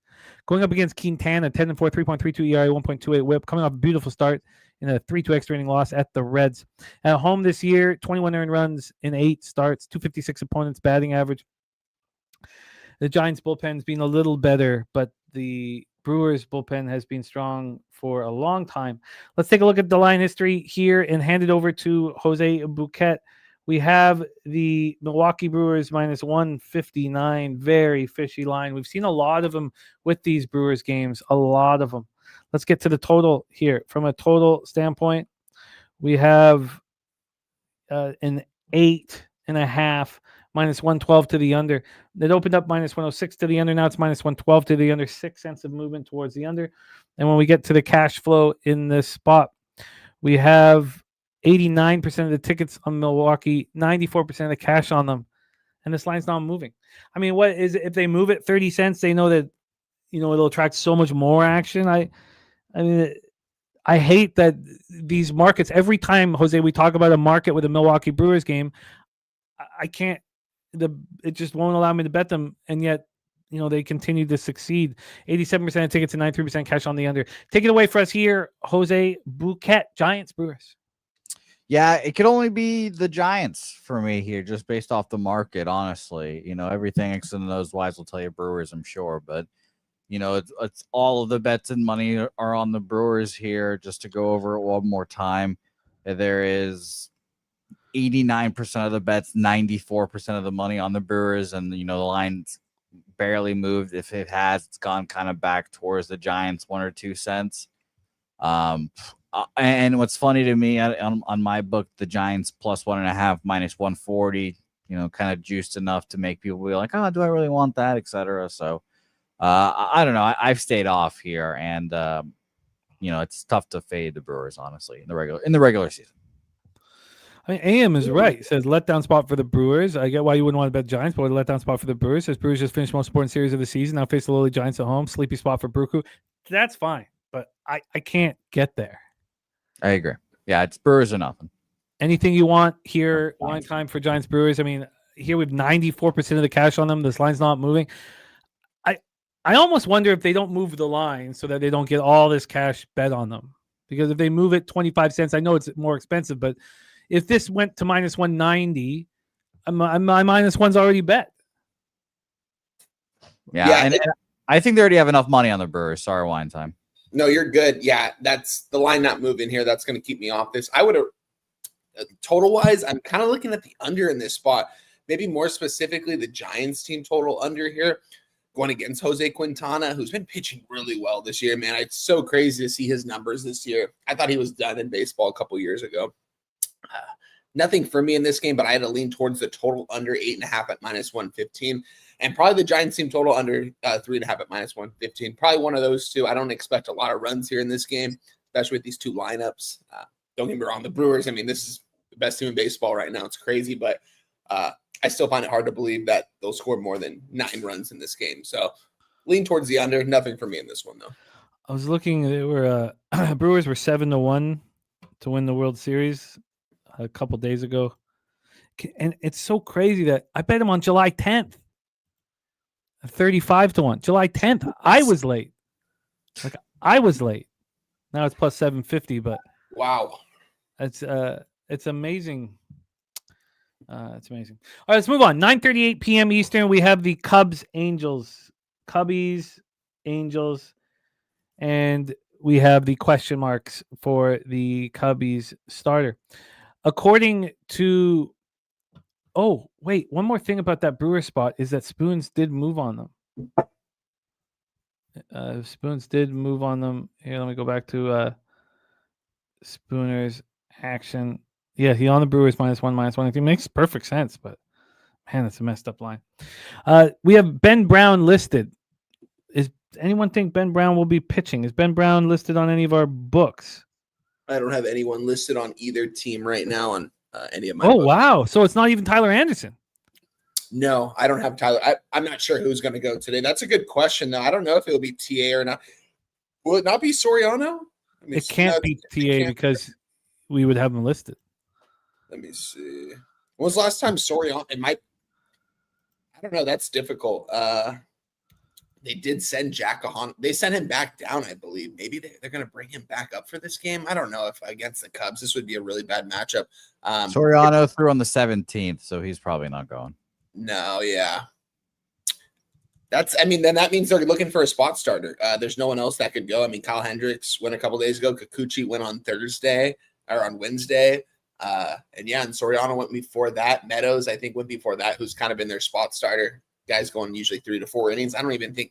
Yeah, this is I'm not sure. I'll have to look at some inside stuff really quick when you intro this game, Jim. But yeah, I don't have a line listed available currently. Let me do a little bit of research real quick though. Wow, it's a wild situation. I thought for sure we'd have at least Tyler Anderson. Now we have no idea what we're going to do. A lot of the books haven't dropped this. The total is a 9.5. There's been like almost no movement because there's very little bets coming in because it's not available everywhere. And then money line here, we have the Angels at plus 126. They open up plus 125. So I don't know how much time we need to put into this because we have no idea who the hell is starting. All my notes are for Tyler Anderson. I mean, I guess we just move past it. Jose, is there anything you want to add here? Nope, we can move on. Yeah, I got nothing in this, Jim. I'm not seeing anything from anyone right now on who's expecting to start today. This game's not for another 6 hours, so knowing the Angels, I'm gonna guess it might be Jack Cajonowitz. They might call him back up, which is kind of crazy because they already sent him down one time this year just for one start in the minors. So I don't know. Interesting move for sure. I mean, they did have a day off yesterday. So if Soriano threw on the 17th, this would be his 5th day. Yeah, it's not going to be Soriano. They should have a fresh bullpen though. But Kenley Jansen, also note, guys, Kenley Jansen, pretty bad rib injury, which is why he looked vulnerable in that 9th inning the other day. Probably shouldn't have gone to him, and he came out after the game and said he had some rib injuries. He's fine. He's not going to go on the IL, but I mean, he's a little bit older, you know what I mean? So I don't know if we'll see him here for this series. He might be in the dugout. You know who I don't believe? Kenley Jansen, when he says he had a rib injury after a bad start. Don't believe him. Well, I mean, he went out there. He was kind of he didn't look the same for sure. And it was funny, like when he blew that game, I was like, that's the first game Jansen's blown all year. I couldn't even be mad at the guy for it. But I wouldn't expect to see him. Expect Luis Garcia to probably take the closing role, or Chaffin, one of those two guys. Reed Detmers will still probably go in there in the 8th. It just depends on what the score is in this game. But yeah, I got nothing for you guys because I don't have any pitchers listed for me. Yeah, the books have not listed any. I was shocked. I thought I saw Tyler Anderson earlier, but like 365 has both slots empty. Okay. I mean, I think it's impossible that it's Tyler Anderson if 365 doesn't happen. We knew we expected him to start. So I don't even want to. But the Angels have lost his last 5 starts. He's allowed less than 4 earned runs once in his last 6 starts. He hasn't had a win since May 13th. He's not starting here, though, because he was the planned starter and the books have pulled him off. So they've taken him off, But Abel Alvarez says Cubs still smash. I would like to cap it. Yeah. But I think this line kind of, I mean, if this was what the line was, this is a clear-cut Angels spot. I mean, plus 120 against the Chicago Cubs. I know the Angels are good at home, and it's Friday night. Maybe expect some fans to come out, but it's still the Chicago Cubs, and I know the Cubs are struggling. I don't know. That even seems like a little bit fishy of a line of TAs out there. Let's roll on to Reds Diamondbacks. Chase Field in Phoenix, Arizona. Reds 67, 61, 31, 32 on the road. Diamondbacks 62 and 66, 32, 31 at home. Reds Zach Littell and Ryan Nelson. 2 pitchers that I like very much. Ryan Nelson's had 2 terrible road starts in a row. Spooner says if it is Ben Brown, it's an Angels spot. Maybe we'll get that info by the end of the show. Zach Littell, Ryan Nelson. Let's get into the situation here. We'll start with the line history. We have Ryan Nelson and the Diamondbacks minus 129. Opened up to minus 133. It's basically just a tightening of VIG, no move. Let's get to the total here for this one from a total standpoint. We have a 9 minus 108 to the under. It's a bit of a higher line than I was expecting. The 9's taking 5 cents of money from 103 to 108. Cash flow wise here, we have 63% of tickets on Arizona, 63% of the cash on Cincinnati, 67% of tickets on the under, 83% cash on the under. Why is it a 9? DC Capper is on the Reds. Oh, wow. Justin McKelvey says that the Jets line just moved heavily. Good. God, that'll feel good. Tell me, I'd like to see that here. Show me that here. Oh, shit. Minus 150, and we're at a 3. That's great. In preseason football, you want the money line. You don't want that fucking 17-17 final to screw you. So that's great, Justin. Let's get it. Very, very pleased with that. Very pleased. Tell me that this is and the Atlanta Cowboys, the totals dropped. That's great. Great stuff. Because it's not like we got in early or anything. AM's on the over 9. Coin is on the under. Oh, said they could only look to the under 9. I understand why AM's on the over 9 here. Because why is this a 9? The Reds bullpen has been good all year. They haven't been great last 30 days. Diamondbacks bullpen's been a little better lately. Still bad, 4.58 ERA last 30 days. Diamondbacks aren't hitting righties. Reds aren't hitting righties. Neither are hitting. They're actually hitting okay, average-wise, but with no power. So why? Why is it? Zach Littell, 3.52 ERA, 1.11 WHIP, coming off a beautiful start, 6-5 loss at home to the Brewers, but it wasn't on him. 1 earned run over 6 innings. On the road this year, he has struggled. It's been I lost quite a bit of money earlier in the year expecting all the Rays pitchers to pitch better on the road, and Zach Littell simply didn't follow that. And but now he's a Red.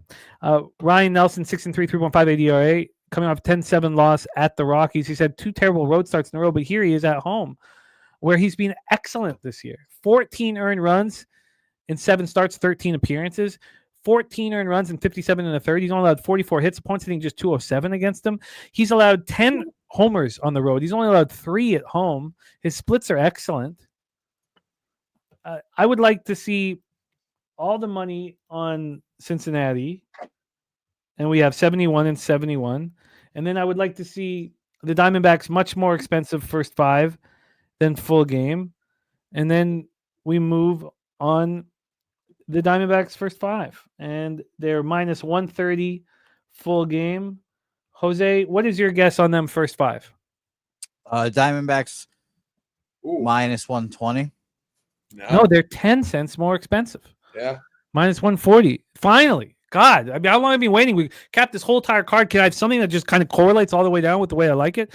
And I am concerned about Littell always because I think higher of him than maybe I should. Yeah. But we are in. Oh, great job, Mark. I love that you got that the Winnipeg last night was the kind of bet where we, years from now, when our bankrolls are a little bigger, the kids are a little older, maybe out of the house, some shit. That's where we meet in Vegas. We all put $5K or something. Well, they wouldn't let us. We'd have to go. They wouldn't let us. We'd have to go from book to book to book, putting money in on the Bombers. They'd probably cap you at $2K if you were too confident, right? They're these fucking books. But we'd go from book to book to book to book, and we would just have our whole trip paid for because the CFL has gifts. Here we go. Wine time, take it away. Yeah, I mean, Jimmy, you touched on it. I like both these pitchers too. I'm always been a Zach Littell fan. I like Ryan Nelson over there from the Diamondbacks. Seeing a 9 here, I don't know. That's fishy to me. I think both these pitchers are going to be vulnerable today. Maybe specifically Zach Littell, which is I don't like going against Zach Littell. Man, he looks so weird wearing that red uniform in the Reds compared to a Rays. It doesn't even look like him out there. Still pitching really well. I like both these pitchers, but yeah, we have a total at 9 here in Arizona. I mean, it should be hot out there. But I mean, I don't know. This is to me, I feel like this is an over spot. We have an over right now at -110. This total is too high with these two pitchers on the mound. I think both of them are vulnerable today. I think the ball, I think we're going to see a good amount of runs here on the board. I kind of want to move on the over here. Not going to make it official quite yet. Just got a good amount of plays already in right now, but this is something I might want to attack later on in the day. Maybe in a couple hours, I'll look back over this spot. But as of right now, I'm going to stay off it just because I do like both these pitchers. But I don't know. Something's fishy to me. Something tells me that both these pitchers are vulnerable and we're going to see runs scored. And also, I think the Diamondbacks probably are the right side here in this spot. I mean, they're the favorite. I have them as a -145 in the first 5 on the money line right now and a -130 full game. So 15 cents different for me over here. Yeah, it definitely seems like an Arizona Diamondback spot. Maybe more in the first 5. I just don't take a lot of first 5s this year. I'm not going to do it here. It's going to be a pass for me as of right now, but I have a lean towards the over and a lean towards the Diamondbacks. Ronnie Lofton, who knows these Diamondbacks inside and out, is on the first 5 over 5 at plus money. Yeah. Spooner's on the first 3 under 2.5 at plus 110. This should be -120 at the worst. I can't understand. I completely get it from X's and O's, but the market has to correlate and it doesn't. The market's telling me that I can trust Nelson more than Littell. Jose Bouquet, Reds, Diamondbacks. Yeah, I think you guys did a great job of breaking this game down. So I'll stay off, but I kind of agree with you. I was pretty surprised to see the Diamondbacks at this price. Me personally, I thought it was going to be -120, so I'll stay off, but it'd be a lean to the Diamondbacks, honestly, here. So wait, sorry, you would expect the Diamondbacks to be more expensive? No, I expect them to be cheaper. Full game -120 is what I would expect them. You're seeing -135 Diamondbacks? Or at the very highest. Okay, interesting. Because I think that makes the Diamondbacks even more appealing. Yeah, no, I agree with you. I thought this should be -120 personally, so the fact they're -135 makes me think like the books probably know that they do something here. Kelly McInnes says his model projects 7.74 runs for this game, so he's on the under 9. Kelly, can you, if you can, now this could be taxing, but on the games where your model is over a run off of the number, can you track those? Because my expectation is that the books are just ahead of us and they're putting out a number here. Now, I've screwed this. Look, I remember I took the 9 in that Royals game with what's his name? The old guy pitching. He pitched for the Mets. What the hell's his name? Lugo. With Seth Lugo pitching. I took the over 9 and like 3 runs were scored. So it's and I think it was even against Arizona. But I think that when the number makes no sense, you don't have the advantage. I agree. Yeah, the books are the ones that are tracking you, and they're gonna fuck you up. But again, it's all about, are you succeeding in these situations? Because if you're succeeding, then keep doing it. So Diamondbacks first 5 for me. Let's roll. AM says this number makes complete sense. So again, you look at these numbers, you decide if they make sense to you. They make no sense to Kelly's model. They make no sense to me with the pitchers on the mound and the lack of power from these two lineups. So let's roll. Let's roll. And AM says Chase Field totals. Look at them again. AM's model is based heavily on average runs scored per stadium, and that, again, if that's bringing him bank, then that should be the main focus. And again, there's different routes to the bag as long as you are getting the bag. I know we were just talking about Mr. Belvedere. It's fucking great. It's fucking great. Let's move on to 9:40 p.m. Eastern. Now here, of course, the elephant in the room is the Dodgers are leaving Colorado. And how much emphasis do we want to put on that? Different cappers put different emphasis on it. We have Blake Snell going up against Yu Darvish, Petco Park in San Diego, California, where the Padres are 20 games over 500, and the Dodgers are just a game over 500 on the road. Let's get into the weather here in San Diego. We have 77 Fahrenheit, feels like 79, 5.2 miles per hour to right field, dies down to 2.9 miles per hour. We have AM on the over 8 at minus 106 in this one. Let's get to Ballpark Pals expectation of Petco Park minus 7%, plus 4% homers, minus 9% doubles and triples, and minus 7% singles. We have here, so make sure that what did I do? I want to go over. Fuck, I didn't. It was not copy. Oh, there it is. Okay. Just wanted to go back to TJ's action to see but all his actions on the early games. For those of you who missed TJ's action, Colorado first 5 team total over 1.5. Colorado Pittsburgh first 5 over 4.5. Baltimore first 5 money line. Miami first 5 plus a half at plus 105. By the way, we have WNBA and then CFL to close out today's show. We got Brizzy ready to rock, and we got Gorki and his 56% ROI through 4 weeks in CFL on our show ready to go. So let's get back to this one. Blake Snell versus Yu Darvish. Let's get into the line history. This total is an 8. It's minus 112 to the over. It opened up at 8, minus 107 to the minus 112 to the under. It opened up minus 107 to the under. We've had 5 cents of movement to the under. There was more. This got up to minus 116 to the under. It's come back a little bit. Let's get into the money line here. From a money line standpoint, we have the Dodgers at minus 118. Opened up at minus 119, so we've had almost no movement. I have a very difficult time quantifying leaving Colorado. Do you, Jose? I kind of do as well, but I mean, I tend to want to fade people after it. I will agree there. I mean, today is going to be a good test of it. It's certainly what we've been told to do. Cash flow wise, 52% of the tickets on the Dodgers, but 63% of the cash on the Padres. 74% of tickets on the under and 76% of cash on the under. There's T-Moss in the house. Great to see you, T-Moss. Blake Snell has looked very good through 25 innings. Coming off a 6-0 win at home over the Padres, these Padres. And the Yu Darvish coming off a 5-4 extra inning loss versus these Dodgers. Snell shut this lineup down. It's part of the reason. Spooner says, what would I set this line at? I think it's right. I think the line's right.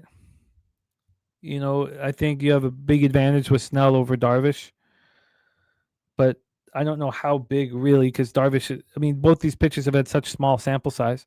You have a Padres team that's 20 games over 500. So if I was 20 cent lines, I would have the Dodgers minus 120 and the Padres plus 100. And then I'd see where the sharps kind of moved it.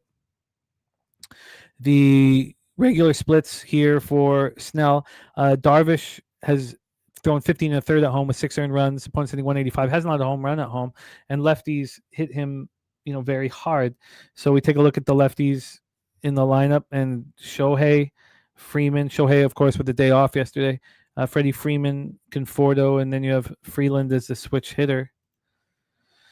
The Dodgers are hitting righties hard. As I said, Padres are not hitting lefties hard. Padres bullpen spectacular. Dodgers bullpen stepping up. Do you have an angle here, Jose? I don't, but I'll say this. I definitely think this line is kind of set to get people to bet the Dodgers. It's pretty cheap. Blake Snell, I get has been injured, but how many starts is this now for him back? He's thrown 25 innings, so I would presume that's 5 starts. So I mean, yeah, it's been a little bit, so he should be like raring and ready to go here. Fully like I guess torqued up and lathered up there. Torqued is fine. Torqued is fine. This will be his 4th start since in August now. So I just think this is a line that trying to get people to bet the Dodgers, and it's low, and it was kind of moving towards the Dodgers, and it made me think like, okay, well, if it started low and it's moving towards the Dodgers, I'm not going to be too worried about it. Even now it's minus 119 opener at Penny, and where we used to play poker, minus 117. It's moved to minus 119. So yeah, I'm close to the Padres, honestly, and it's just one of those bets that if I make it and I bet the Padres and the Dodgers blow them out again, I'm gonna feel like such an ass clown. But I think the fact that obviously the Padres are gonna have Rebenga on the mind, the Dodgers coming down from Coors to regular altitude, no day off in between. So I'm excited to watch this game. Did they play yesterday? I forgot actually. Dodgers did. I had a double result. They won 9-5. Yeah. Okay. Yeah. So that was the yes. Okay. I remember now exactly the breakdown now. So. I agree with your takes, Spoon's takes. I agree with all that. Spooner says minus 115 Dodgers opener with Snell on the mound versus Darvish seems incredibly low. Says Darvish hasn't had the opportunity to pitch at home this year, but his last start at home was lights out.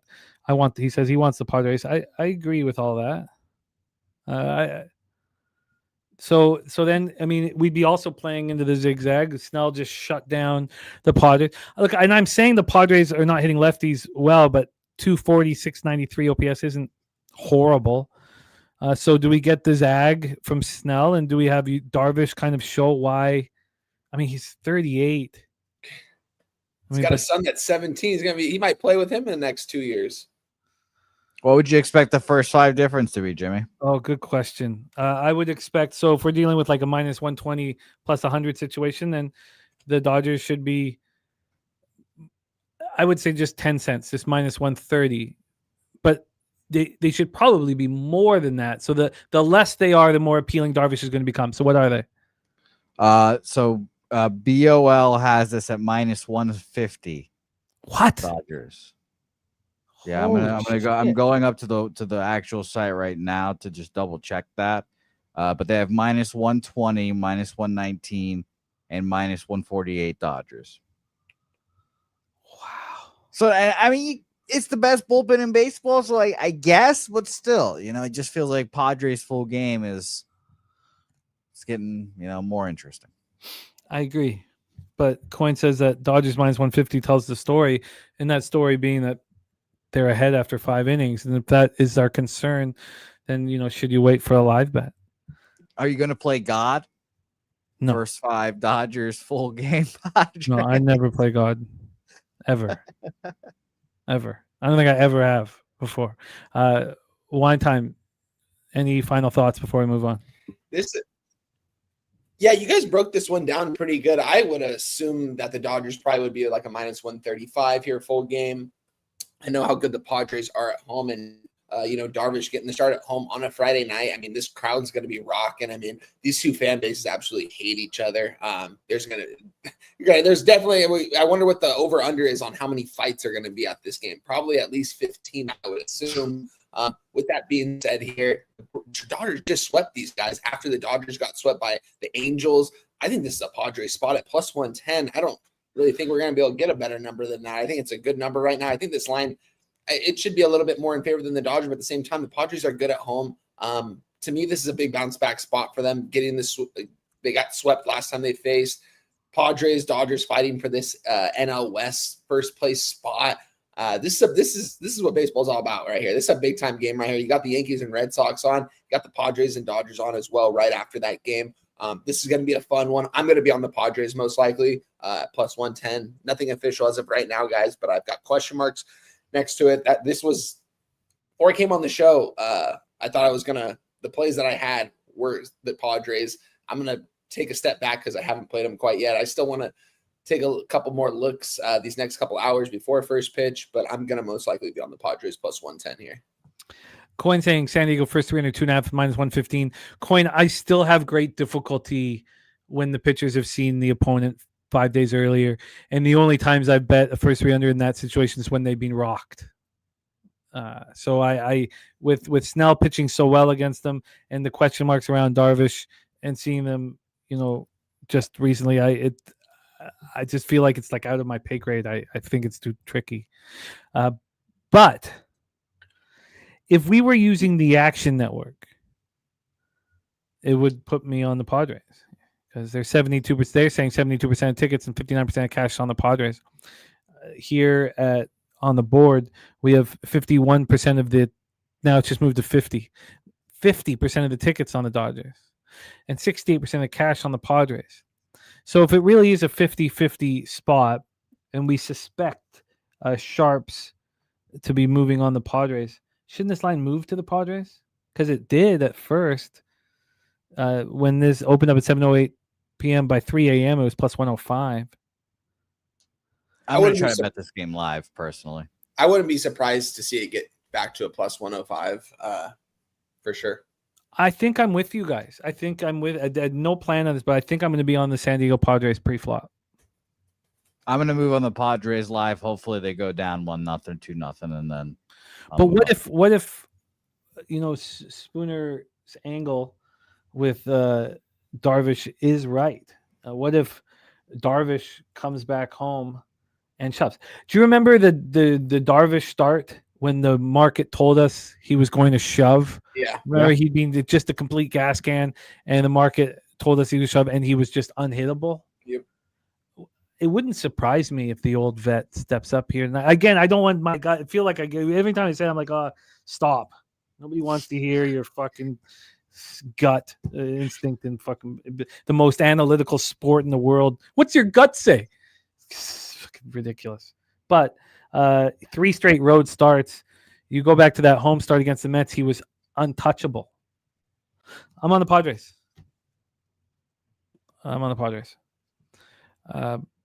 And then Coin saying, is this a sharp trap from Troy? I'd be very curious to hear what he has to say about that. Okay, let's roll on. Coin saying that was versus San Francisco. No, that was at I meant that start at home versus the Mets. Remember, he allowed 8 earned runs in the previous start, and the market told us he was going to shove. I mean, I remember TJ sent me a text message, and it showed Darvish's number and said, "How does the market know?" But we bet him. Yeah, we bet him. Yeah, that was a good time. Okay, but you're right, Coin. That was a nice start he had in San Francisco. But I was talking about that one at home against the Mets. I agree. I think you look at the two pitchers, you think about the Dodgers just sweeping the Padres, the public's got to bet the Dodgers. And the fact that they're not that much just goes to show you how sharp baseball cappers are this time of year. I remember the first time, for the first few years, I was, I always start doing worse this time of year. And the idea was that the markets were sharpening up. And then we started paying so much attention to the markets. And when I had my first great year in baseball in 2022, I crushed the last, 6 weeks, 8 weeks of the year. And Jose said that to me 2 months ago, a month and a half ago. He's like, the market's getting tighter, which means the more that we focus on them, the better that we should do. And it seems to be playing out. And do you feel that it's playing out, Jose? Because I know you've not had a great week. Do you feel that? Have you been following the market, or have you been dealing with your gut? I think like I've been following the market, but I don't know. It's just been tough for me. It's tough for me to say since I've been in this like 2-week rut here. So I don't know. Maybe I'm just reading like an asshole. So, but I do feel like the market has been pretty well. Like it's going well for us. Let's roll on. Let's roll on here. Coin saying this feels like postseason baseball in August. And Nice Nate says his flabby gut says bet the Yankees. We know that. Oh, Jose's flabby gut. Okay, I was trying to put that together here. Nice Nate, very angry with you fading or not being on the Red Sox yesterday. Jose, very I should angry. have been. They're fraud bitches. I wish I had the courage to bet the Red Sox today. I can't believe that line either. It's a fucking joke. Minus 185 for two pitchers that I think are very close. Fuck off. How about that? Oh, nice. I like the edge. Do you think that Nate's going to back the Red Sox tonight, Jose? I do, because he has more balls in his pinky than I do. Oh, Jose, come on. Come on. Let's roll. Okay. Athletics 59-70, 33-33 on the road. Seattle Mariners. And then he leaves. And then he ditches us. T-Mobile Park in Seattle, Washington. Craig Wood says he needs to sack up like he did 2 years ago. That was the days of the Pirates team total over. Remember when he would raise it? I remember that. We have Luis Morales on the line against Brian Wu. On the bump against Brian Wu. Luis Morales, I don't know too much about him. 5 innings, 5 hits, 1 earned run, 5 Ks, 2 walks, a 7-2 win at home versus the Angels.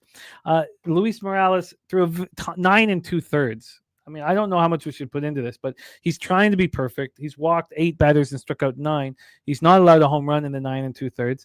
And so far, if we do want to trust the numbers, Luis Morales has a problem with left-handed batters.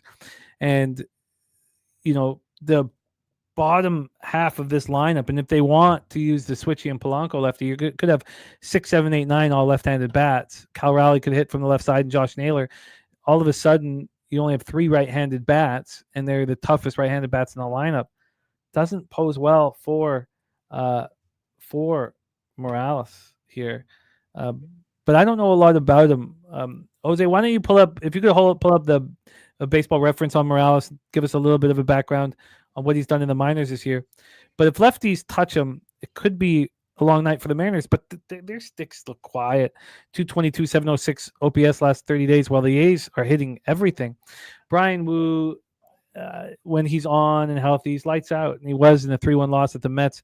6 innings, 1 earned run, 3.02 ERA, 0.97 whip. He looks very good, and these bullpens have been pitching very well. Let's take a look at the weather here for this one. We have 77 Fahrenheit, 7.5 miles per hour in, dies down at 5.1 miles per hour all in. Ballpark Pal has the Seattle Mariners.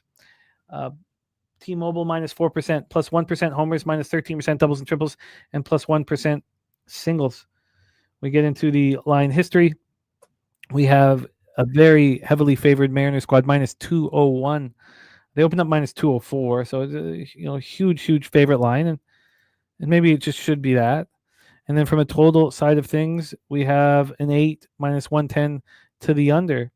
We don't usually see 8s in Seattle, especially with Wu, who's allowed 17 earned runs and 10 home starts, which would lead you to believe that Luis Morales is vulnerable. And looking at the 1.66 whip, he probably is. And looking about a weakness with left-handed bats, he probably is. Let's go to the cash flow then for our final spot on the board. No help, no information, because it says Seattle might not be starting Wu. And Jesus, is Wu not? Sorry here, and then we go to here. Oh, I've got Wu listed at the books. Why would they not be giving us the ticket count? If we go to Action, they're giving it to us. Action says 73% of tickets, 48% of cash is on the Mariners. Bigger bets are coming in on the A's. Look, the A's are a 500 ball club on the road. This is too big of a line, or maybe it's too big of a line for a reason. Jose, talk to us about Luis Morales. Yeah, I think it is a little bit too big. I agree. I'm sure you went through his major league starts already. Morales, I should say. And he's done great in the majors. His minor league starts, 3 innings, 1 hit, no earned runs, 2 innings, no earned runs. Didn't really get stretched out at all from January, February, March, April, May, June on. Before June, like midway through June, he was like 6, 7 innings, 5 innings, but the rest of it, he was like 3, 4, 3 innings, 2 innings, 1 innings, which is pretty interesting. I mean, he has an incredible slider, apparently. His slider is almost at 140 stuff plus, which means that it's absurd. Now he has to figure out all his other stuff plus and location plus as the issue. He's a 90 location plus, which is 100 is average. So it's fascinating, but I just am a little worried about why this line is minus 200. I get it. I guess it's the A's, but I wouldn't hate an A's bet at this price, but not for me. Spooner said they started the season slow because they drastically changed Morales' arm angle, dropped at 13 degrees. Wine time. Athletics, Mariners. Take it away. Yeah, these are the prices where you don't want to back the Athletics. When they're this much of a dog, this isn't where I want to take them here. The line really hasn't moved too much, but I don't know. Interesting stat from Spoon too. I didn't know Brian Wu has gone more than 6 innings in every single start this season. That is very impressive. I haven't heard of that in quite some time. So shout out to him for that. Luis Morales. Yeah, I don't know too much about this guy, but something tells me this Mariners lineup probably is going to get to him early and often here in this one. Just a 20 cents difference between the first 5 and full game, 220 first 5, 200 full game for the Mariners. But to me, when the Athletics are priced like this, the books are telling you they're in for a long one. Usually when they're priced as small dogs or right around that small favorites is where I like to take them. And they've done really well with us this year. I mean, Athletics, it seemed like they were like 25 games under 500 at one point. They're only 11 games under 500 right now. They're not a horrible baseball team. They got some guys in there that can definitely hit the baseball, some young guys.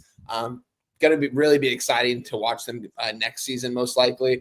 But as of this game, to me, this is a Mariners spot. If you want to throw Mariners in it, like a money line parlay, I guess I wouldn't lay at -1.5 because I still think that's too expensive to lay here. But I do think the Mariners take care of business. You guys know me. I backed the Athletics quite a bit this season, and this isn't the spot to take them. So it's going to be a pass for me. Lean towards the Mariners and a smash spot, most likely. God, yeah. But the -1 is going to be like -160. Ugh. Jose, anything you want to add to Athletics Mariners? No, I'm off. We can move on. Are we leaving money on the table, not backing them? Or Mariners -1? Yeah, or is Morales capable of shutting down this lineup that's not really hitting? And are the A's hitting at such a number, 273, 814 last 30 days that we shouldn't even test it? I guess not. I guess it's not worth the risk rewards. It's not worth it. I mean, if you think the Mariners are vulnerable, then it would be an over bet for me. But I personally think the Mariners roll. Morales hasn't been humbled yet. He's had 2, 3. I forget what it is now. I had it up, but 3, 4 starts maybe, or appearances, I should say, that all went well. I think the Mariners can get to him. All right, let's review all action here in Major League Baseball and then get into the WNBA with Billy Brisbane, who's backstage, and then CFL with our guy Gorki, who is also backstage. 56.80% ROI. Average line plus 141. That's done. Man, that's impressive. Shout out to Gorky. Oh, man, getting paid in full, man. Great. Okay, so let's review all action here in Major League Baseball. The Stacks play today, number 1, Red Sox team, total over 3.5. Stacks play today, number 2, Brandon Lau, over 1.5 bases at plus money. We have his official WNBA plays here that we will be discussing with Brizzy here in a second.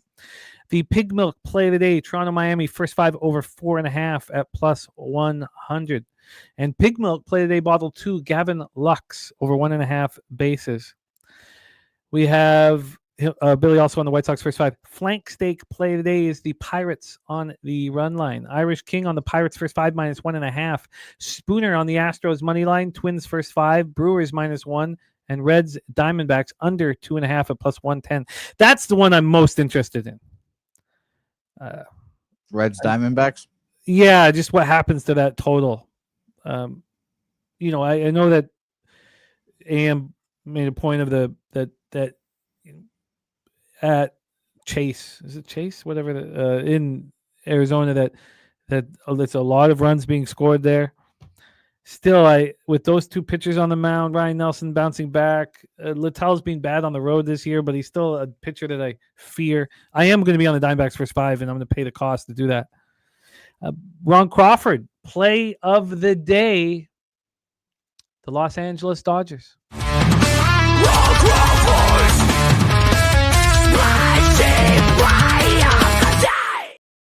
Ricky Bobby on Bieber under 17.5 outs. Wager detective, Rockies Pirates.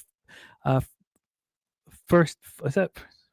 Okay, I think we had a spelling mistake there. I'm not quite sure, but I guess that's first 5 over 4.5. I think that's what it is. First 5 over 4.5. We have Turnbuckle Tommy on the Brewers run line. Also on the Royals first 5, we have Turnbuckle Tommy also on Red Sox money line. Irish King. Oh, that's football. And then let's get over to MLB here. So I'm very interested in this Rockies first 3 plus a half. Not going to have a ton of time to study it. Ronnie Lofton's on Abrams over 1.5 hits, runs, and RBIs. Troy Torrance bullish on the Phillies. Phillies double result. Phillies -1. And one time moved on that game. I'll let him talk about it. I have interest in the Yankees. Do I want to catch a falling knife? I'll have to make that decision. I have interest in the Astros. Has it moved enough? It hadn't moved enough by the time we talked about it, but you'd look at it again 3 hours later, and maybe it has. Wine time is a team total on that game. I'm interested in the Royals first 5. I don't know if I can get there. The over 8 in Toronto, Miami, and the team total over 3.5, I find quite appealing. The Braves. Now, do I want to go up against Taint Play today? No. But the Braves are, at this point, a spot I'm going to take a second look at and decide whether or not I want to bet it. Then the Guardians here, again, 40-cent difference for Slade. Full game. It's clear sharps are on the Guardians. Is that better just to bet live? That's going to take more time. And then Diamondbacks first 5. Then do I want to go up against spreadsheet with? I'm gonna have to go up against Taint and spreadsheet and all that. Do you have the conviction? I'll have to ask myself that after the show, because I want the Padres. I like the breakdown. I like Dodgers leaving Colorado, if that's going to, suppress their sticks. And then you have this, if you look at it, just this huge advantage with Blake Snell on the mound statistically with the very small sample size of work. I mean, Snell's throwing 25 innings. Darvish only throwing 37 2/3, but we saw Darvish at home against the Mets just annihilate. That was a sold-out baseball game. This is going to be a sold-out baseball game. This guy's not afraid of that shit. And that's my Major League Baseball Wine Time Sports, my man. It's great to have you back in business. You have been so consistent and so dominant in MLB this season. Please review your action, my friend. Yeah, guys, we'll go over the MLB action. Nats Phillies over 9 -115. We are also on the team total in the Orioles team total over 4.5 -120. Still looking over that Orioles money line. I might end up doubling down. We'll see. Also moved on the White Sox money line at +120. Those are my 3 plays for today so far, guys. A couple games I want to go over real quick. Orioles, as I mentioned, might end up moving on that. Team total for the Royals, have a question mark next to that. Braves, even more question marks next to it. Will most likely be on the Braves here in this one. Diamondbacks and the over 9. Also a likely spot I might move on in. Also the Padres money line +110. A lot of spots I'm still considering. I'm going to go over here after the show. I'll tweet them out the next couple hours if I do end up making the plays on those guys. Also want to give you guys my college football action real quick too before I get out of here. That we talked about at the beginning of the show, guys. If you guys didn't catch it, after the show, go to the playback, watch the breakdowns. Me, Cap, and Jimmy broke down Iowa State, Kansas State, Hawaii, Stanford. As far as the Iowa State-Kansas State game goes, I'm on the under 50 at -120. I'm also on Iowa State +3 and the money line at +140. 3 plays in the game. Opener for tomorrow. Really excited for that. Hopefully we go live for that one as well. Also on the Hawaii Rainbow Warriors money line -130. I'm going to be on alternative lines in that one as well. I'm not going to tweet it out, but I think this is going to be a domination for Hawaii. I think Mike Alejandro is going to go out there and absolutely ball as well. Might move on some of his props as well. But that's it for my action for today, guys. Love being here with you guys, sharing the screen with my guy Jimmy the Bag, Jose Bouquet, Daby Cab. Shout out to you guys for having me as always, man. Catch us tomorrow, man. We're going to be doing the tailgate. Me, my guy Daby Cab, Moose, Guns is going to be there. Kong's Clip, Stacks. I'm sure all the fellas will be there joining with us. I believe we already have the headliner, the what is it? The header for the show on there of me. Yeah, there we go. Oh, that's big. Yeah, that's a good one right there. So I'm excited for that, guys. We're going to be going live 7 a.m. West Coast time, 10 a.m. East Coast time tomorrow. So it's going to be early. It's going to be an early one, but this is, I don't know, the 7 a.m. start times for college football just get me feeling some type of way, man. I'm up at 4:30 a.m. just itching to get at it. Really looking forward to this weekend's card. Just a couple games, but They really blessed us with some nice action to start week 0. I think that's what we're going to be getting here from here on out, because ratings, I'm sure, are going to go through the roof. Going to watch a couple videos right now, because I know K-State and Iowa State did some, some hype videos in front of the fans and stuff, pep rallies in Dublin. So I'm going to go check that out and see if I can find any other information and see how these players are out there in Dublin, Ireland. It's a completely different atmosphere, time zone wise, everything. So that has a lot to do with it. But I'm excited, guys. Appreciate you guys as always for having me, guys. I'll see you guys next Wednesday, but I'll see you guys tomorrow. And then don't forget walk-off wagers every Sunday. We only got 2 Sundays left. Excited for these next 2 Sundays with my guy Spoon's Bets. It's been a great time doing it. Learned a lot from him, and it's been a great time. So shout out to him and shout out to that show. Appreciate you guys as always. Love you guys. Good luck, and let's leche those bookmakers. Our guy, Wine Time Sports. I put his X handle in the chat. Please support our guy, Wine Time. Jose Bouquet, my friend, can you please review your MLB action for Friday, August 22nd? Yeah, I'm on the Braves. That's it. It's a short card for me, but hopefully I can battle back a little bit this next 2 days and then start off fresh next week here. So I can't wait to do that. It's going to be a whole lot of fun, and it's going to be a lot of interesting shows happening this weekend. Like you guys, or like Wine said, tailgate back with Moose, Cab, Wine, all those guys. So it should be a lot of fun, and I can't wait. So till then, tune in, and don't forget, Jimmy, you as well. The ponies are racing today, huh? We are. One of our silver or gold members will get free entry to our Cappers contest or Survivor Pool, whatever they will pick here. Yeah, for good luck to all you guys. Well, I guess I'll be on the Braves then. That's how much she believes in you, Jose. Shout out to Susie Easton, because I don't believe in myself that much. So shout out to you. All right, it is time to cap the WNBA.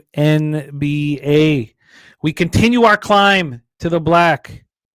It was embarrassing this first half of the year. We're getting closer. We're 500 now, but that doesn't mean you're in the black, as you gamblers know. So without further ado, let's get into the WNBA and invite the star of all things mixed martial arts on our channel. Huge weekend of mixed martial arts they'll tell us all about. And his day is just getting started, because at 3 a.m., that's when our big UFC live stream pops off. Without further ado, please welcome from South Jersey, star of the Locker Room Talk podcast, our guy, Billy Brisbane. Brizzy, what's good, man? How are you?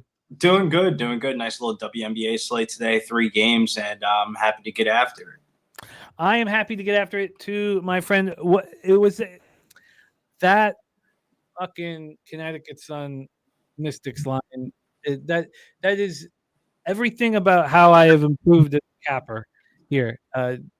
Everything, and I think it's the first time. Also, there were so many firsts in that one. It's the first time I've ever backed a team, an underdog, that won the first leg of a home and home on the road ever in my entire life.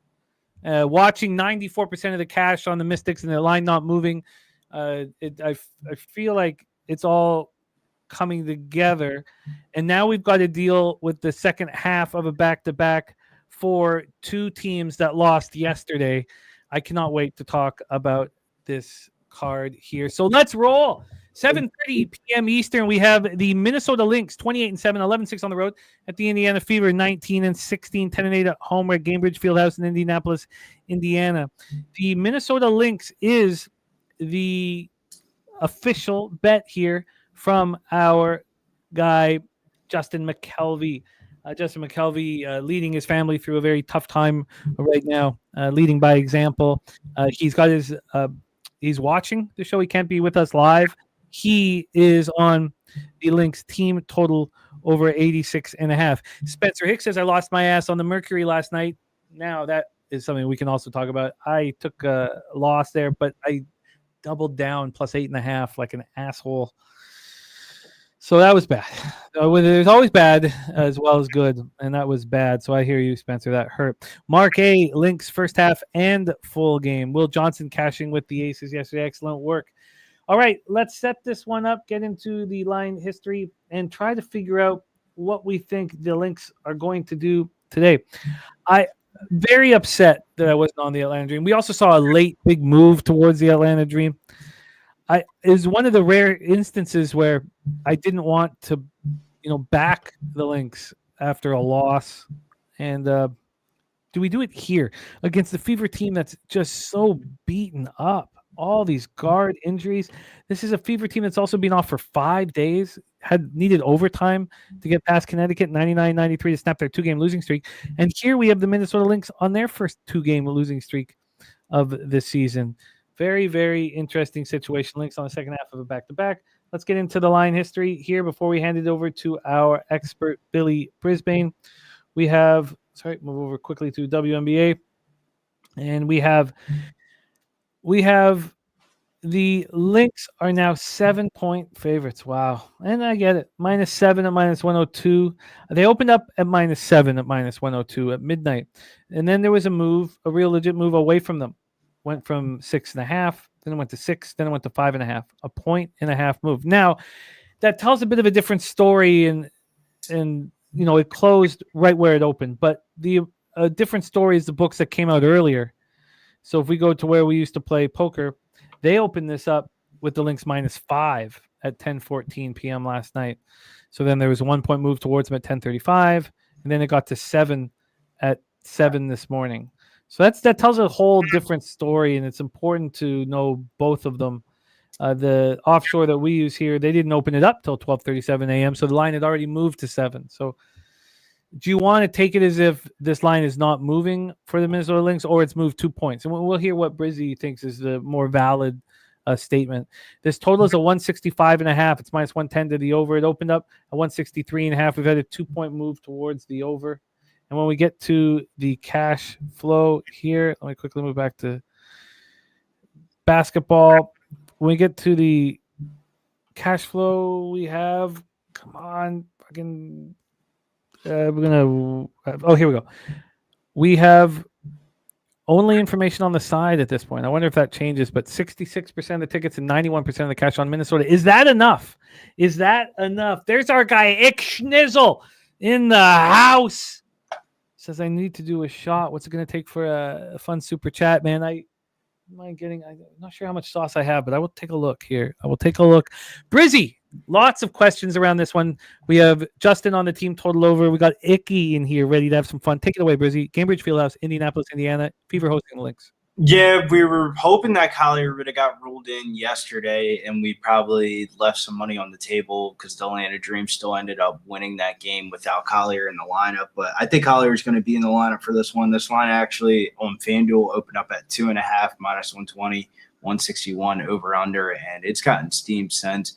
I think it's a tough spot to back Indiana, though, even with them being such big underdogs. Getting the Lynx team coming in back-to-back losses, the addition of Collier back in the lineup.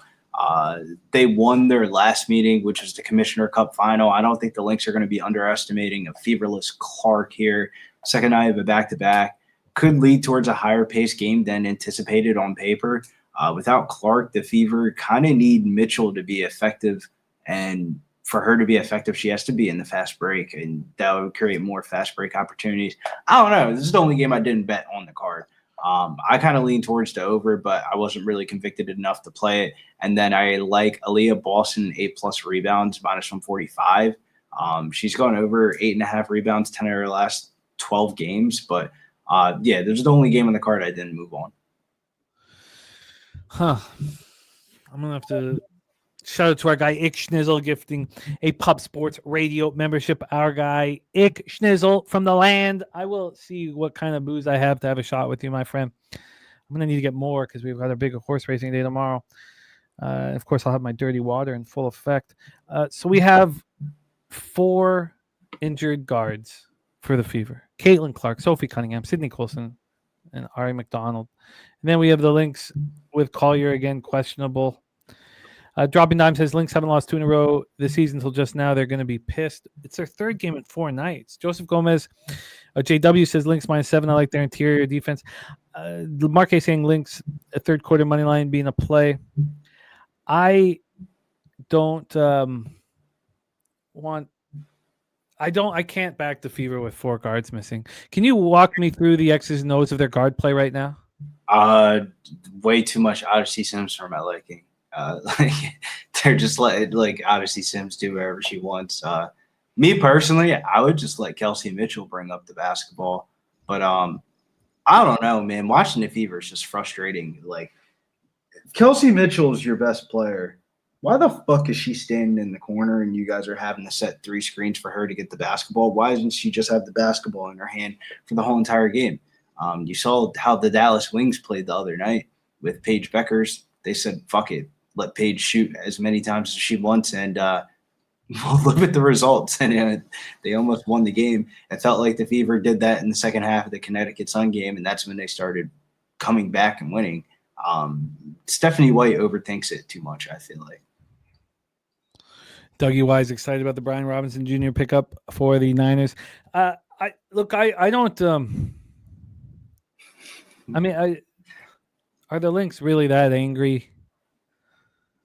Are they? I think that them losing the Commissioner Cup final to the Indiana Fever in such dramatic fashion is probably going to have them locked in for this one. It's not like they're coming in here fat and happy. They're coming in here off of their first time losing 2 games back-to-back all season. Well, I don't want to leave money on the table. What about the double result? -145 too expensive? The Lynx are the best third quarter team in the WNBA, not the best first half team in the WNBA. So it's like one of those type of situations. You're kind of playing with your gambling luck. But I like backing teams early on the second half of a back-to-back after they lost the first half. But it is. I think it cashes. I just don't. -145 isn't really moving the needle for me today. Justin McKelvey says it's going to be bad for the Fever. Incoming Rebenga. Okay. Mark A says Billy knows. Jamie Dennis looking at Indiana first half. I mean, I can't. And Justin saying yes, Lynx are that angry. I cannot back a team that's missing 4 guards. I don't care if it's college, high school, NBA, WNBA. Dude, Odyssey Sims, I'm telling you, if you have money on the Fever and you had to watch Odyssey Sims bring up the basketball, that shit make you never want to bet on them again. Okay, I'm going to take a look at the Lynx double result here. Ixnizzle says you sound tired. Go get a damn shot. I will, but let me set up game 2 and then hand it over to Brizzy. And I'm not sure how I got to have something there. 7:30 p.m. Eastern. Seattle Storm 18-18, 10-8 on the road to the Dallas Wings 9-27, 5-13 at home. College Park Center in Arlington, Texas. When do I want to fade a team? Well, it's after Beckers goes for 44 points. That's when I want to fade a team. Does anybody want to fade the Dallas Wings at this number? No. They keep covering at this number. Does anybody want to back the Seattle Storm at this number? No. And I made the horrific mistake of expecting them to beat the Sky by margin, which was so stupid because the Sky were coming off a 30-plus point loss, and I never do that in the NBA, and I shouldn't do that in WNBA. I shouldn't do that anywhere. So here we go. That 81-80 loss on Wednesday was really fun to watch. It's the most fun WNBA game I've ever watched. I mean, I'm new to watching. I've been hearing people talk about it, but I'm new to actually watching it, and it was really fun to watch. The Storm have a problem. Sykes has come in, and they don't look good. They don't look in flow. They look less than the sum of their parts. Take a look at the line history here for this one. We have the total at 169 minus 111 to the over. No movement on that, which is a surprise. And then on the point spread, we have Seattle now -8 and -107. They opened up at 7.5, got up to 8.5, back down to 8. Then they were at 9. This was a 9 at 9 a.m. Now we're at an 8 here. We get to the board for cash flow. We have 90% of the tickets, 91% of cash on Dallas. Now that makes me want to fade it. That makes me want to fade it bad. Everybody been cashing on Dallas night in and night out. Everybody losing money on Seattle. That makes me want Seattle. 67% of tickets on the under, 87% cash on the under. I'm going to go grab a bottle. I'll be listening, and I'll be right back. Yeah, I mean, Paige's 44-point performance was the 10th most points scored in a WNBA game Spoiled by Kelsey Plum's buzzer beater, the Storm have gone 2-8 ATS in their last 10 games, allowing the second most points in the WNBA at 87.2. The Wings have been right up there with the Sparks, second best over team in the WNBA, second highest pace team in the WNBA. All three meetings this year between these two teams have gone under the total so far. So with this one being the highest total set between these two for the season, I like the over 168.5 minus 118. That's why I ended up getting in on here. I get it if you like Seattle here, minus the 8. Shouts to Justin McElvey, a.k.a. Stacks Play of the Day. He likes Nneka Ogwumike over 18.5 points, minus 121. That is in this game right here with a shallow Dallas front court. We saw Maddie Siegrist and Paige Beckers really be the only contributors. Paige Beckers had 44 points. Maddie Siegrist was the only one to score in double figures behind her. I think she could definitely crash the glass today. They don't have a lot of bodies in the front court. Her rebound prop is sitting at plus 5.5, plus 104. That has gone down tremendously from plus 120. I think she can definitely go over 5.5 rebounds, but I like the over overall here in this game in Seattle, Dallas. And do you have official action here was the over 168.5? Yes, 168.5 minus 118. And was that all? There's no added anything? That looks like an empty bottle here, but it's not. There's not much in it. Let's find out how much is in it. Look, I had to dig deep for this. Is that your only action? Yeah, only action on this game here is going to be the over 168.5 minus 118. I just got to bite the bullet and take the over in this one. So before I toast our friend Ick Schnizzle, who, you have some friends that will run through a brick wall for you. And Ick Schnizzle is the kind of guy who will run through a brick fucking wall for you. And I'm just thankful I have him as a friend. Storm Wings, everybody's running away from the Storm. Everybody's on the Wings as if it's free money. That makes me want the Storm here, even though I just lost on them. Is that... I don't blame you. I would probably go Seattle team total over.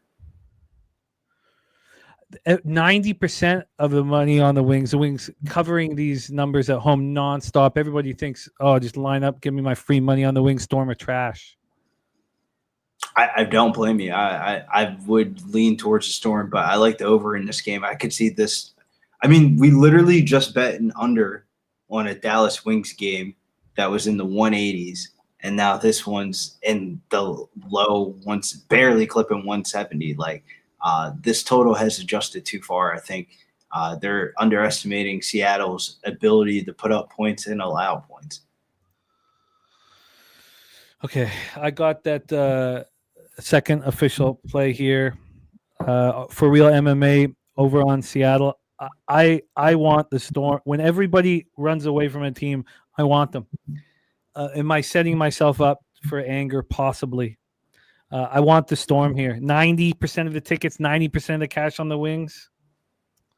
Now, this could be the exact same mistake I made against Chicago. The difference, though, is these Wings probably feel pretty good about themselves. It was a pretty good showing in LA. Who cares they only lost by a point? Yeah, I think this game goes over. I mean, I just can't not bet the over in this game because I think Seattle's hanging up in the mid-90s tonight. And if Dallas is going to be able to put up some points, I don't think it's just going to be the Page show with 444 points. While in real life, that's a really good performance, for an over-under, that's like terrible. To our friend Ick Schnizzle, thank you for dropping by and putting a smile on all our faces, man. Respect and love. Game 2, going into game 3, to our guy, Icky E. Woods.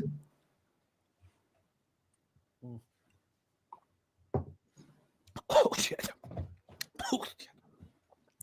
Woo! Why would Paige be exhausted? That was 2 days ago. Yeah, I don't think she's going to be exhausted. I do think that she might pass the ball a little bit more. She was so fluid. Everything was in the flow of the play. It was a spectacular performance. I'm not saying that I want to take her point total under, but I do. I'm not going to. I do. Okay. I am on the Storm. I'm also going to be on the Lynx double result. Let's roll into our final spot on the board before we get into the Canadian football, the Canadian gridiron, where every one of us, and I mean every single one of us, is crushing. I never in my life in a sport have all of my friends cashing over and over and over and over again in a sport. And I write, may it never end. I don't know if it has to end. I really don't. I think we keep doing it. 10 p.m. Eastern with the Golden State Valkyries, 18-17, 8-10 on the road. The Phoenix Mercury, 21-14, 11-6 at home. We're at Phoenix Arena in Phoenix, Arizona. Take a look at the situation. So the Golden State Valkyries last game was a spot where they usually step up. When you weren't with us on the show, Brizzy, because it must have been on the Tuesday. Ileana Rupert was hurt. We'd already talked about Kayla Thornton and Monique Billings not being there. So then we talked about Rupert. Those are your 3 top rebounders. So I was like, look, I don't care how intense the Valkyries are. I don't care how they're the sum of their parts. What I care about is they can't get a fucking rebound. Now it's a totally different basketball team to cap. And they did not look good. Tonight here we have Rupert questionable. It's actually funny that she said that because that's my play in this game. Is what, Ileana Rupert? No, rebound prop. Oh, interesting. Okay, interesting. Okay, so the Valkyries are known for their defensive intensity and shutting down opponents. That last game was a 98-91 loss at home to Phoenix. They have back-to-back home losses. Now they head out onto the road. We have another team. We just talked about the Lynx on the second half of the back-to-back. Now we have the Mercury on the second half of the back-to-back. They looked horrific last night. I mean, just so bad, so awful. I didn't just lose my pregame bet, but I also lost the live bet. Well, Kalia Copper got hurt midway through that game. Yeah. She Asia Wilson a dance move, and Copper went down like she'd been shot. And then they all gathered around her as if the van's coming out. We're gonna put this horse out of its misery. I mean, it was not like watching other sports. I'm trying to edit myself because the liquor makes me want to say some horrible things. We have it was awful. I mean, she better not play for a month. Seriously. What's this questionable for this? Did you see? It was a little tango. Yeah. It was this little fucking little salsa dance, and Copper goes down like she's being fucking killed. The Phoenix Mercury have gone from -6.5 to -6. So you obviously have 2 angry teams. I think the Mercury are the embarrassed ones. This total is a 154.5. It opened up at 154.5. It got up to 155.5. Got Asia Wilson smirking too. Nobody does a goddamn thing either. I mean, it was such a messed up thing to look at. And we have official play number 3, Valkyries first half for Justin McKelvey, plus 2.5 -115. That's copied and pasted. So let's take a look at the cash flow here. No help, no information. Brizzy, take it away. Yeah, I mean, Valkyries are kind of like a bet-on team, as I feel like they're trying to make this like the first expansion team to make the playoffs, because there's about to be hella expansion teams in the WNBA within the next 4 years. So I think they want people to get behind the expansion teams. That's just a side dichotomy. But Mercury on a second leg of a back-to-back. Doesn't help that Copper went down with a rib injury in that game, listed as questionable for this one. This is by far the lowest over-under that they posted between these head-to-heads this season between these 2 teams. Phoenix owning the 3-1 advantage. Granted, Phoenix won the last 3 straight since their first meeting that they lost to Golden State this year. Golden State plus the points is never a bad bet, especially coming off an embarrassing loss last night. It's probably the only reason why I'm not going to take them plus the points here. I ended up taking Alyssa Thomas over 8.5 rebounds, -108. Golden State allowing a league-high rebounding percentage to the power forward position. She had 9 in the last meeting, and if you just go through the list of power forwards and centers versus the Golden State Valkyries, they're all going over the rebound props. Over 8.5 rebounds minus 108. Yes, sir. How okay? The big what? Give me the worst side of backing the Mercury here. Is it the fact that they just beat the Valkyries? Is it the fact that Kalia Copper's out? What is the guard play? I'm not confident that their guard play is going to be able to hold up in this one. If you watch that game, or even just look at the box scores from the game of last night, Chelsea Gray and Jackie Young were very active. They were making Chelsea Gray look like she was young again. And I think Golden State has the same exact complementary pieces as Tiffany Hayes and Veronica Burton, both in the lineup. I think that's going to give you a superior advantage over the Mercury's guards. No Kalia Copper out there. You're going to have to play Sammy Whitcomb. The other girl, she's like a rookie. I hate to say it, but this black girl with some dreads, she isn't really that good. I think her name is like McConney or something like that. I love that chick, Monique McConney. Man, she's got elbows and shoulders. She plays hard out there. Yeah, but you need Leshka to come off the bench, and her or Alexa held the. So let me ask you this then. Finally, we're sitting in AC right now. I just took a shot of Weisers. We're sitting in AC, and I pull out $1,000 and I say, Brizzy, we got Valkyries, Mercury. It's at 5.5. We're going Valkyries. After the Mercury, we're just fucking embarrassed. Going the Valks. Okay. I think the two strong favorites of the day are Minnesota and Seattle. And then this one's kind of left by the wayside. How important is Kalia Copper?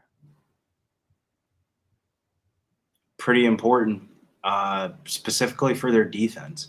Like their defense, it's not reflective in the total, but without her in the lineup, like I think this game goes dead under. Like the fact that this total is 155.5 tells you everything that you need to know. Like she ain't about to play, and this shit's gonna go way under. So like in a game that goes so far under, usually it's blowouts that causes unders, but this seems like the not Golden State, the Washington Connecticut total from yesterday, where that total was like 158.5, and that shit was like dead under. Dropping dimes, play days, Valkyries, Mercury, first half under 76.5. We just watched these teams almost get to 200 points, and they give us a total at 154.5. That's what I'm saying. And then that plays into a little bit of your cat. Mercury coming off a big loss. Valkyries, they're going to be locked in. They're right there in the playoffs hunt right now. Like it seems like a dead under. And Alyssa Thomas is going to have to play a lot of point guard tonight. She's like under city. She's going to walk that ball up the court with her banged up shoulders. Jesus Christ. I've got so much more work to do on this basketball game. But I've been taking notes and I've been listening. Brizzy making Alyssa Thomas over 8.5 rebounds. Official. Generally speaking, in sports gambling, when you have in any sport, you have two teams that play each other within a week or in short succession. You have they put up 195 points, and then the next game the total is 40 points less. It reminds me of like Game 7 of the NBA Finals. Yeah. Right, Game 6 NBA Finals, we just murked it with the player prop unders, and then the Game 7 total came out, and it was 9 points less, the total than Game 6, because they couldn't put it low enough. They were incapable of putting it low enough. Is that the situation here with the total, that they can't put it lower than this? This reminds me of like the Orlando Magic Boston Celtics series, where like the total just wasn't low enough. Like it feels low, but I bet you if you bet it could go even lower. Like it. I think this is clear under city of the day, but like, so why are you not betting it? Because I'd rather bet Alyssa Thomas in the under game. In a dead under game, if there's going to be a bunch of missed shots for the team that allows the most rebounds in the league to the power forward center position, then that means their big should get a lot more rebound opportunities, meaning Alyssa Thomas, Satu Salabi. They should be pushed tonight. Even Satu's rebound props would definitely be in play tonight. I don't see the Valkyries banging down low. You sound like a real gambler. I'm trying to figure out whether to play a side or a total, and you're like, just bet Alyssa Thomas over 8.5 rebounds. Just watch one chick try to grab boards. Yeah, I really feel like if this game goes under like the way that we think it's going to go and there's a bunch of missed shots, who's going to benefit? The fucking Mercury. Because the Valkyries don't have anybody to get any of these rebounds. Let's have shout out to William Cox. Thank you, my man. Says, I just listen every day. Love y'all. Thank you. Love seeing names that we're not used to seeing. And for those of you guys who are at work right now and listening, it means a ton to us. So truly, truly thank you. Answer this question, and then we'll move on to the Canadian Football League. Jermaine says, let's ask ourselves something serious. How often do all favorites cover on a Friday? We have. So you don't think no concern that we like? I like all of the three favorites here on the Friday night. I'm kind of right there with them. Like if I had to rank like orders of favorites, Minnesota kind of seems like an easy give me against Indiana. Seattle seems like the trendy fade the public dog pick of the day with Dallas. And then that kind of leaves Golden State, Phoenix by the wayside where, like, let's say if two favorites came through in that 7 o'clock or that 7:30 window tonight, and you're sitting there at 10 o'clock, both favorites blow out the other team. You go and walk up to the window, betting the Phoenix Mercury all bright and happy? Like, probably not. Like, good God, I didn't think I would have so much work to do after once we've done all this work, but this is going to take a lot more work, the WNBA card. And 4:33 p.m. Eastern. I'll figure out how to do it. Shout out to Turnsy on the road, hauling concrete and always listening to this show. Turnsy, get that fucking beautiful work truck and drive it right up to Toronto for Woodbine tomorrow. Oh, he says can't get time off work tomorrow. I'm sorry. But no, don't be sorry, Turnsy. There's going to be a lot more meetups. That's what we want to do. Make this more real. Official action here from Brizzy. The over 168.5 in Seattle Storm, Dallas Wings. Alyssa Thomas over 8.5 rebounds at -108. Brizzy, you are a godsend, my friend. Thank you for rocking with us. Talk to us about your night ahead because it's a wild one. How late did you sleep in? Today? Yeah. Not at all. We didn't really. You're gonna need a nap? What are you gonna do? As soon as this goes off, I'm definitely probably gonna go to sleep about till like 8 or 9 o'clock. Oh, perfect. So, tell us about what's going on tonight. Yeah, UFC Shanghai, China. We are going. You don't need to use the accent. I don't think it helps. I really don't think it helps at all. I think, in fact, it hinders. I really think it hinders. UFC card 3 a.m. tonight. We're going from 3 a.m. to 8 a.m. where you can catch us live here at Pub Sports Radio. We're going to be going from the prelims to the main event here. Not the biggest fan of Asian fighters. I'm just going to keep it real with you. Wow. You're just doubling down? No, that's what you're doubling down now? As Big Show's in the chat, he knows my ROI on Asian fighters. Not outside of touch or retire. It hasn't been too well. So we're keeping it real strict tonight for the UFC card tonight in China. And it's going to be a banger. Co-main event, Aljamain Sterling, Brian Ortega. Brian Ortega looking like a death sentence walking up to the scales. They're fighting at 155, so make sure you guys note that if you guys haven't already. It's going to be some bangers, some nice fights, and the fights have been treating me all right. So we're right back to the wall. Brizzy, we love you, man. Excited about everything you guys are doing, and there's Big Show in the chat. Everything that this UFC squad that we have rocking with us is doing has been so impressive. You guys are just really, really producing spectacular content. I love this week's content. I mean, you guys just nailed it. You had the Thursday night lockdown with PFL. We have LFA tonight. Then we have 3 a.m. UFC. Shout out to all you guys. What you and Joey did for the PFL. We have MMA Mills with LFA. We just my 2 cents. Such a big part of everything that's going on here. Big Show is, you would form like Voltron, and Big Show's the head. It's just you guys are really, really doing great work. You're also not a bunch of yes men. It's not yes, I agree. Yes, I agree. Yes, yeah. You know, it's great stuff, man. I'm gonna pop Brizzy's X handle here in the chat. Support our guy Brizzy. He's on Instagram. I never been on Instagram in my life. I don't even know what the fuck it is. 45. I've never taken a picture of myself in my life. I'm never going to. But I'm on X because it's just words, and that's Brizzy's X handle right there. Brizzy, my man, any last words for the Capper supporting the show?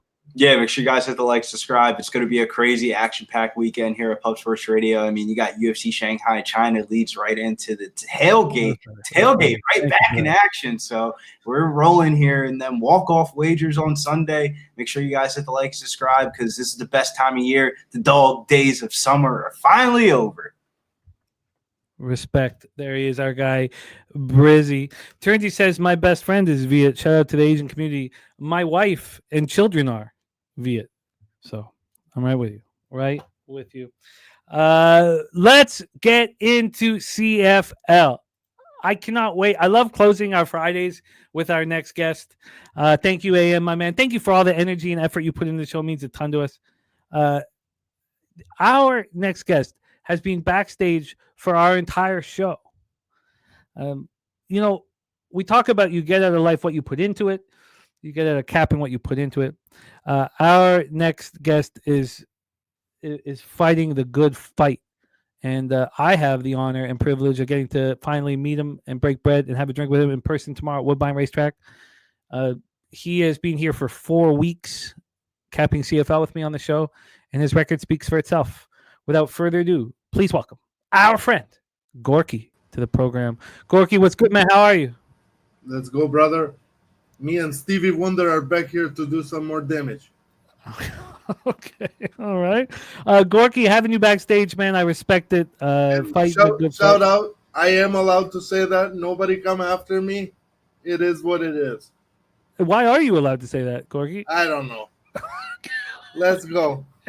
I will organize a fundraiser for the CNIB right after the show. Okay. Gorki, look at that record up there. Man, I don't want to get caught up in numbers. Okay. That's why I need the glasses. All right. Friday, August 22nd, we start this very evening. I went 2-1 last night. I'm 18-3 plus 14.55 units in my last 18 plus 21 bets. And I have not moved on any of these games. Sir, I just want to say, sure. Before we get on the CFL topic, sorry. I just cashed Rebecca Marino at 2-1 to qualify for the U.S. Open. Yes. Nice work, Gorki. I put 2.5 to almost 2 unit and 3/4 on it, and I got a good payout for it. Nice work. 3.5 times. I love to see it. So let's go. I love to see it. Gorki, I love to see it. I find this game extremely interesting. Oh, it's interesting, all right. The Edmonton Elks 3-6, 1-3 on the road at the Ottawa Red Blacks, 3-7, 1-3 at home. We're at TD Place Stadium in Ottawa, Ontario. My man JD, who came to Pubapalooza, he can't hear you, Jimmy. He gifted me this red black hat. Shout out to JD. Shout out to Slatsy. Shout out to all you guys who are getting that cash. I deserve that hat tonight because I know you guys are all on the Elks, so you don't need that hat tonight. Well, I'm not on the Elks yet, but I will say this, Gorki, is that I have felt, that you believe what you see too much. And or just generally? You. But look at your record. Maybe. Now we're 4 weeks in. That record is a small sample size. Very small sample size, but I should not talk about what I think of your capping. I should just let you do your thing, and let's all get paid. The reason why I believe in what I see is because before my dumbass would have been all against the Elks the last month and a half. Why? Because they're the Elks. Over the last 4 years, we know what that means. Loss. Soft team, can't move the ball, this and that. So what you guys have done for me as a platform is even before coming on screen, just being able to talk about it with you through super chats and, being accountable for my bets. Posting them on Twitter makes you accountable to yourself. I don't care about what some XY user on Twitter says. He has 4 friends and a no picture. But I'm accountable to myself. So I've learned to take underdogs in certain positions where I wouldn't have done that before. I respect that very much. And as we set up this breakdown, you have cashed on the Elks over and over and over and over twice. Twice in a row. Twice in a row. Now, I could say that you are doing a similar thing here, believing in what you saw out of Dustin Crum in a short sample size. Can I correct you a little bit? Of course. I respect that. But my handicap wasn't based on Dustin Crum. Do I like the fact that he's a mobile quarterback?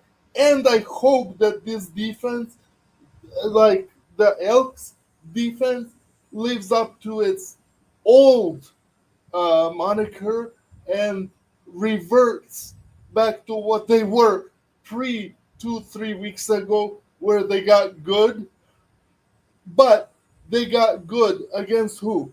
They got good against an Argos team that doesn't have an offensive line to protect Chad Kelly.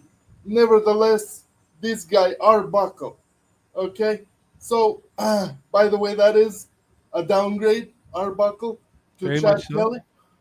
But, Chad Kelly is an NFL talent, just doesn't have it in his mind, and sometimes it's your mind needs to be right before your game is. He's But anyway. a basket case, man. He's a basket case. He can only talk about the NFL. He's never gonna- Absolutely. Stick on the football field and you will be the best football player Canada has ever seen. Okay? But you don't know how to stick just on the football field. You want to do other extracurricular bullshit that doesn't suit you, and you are damaging your career, sir. I agree. Let's stay on page here with Elks, Red Blacks, and set it up for everybody and hear your move. So we have TD Place Stadium in Ottawa. Go first, please. Sorry? Please go first. Cool. I'm just going to set it up, and we'll hear your plan. Ronnie Crawford in the house. He's on the under 53.5. But I want you to go first. Go first. Thank you, my man. Turnsey is also on the Elks. Newkirker moved on the Elks at -1.5 on Tuesday. Newkirker, yes, I agree, Newkirker. Obviously, look, we had Dougie Flutie and Rakib the Rocket Ishmael, and neither of them at times were the Rakib wasn't the best wide receiver in the league, and Doug wasn't the best quarterback in the league at times. We've had a lot of skill, and of course, if we're going to talk about who's the best player in CFL history, it's one man, and his name is Warren Moon. But let's roll here. The Elks come in off their second straight win, 28. Alan Pitts would have something to say about that. Very fun as well. I would enjoy Alan Pitts telling us that Warren Moon is not the best quarterback or the best football player that's played in the CFL. I would enjoy that very, very much. But wide receivers need quarterbacks. Wide receivers need quarterbacks to make people need quarterbacks. Cities need quarterbacks. Of course. Cities don't need wide receivers. Of course. But then San Francisco would say we need a Jerry Rice. Again, semantics. But let's stay focused here. Let's stay focused. So we have a line here that is moved heavily because of Drew Brown not being available. Let's get into this line history. I don't know why they're not. God bless. Giving me the. Wow, are they really not? Okay, Okay, I'm going to try a different. But we know what's going on with this line. This line moved heavily when Drew Brown was announced out. So my line history isn't working right now. But it's dropping back, Jimmy. It got up to 3.5, and now it's at a 3, a flat 3, and this total is at a 53. I have it at 2.5. I have it at 2.5 at like -110. Oh, really? There's a 2.5 -1. Okay, interesting. Because I got 3 at a regular spot. Jimmy, I play against the government. Remember that, though. I know that very well. The Elks coming off their second straight win, 28-20 at home over the Argonauts last Friday. Fajardo continued his impressive play, 25-31 for 273 yards, touchdown, interception. The offensive line didn't allow a sack. That was a big thing we talked about. We watched them allow 8 sacks against the Rough Riders in a game that they still covered. They've been covering and covering and covering. Justin Rakin was spectacular, but he's been good and bad, back and forth, good and bad, good and bad, good and bad. The rushing attack from the Elks is good one day and bad the next. Good one day, bad the next. We just watched Rankin look spectacular. 13 carries for 92 yards, touchdown. He caught 5 passes for 87 yards. This Edmonton defense has been horrible, and they're starting to play better. They held the Argos to 1 of 5 in the red zone. Now, Coxie wasn't hurt until the very end of the game. You could say that their offense is weak and things like that, but they are the defending Grey Cup champions for what it's worth. Red Blacks coming off a 30-27 loss at Winnipeg. They were down 20-3 at the half. Yeah. I have stepped up for Dustin Crum. I have backed Dustin Crum. I've defended Dustin Crum. And for the first time, we're going into a game where Dustin Crum looked spectacular. Yeah. And now, because he looked so good, I want to fade him. That's okay. He likes it too. I hope he does. Gorky, take it away. Elks, Red Blacks. Brother, for me, I was hoping like everybody else that was going to be a Red Blacks backer here, that Brown was going to be in this game. But we can't always get what we want. I knew in week 11, was it? Because this is week 12, I think so. Yeah, I knew during that game in week 11 that wasn't looking good for this week. Like, even though he was asking to play, apparently Bob Dice said, no way, we're taking the week off. You don't really have a say in the matter. It is what it is.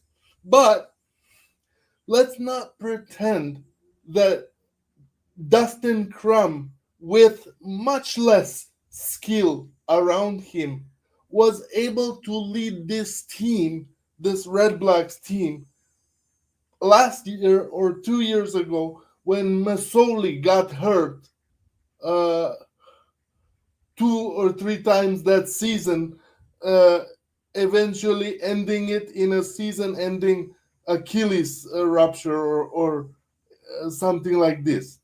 Okay? So let's not pretend like we haven't seen Dustin Crum actually do better than much more experienced quarterbacks ahead of him in the quarterback room. He had all week with the first teamers, so I'm not at all worried.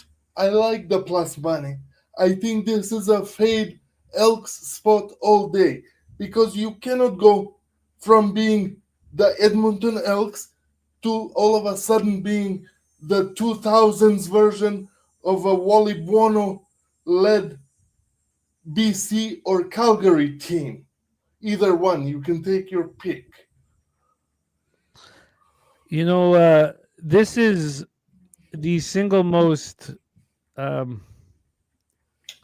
This is the breakdown, the first breakdown that will get me off betting the Elks. Off of betting? Yeah, I'll get off.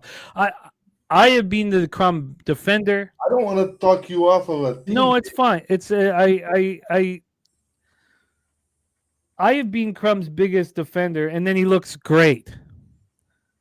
And I don't want to back the Elks when everybody wants the Elks. That's not my MO. How about taking double result, Jimmy, on something? Like, for example, first half Elks, second half Red Blacks.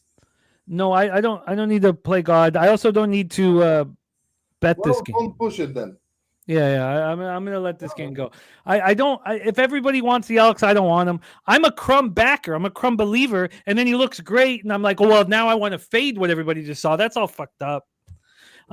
What do you have? Do I give you a line here that's available? I already posted it. I think it's plus 130. I gave you the numbers. You did. Sorry, I do have a copy and paste. Okay. It's fine. Red Blacks plus 130. 130. I got it on Tuesday at Pro Live. plus 130. And again, the line isn't too far off what it is right now. No, it's fine, Jimmy. It is what it is. Yeah. Okay. I hate this, but I guess I can just work live. Why? I hate that I'm not going to have pre-flop action, but that's the first breakdown where you've really it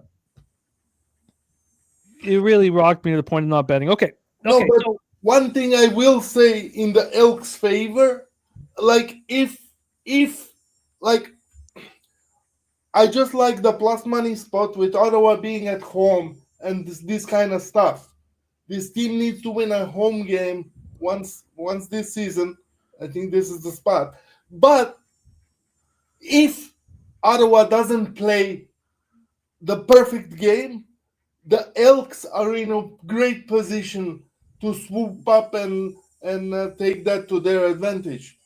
So everybody being on the Elks, I agree with you. I would be as well if I could parlay something within the CFL with this Elks spot, the Elks as favorites, plus something else. I just didn't want to wait for the fourth spot to open up. I was impatient and I was looking to play a plus money spot. I also want to fade Bob Dice against the best coaches in the league. And Mark Killam, a rookie head coach, is probably a good chance for Bob Dice to not look incompetent. I actually disagree, Jimmy. I think Killam will be a hell of a head coach, even for this season. What he has done. So this week, you think that there's a coaching advantage for the Elks over Bob Dice? Hell yes. Yeah. Hell yes. Even though I'm on the Red Blacks, I'm on the Red Blacks because I'm throwing a wing and a prayer here because my record lets me play this one spot like half an asshole and just try something. Because if you play favorites, you cannot win every week. You have to pick your spots sometimes to try to take chances. But I'm not completely against this line. Vegas hates to lose, Jimmy. All right. And we are all the guys here on the Elks, they are sharp cappers. Nook Worker, I will get to meet the guy tomorrow. And these guys, they are all sharp cappers, yourself included. Actually, you're the leader of the pack. But that's besides the point.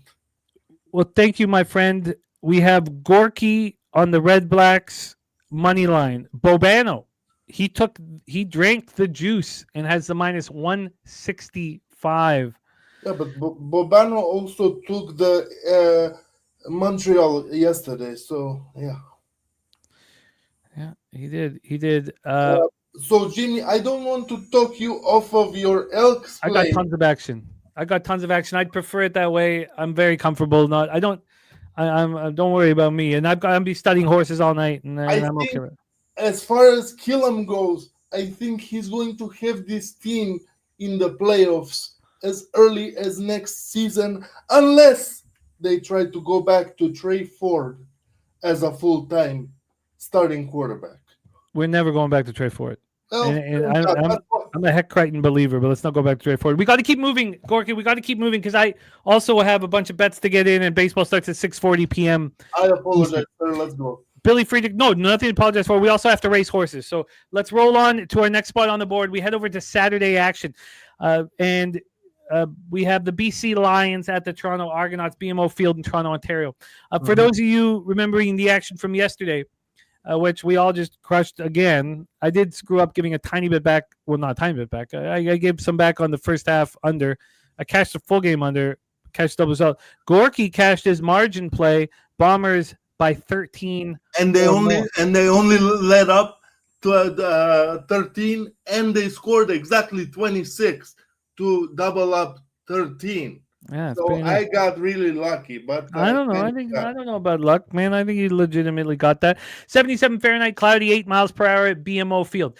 From this line opening up to now, I wanted to fade everybody and take the Argonauts immediately. It opened up at plus 4, 365, went down to 3.5. It looked like it was going to go back to 4, It didn't happen. Now it's a flat 3.5. Unfortunately, the site that I'm using is all screwed up, so I'm not going to be able to use the line shopping. From the minute I saw this, I wanted Argos, but I haven't bet it yet. I didn't have the conviction. AM saying he agrees. Maybe now I can have the conviction. Lions coming off their second straight victory, 36-18 at home over the Alouettes last Saturday. This total has been climbing. It got up to 56. Now it's back at 55.5. Bobano's already moved on the over 55.5. When I see a 55.5, I only want to bet unders. This should be a +5. Okay? And I would have no problem taking Nathan Rourke up to over a touchdown. He's gonna win. He's gonna win by 2 scores. Ooh, okay. Trust and believe that. I'm not going to trust and believe that, but I will listen to it. No, you don't have to trust and believe it with your money, Jimmy. But I just see this game going in a way to where the Argos right now are a team in turmoil so much that Ryan Dinwiddie wants to quit at halftime like Vontae Davis retired at halftime. God rest his soul. So you think the Grey Cup champion head coach wants to quit? On this team? Yes. Yeah. You think he wants to quit? Yes. Okay. Because he's never had such a dysfunctional group ever since he's been here. This is the worst Argo team ever since those pinball Clemens days. Remember with Kerwin Bell being under center and that? Of course. I was like 11 years old. Pinball Clemens, a big part of our youth. Maybe 13. I don't know. Was that 2000? Well, it depends when you were born. But I was born 87, Jimmy. Okay. What I'm saying, was that 2000 era? Oh yes, very much. Okay. Very much. Well, pinball was late 90s. Of course. Late 90s, early 2000, 2001, with Michael Jenkins being the running back, Kerwin Bell under center, quarterback. Yeah. Okay. Anyways, this place is a BC spot. The only thing that saves the Argos, maybe a little bit of shame, is that actually Buddy can throw the ball. Arbuckle can throw the ball. He does not give 2 shits about how I view him. Like he's the yards wise, he's the best passer in the CFL. Second, 3,033 yards. Who surpassed him, Jimmy? Well, I don't think it'd be hard to guess. It'd be the quarterback for the Hamilton Tiger Cats, who's expected. He surpassed him in the last week? I don't know about last week. I'll pull it up right now, but wouldn't that be your guess? I wouldn't have a guess because they said last week on the telecast that it was he's the number 1 overall passer in the CFL. I don't know. Bo Levi Mitchell of the Hamilton Tiger Cats is 24 yards above Nick Arbuckle. 24 yards. Okay, that's less than a quarter of a drive anyway. No, you're right. Yeah, less than a quarter of a drive. So we have nothing from the Argos running game, and we get a ton from the BC Lions running game. You have to admit at this point that if you lined up 10 CFL CFL fans, all 10 of them would say the Lions are going to beat the Argos, right? How about let's say 10 CFL insiders that think that they're 3-down nation and they think that they lead the podcasting world in terms of CFL. And you would agree that everybody would be on the BC Lions? No, I would not agree because these guys look at lines and stuff like that also, and they're like, oh, but the line says, okay, but the line doesn't actually play the football game, and that's my thing. I use my eyes more than I do Vegas movements because I trust the players. The fact that the Argos can't even run for 50 yards in a CFL game, okay, where you have 2 downs to get 10 yards. Otherwise, you have to play defense. the Argos can get that going. That doesn't show me a team that's bought in to beat one of the teams who's actually owned them at this place, Argos Stadium, whatever it's called, BMO Field, over the last like 2 or 3 years. I don't think the Argos have beaten BC. So here we go. Actually, I think I completely fucked that up. Well, but listen to this. This is 3 Down Nation. 3 Down Nation. Okay, right now.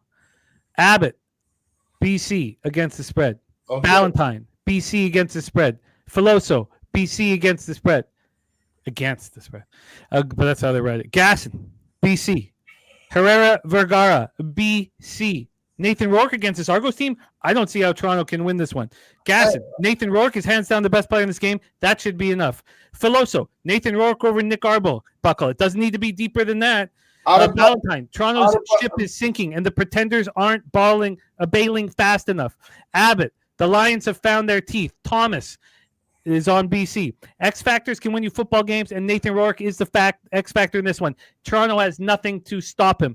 10 people at 3 Down Nation have the BC Lions. 0 have the Toronto Argos, and it's gone from 4 to 3.5. Jimmy, it's because of the fact that people like you guys and here like sharp cappers like yourself, and I mean you guys in a positive way, it's you guys that keep this market moving in the right way. The Argos might be the right side when they get players who are invested. This team, I don't think would even beat McMaster right now, Jimmy. McMaster would get together as a football team and beat their asses. Because everybody on your side, and all 10 people at 3 Down Nation, they believe what they see. Right? I don't. I don't need to believe those guys. I just don't believe in the Argos. I don't care what John Hodge tells me. I really don't. Okay.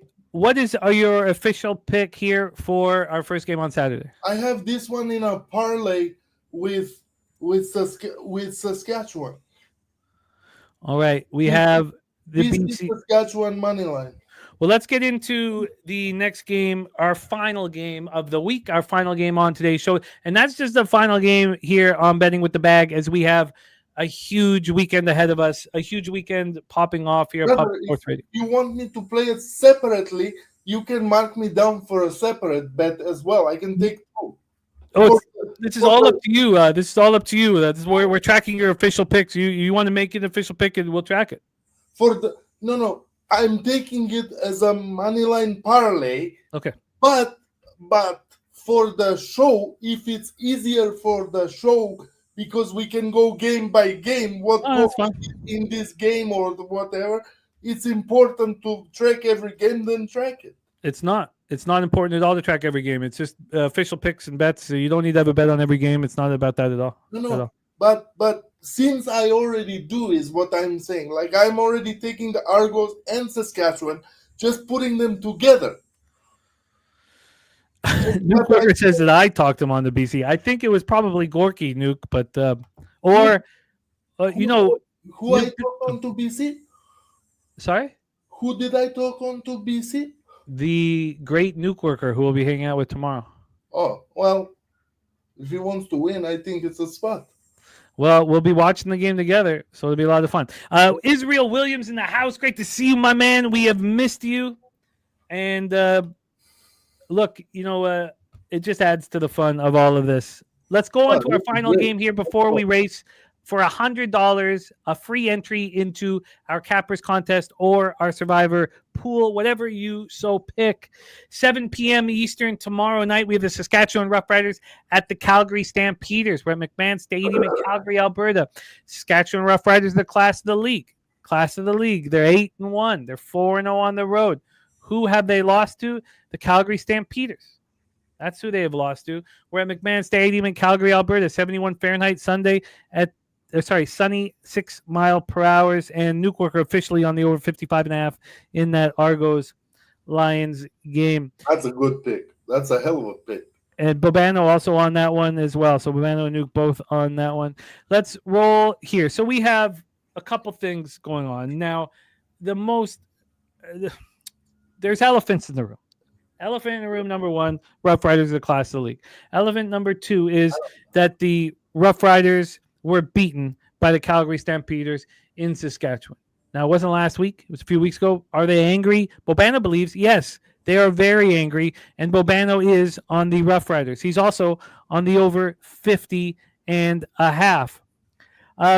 AM, I'll help you with that because I'm in the Discord now, and I'll make sure that's figured out for you. I'll help you with that.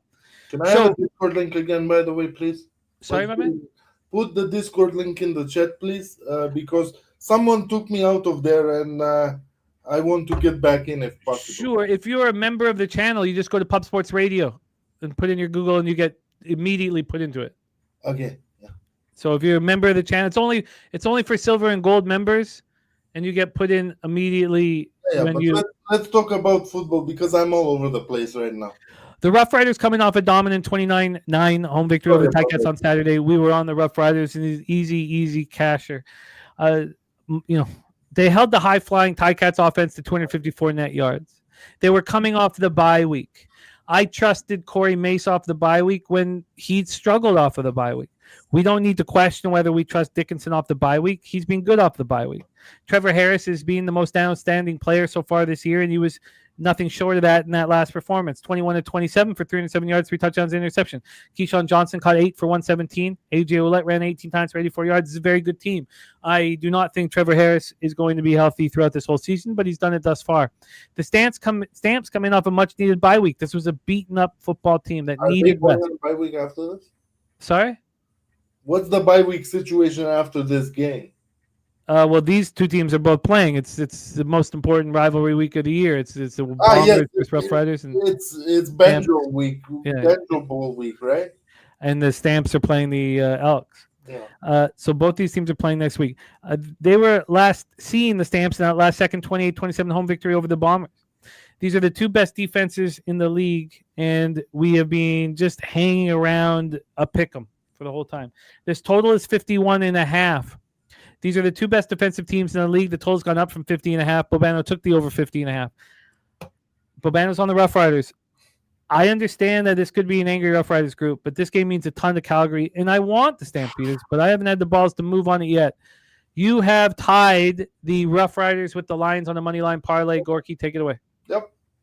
Yep. I just think the Riders here, the Riders, player for player, even without the top two wide receivers, in my mind, that are the top two wide receivers of Saskatchewan. They are injured. They have been injured all year. MLS played some. MLS played a little bit, but I'm talking about Bain and the other guy, the other wide receiver number 3 that should be wide receiver 1 on any other team. Like if he goes to the Argos, he's absolutely like wide receiver number 1. Well, Coxey's, you don't think Coxey's better than him? Coxey is a good number 3 receiver. That's what Coxey is. Coxey is a number 1 receiver because the Argos are the Argos right now. Okay. To me, Daryl Mitchell is a number 1 receiver type of player. Bring back the 90s. Okay. But here we have a teams both that know how to win. This is going to be a hell of a game.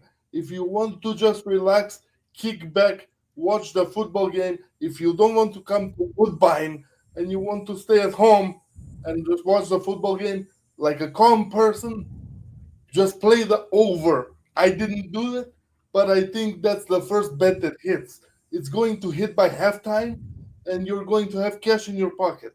I'm on the Saskatchewan Rough Riders because I think they have the overall better team. Calgary already plateaued in terms of beating Saskatchewan. Saskatchewan doesn't lose 2 in a row to the same team. If they do, God bless Calgary. Saskatchewan will still be the better team in my book, and it is what it is. I love it.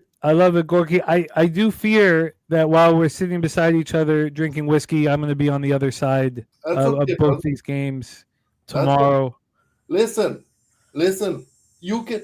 I got yesterday, right? Plus 13 exactly like I needed it. Yeah. So I can go ahead and lose these next two if that makes peace in the family. You know what I mean? This is our action. It's not about. No. But I'm turning this into a little fun.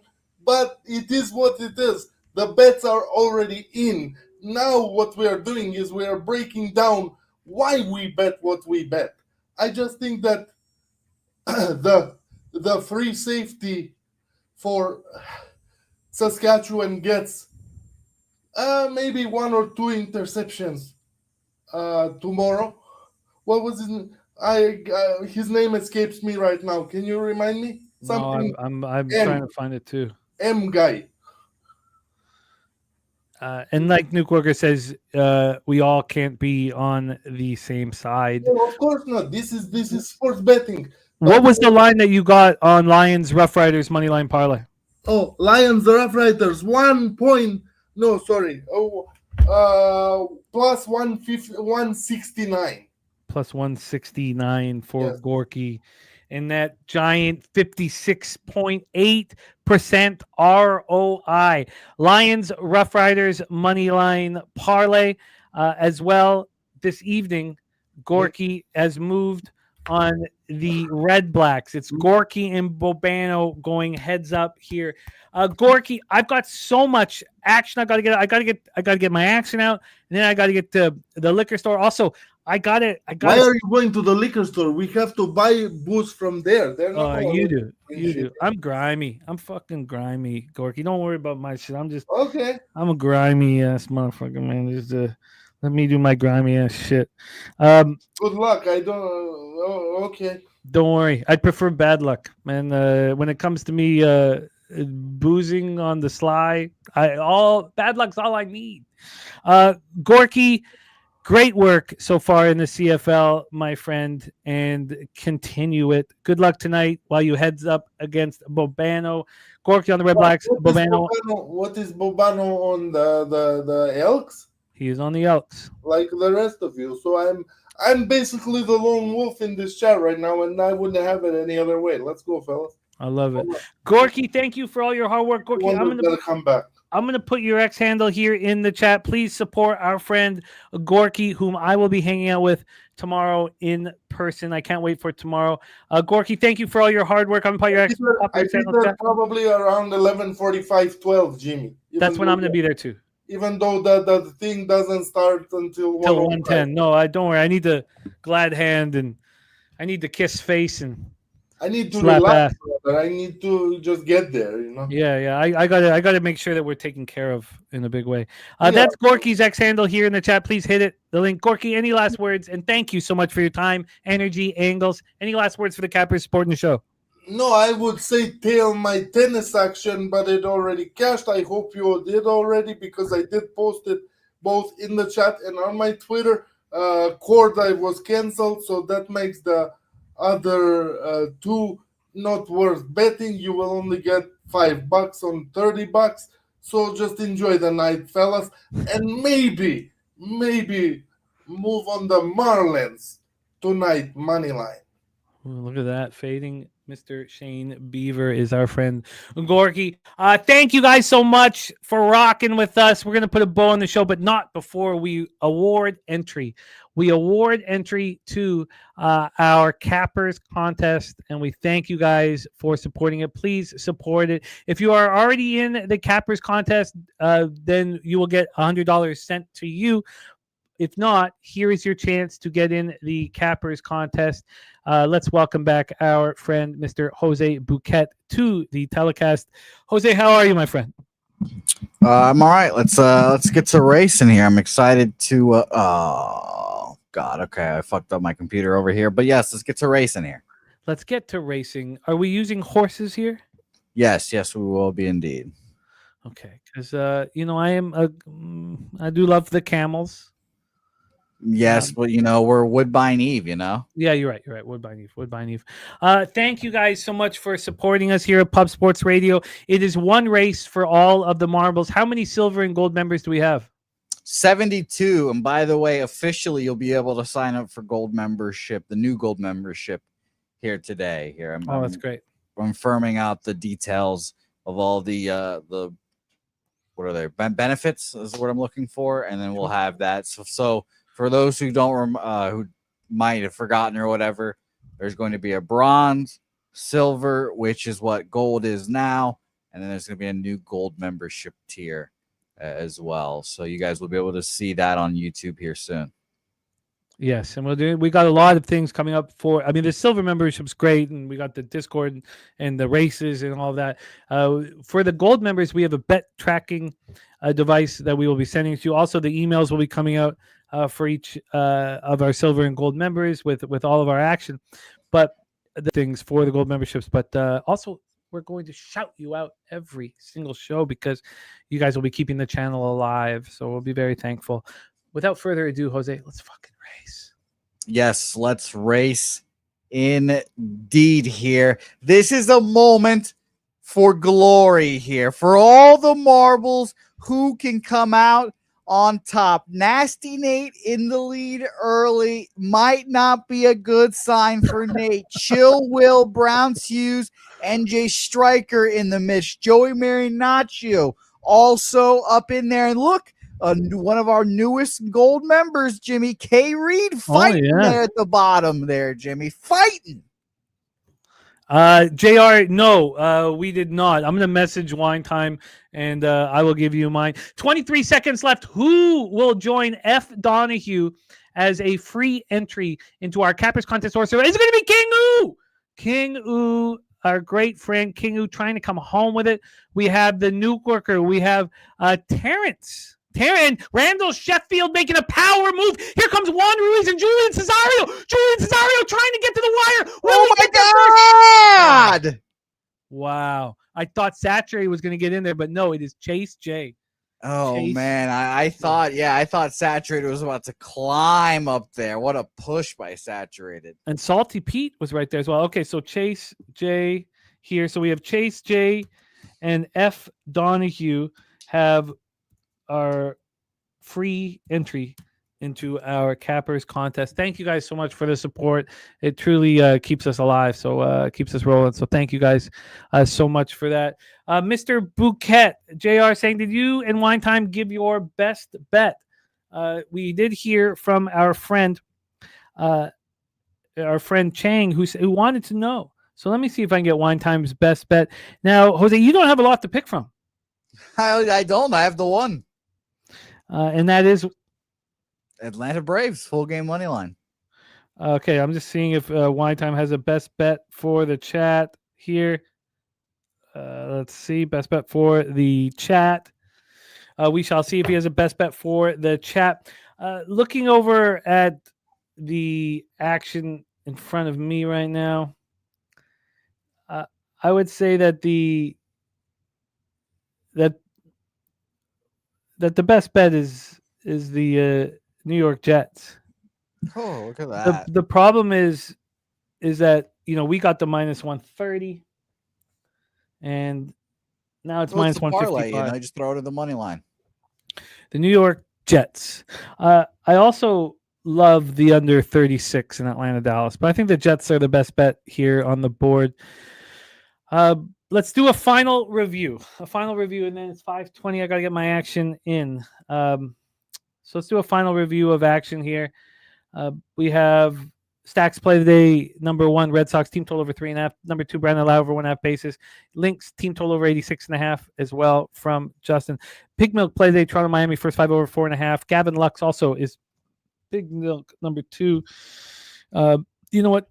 God, that blonde. Doesn't she I'm not attracted to her at all. I just know that she's nuts.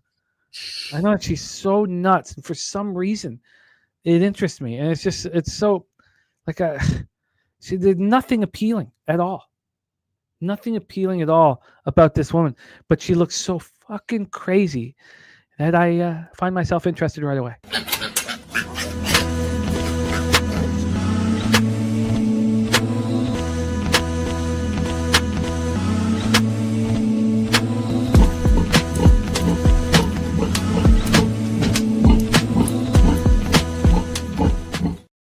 Wow. Unfortunately I missed that swashbuckling slut because Wine Time did send me his best bet, and guess what, Jose? What is it? It's the Atlanta Braves. It is the Atlanta Braves, which means that it is going up. You both have the balls to go up against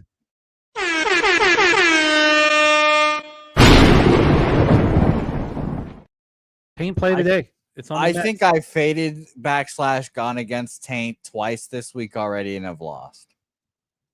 Well, here we go. I think I'm going to join you. But I've utmost respect for our friend. Well, the price has gotten a little cheaper on my book to back the Braves. Well, I got to, I don't, it's not been the worst thing in the world. This process I've been going through has been working. There's much more, some bets you need to get in early, beat line moves, but not all of them. Sometimes you just and I'm going to convince myself that the line's moving down to the Mets because, of course, the Braves are, favored. Everyone's going to be betting the Mets and then the Braves win. But I'm just going to keep telling myself that story. Hopefully, Nuclear says Tank won yesterday, no doubt. It's fun with Gorki when he said that the 3-down nation and the Sharps will probably maybe be and then all 10 of them were on the Lions, all 10 of them. It's very going up against Taint, going up against Gorki and so I mean these are you must have conviction. And if you have the conviction, you pull the trigger. If you don't, you back out like I did. After his breakdown of the Red Blacks and being red, back out. I'll back out. I don't have the conviction. I'll fuck off. I'll back out.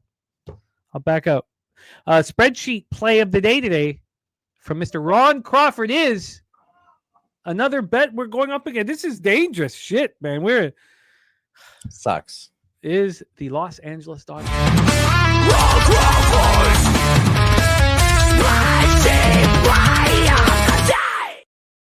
Whew. God, this is going to be a fun night. Let's review all action. I'm on the Jets. I'm also was wondering whether this total would climb up to 34. It's at 34.5. How high will it go? I'm going to be on the under in this one. The only issue is will the Eagles defense being the whole.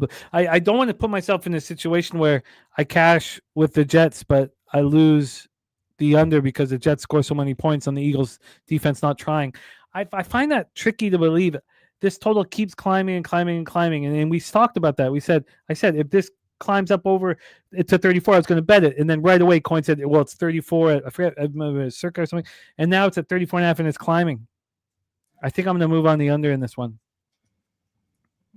I think I'm very. The problem is will the Eagles try to stop the run game? I've got to figure it out. And then I was also interested in the Falcons first half. I want to see if the lines are. So I've got so much work to do. 5:25 p.m. Eastern. Okay. Then we had a huge market movement in Bears Chiefs game. The circus now 35 says Coin. We've had huge market movement on that Chiefs Bears game. It's been just nuts. And I need to sit with it. It's gone back and forth, and we're talking like 3.5 point swings.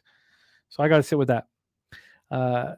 So Daby Cab gave us Avery Johnson over 15.5 rush yards in the Farmageddon in Dublin, Iowa State, Kansas State. Wine times on the under 50. Yeah, Coin. Yeah, you're right with it. You've been great help. Iowa State +3, Iowa State money line, and the under 50 for Wine time. I'm going to move on this. I got so much action to do. I'm going to move on Hawaii, I think, and Stanford team total under. I think I'm going to move on those two to get my college season started.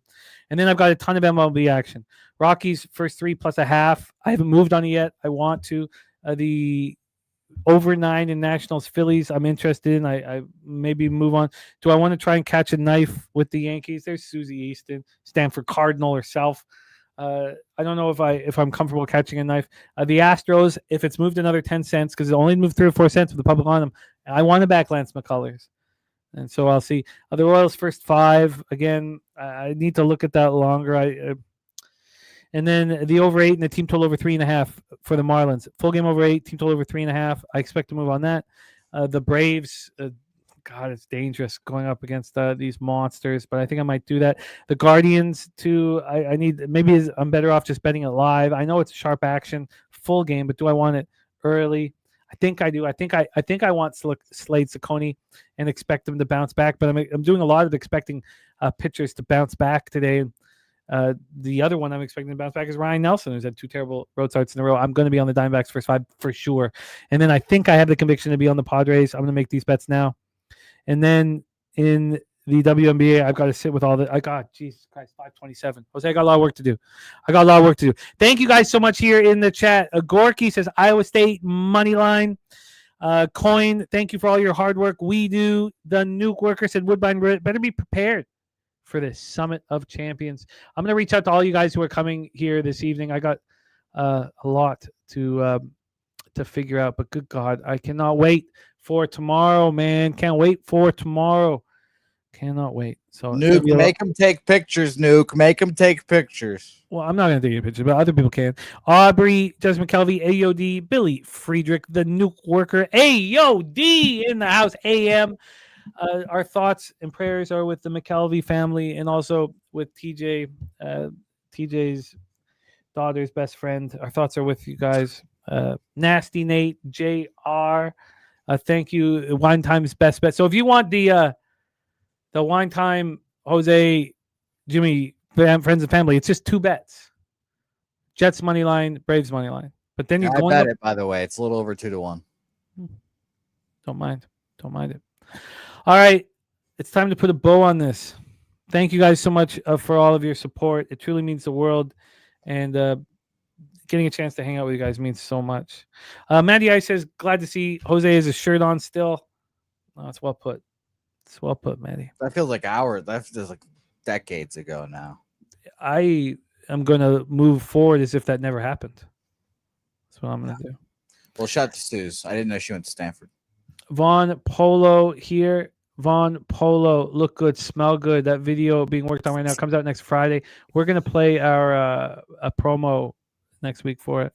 All right. 11-3 the last 2 shows. Jose, I don't want to talk about how many shows in a row I've been in the black, but it's been good. And I want more. And I need more. We all do. Roll that shit, like that shit, smoke it, get that cash. Thank you guys for your support. Thank you for all your hard work, Jose. I've kept you here very long. Jose, can you please bless our action and lead us into the future? Yep, busy day here. I can't wait to eat some lunch here and think about my life decisions now, so I cannot wait. And good luck to everyone tomorrow. I can't wait. Jimmy, don't be afraid to shoot me a text with some horse bets. Sure. Don't be afraid to send me some funny pictures of Ghoster, of Nuke. I'll be living vicariously through you guys. So till then, join the Kuipers contest, pubsportsradio.com. And if you're wondering what that is, let's let Jay those bookmakers right here and find out. The NFL is finally back. And so is the NFL Cappers contest and Survivor Pool. In our Cappers contest, you must pick your 5 best bets against the spread each week. And in the Survivor Pool, you pick one team that must win. And you can only pick that team once. $100 to join each competition right now. May the finest football capper amongst us reap all the rewards. Sign up at pubsportsradio.com.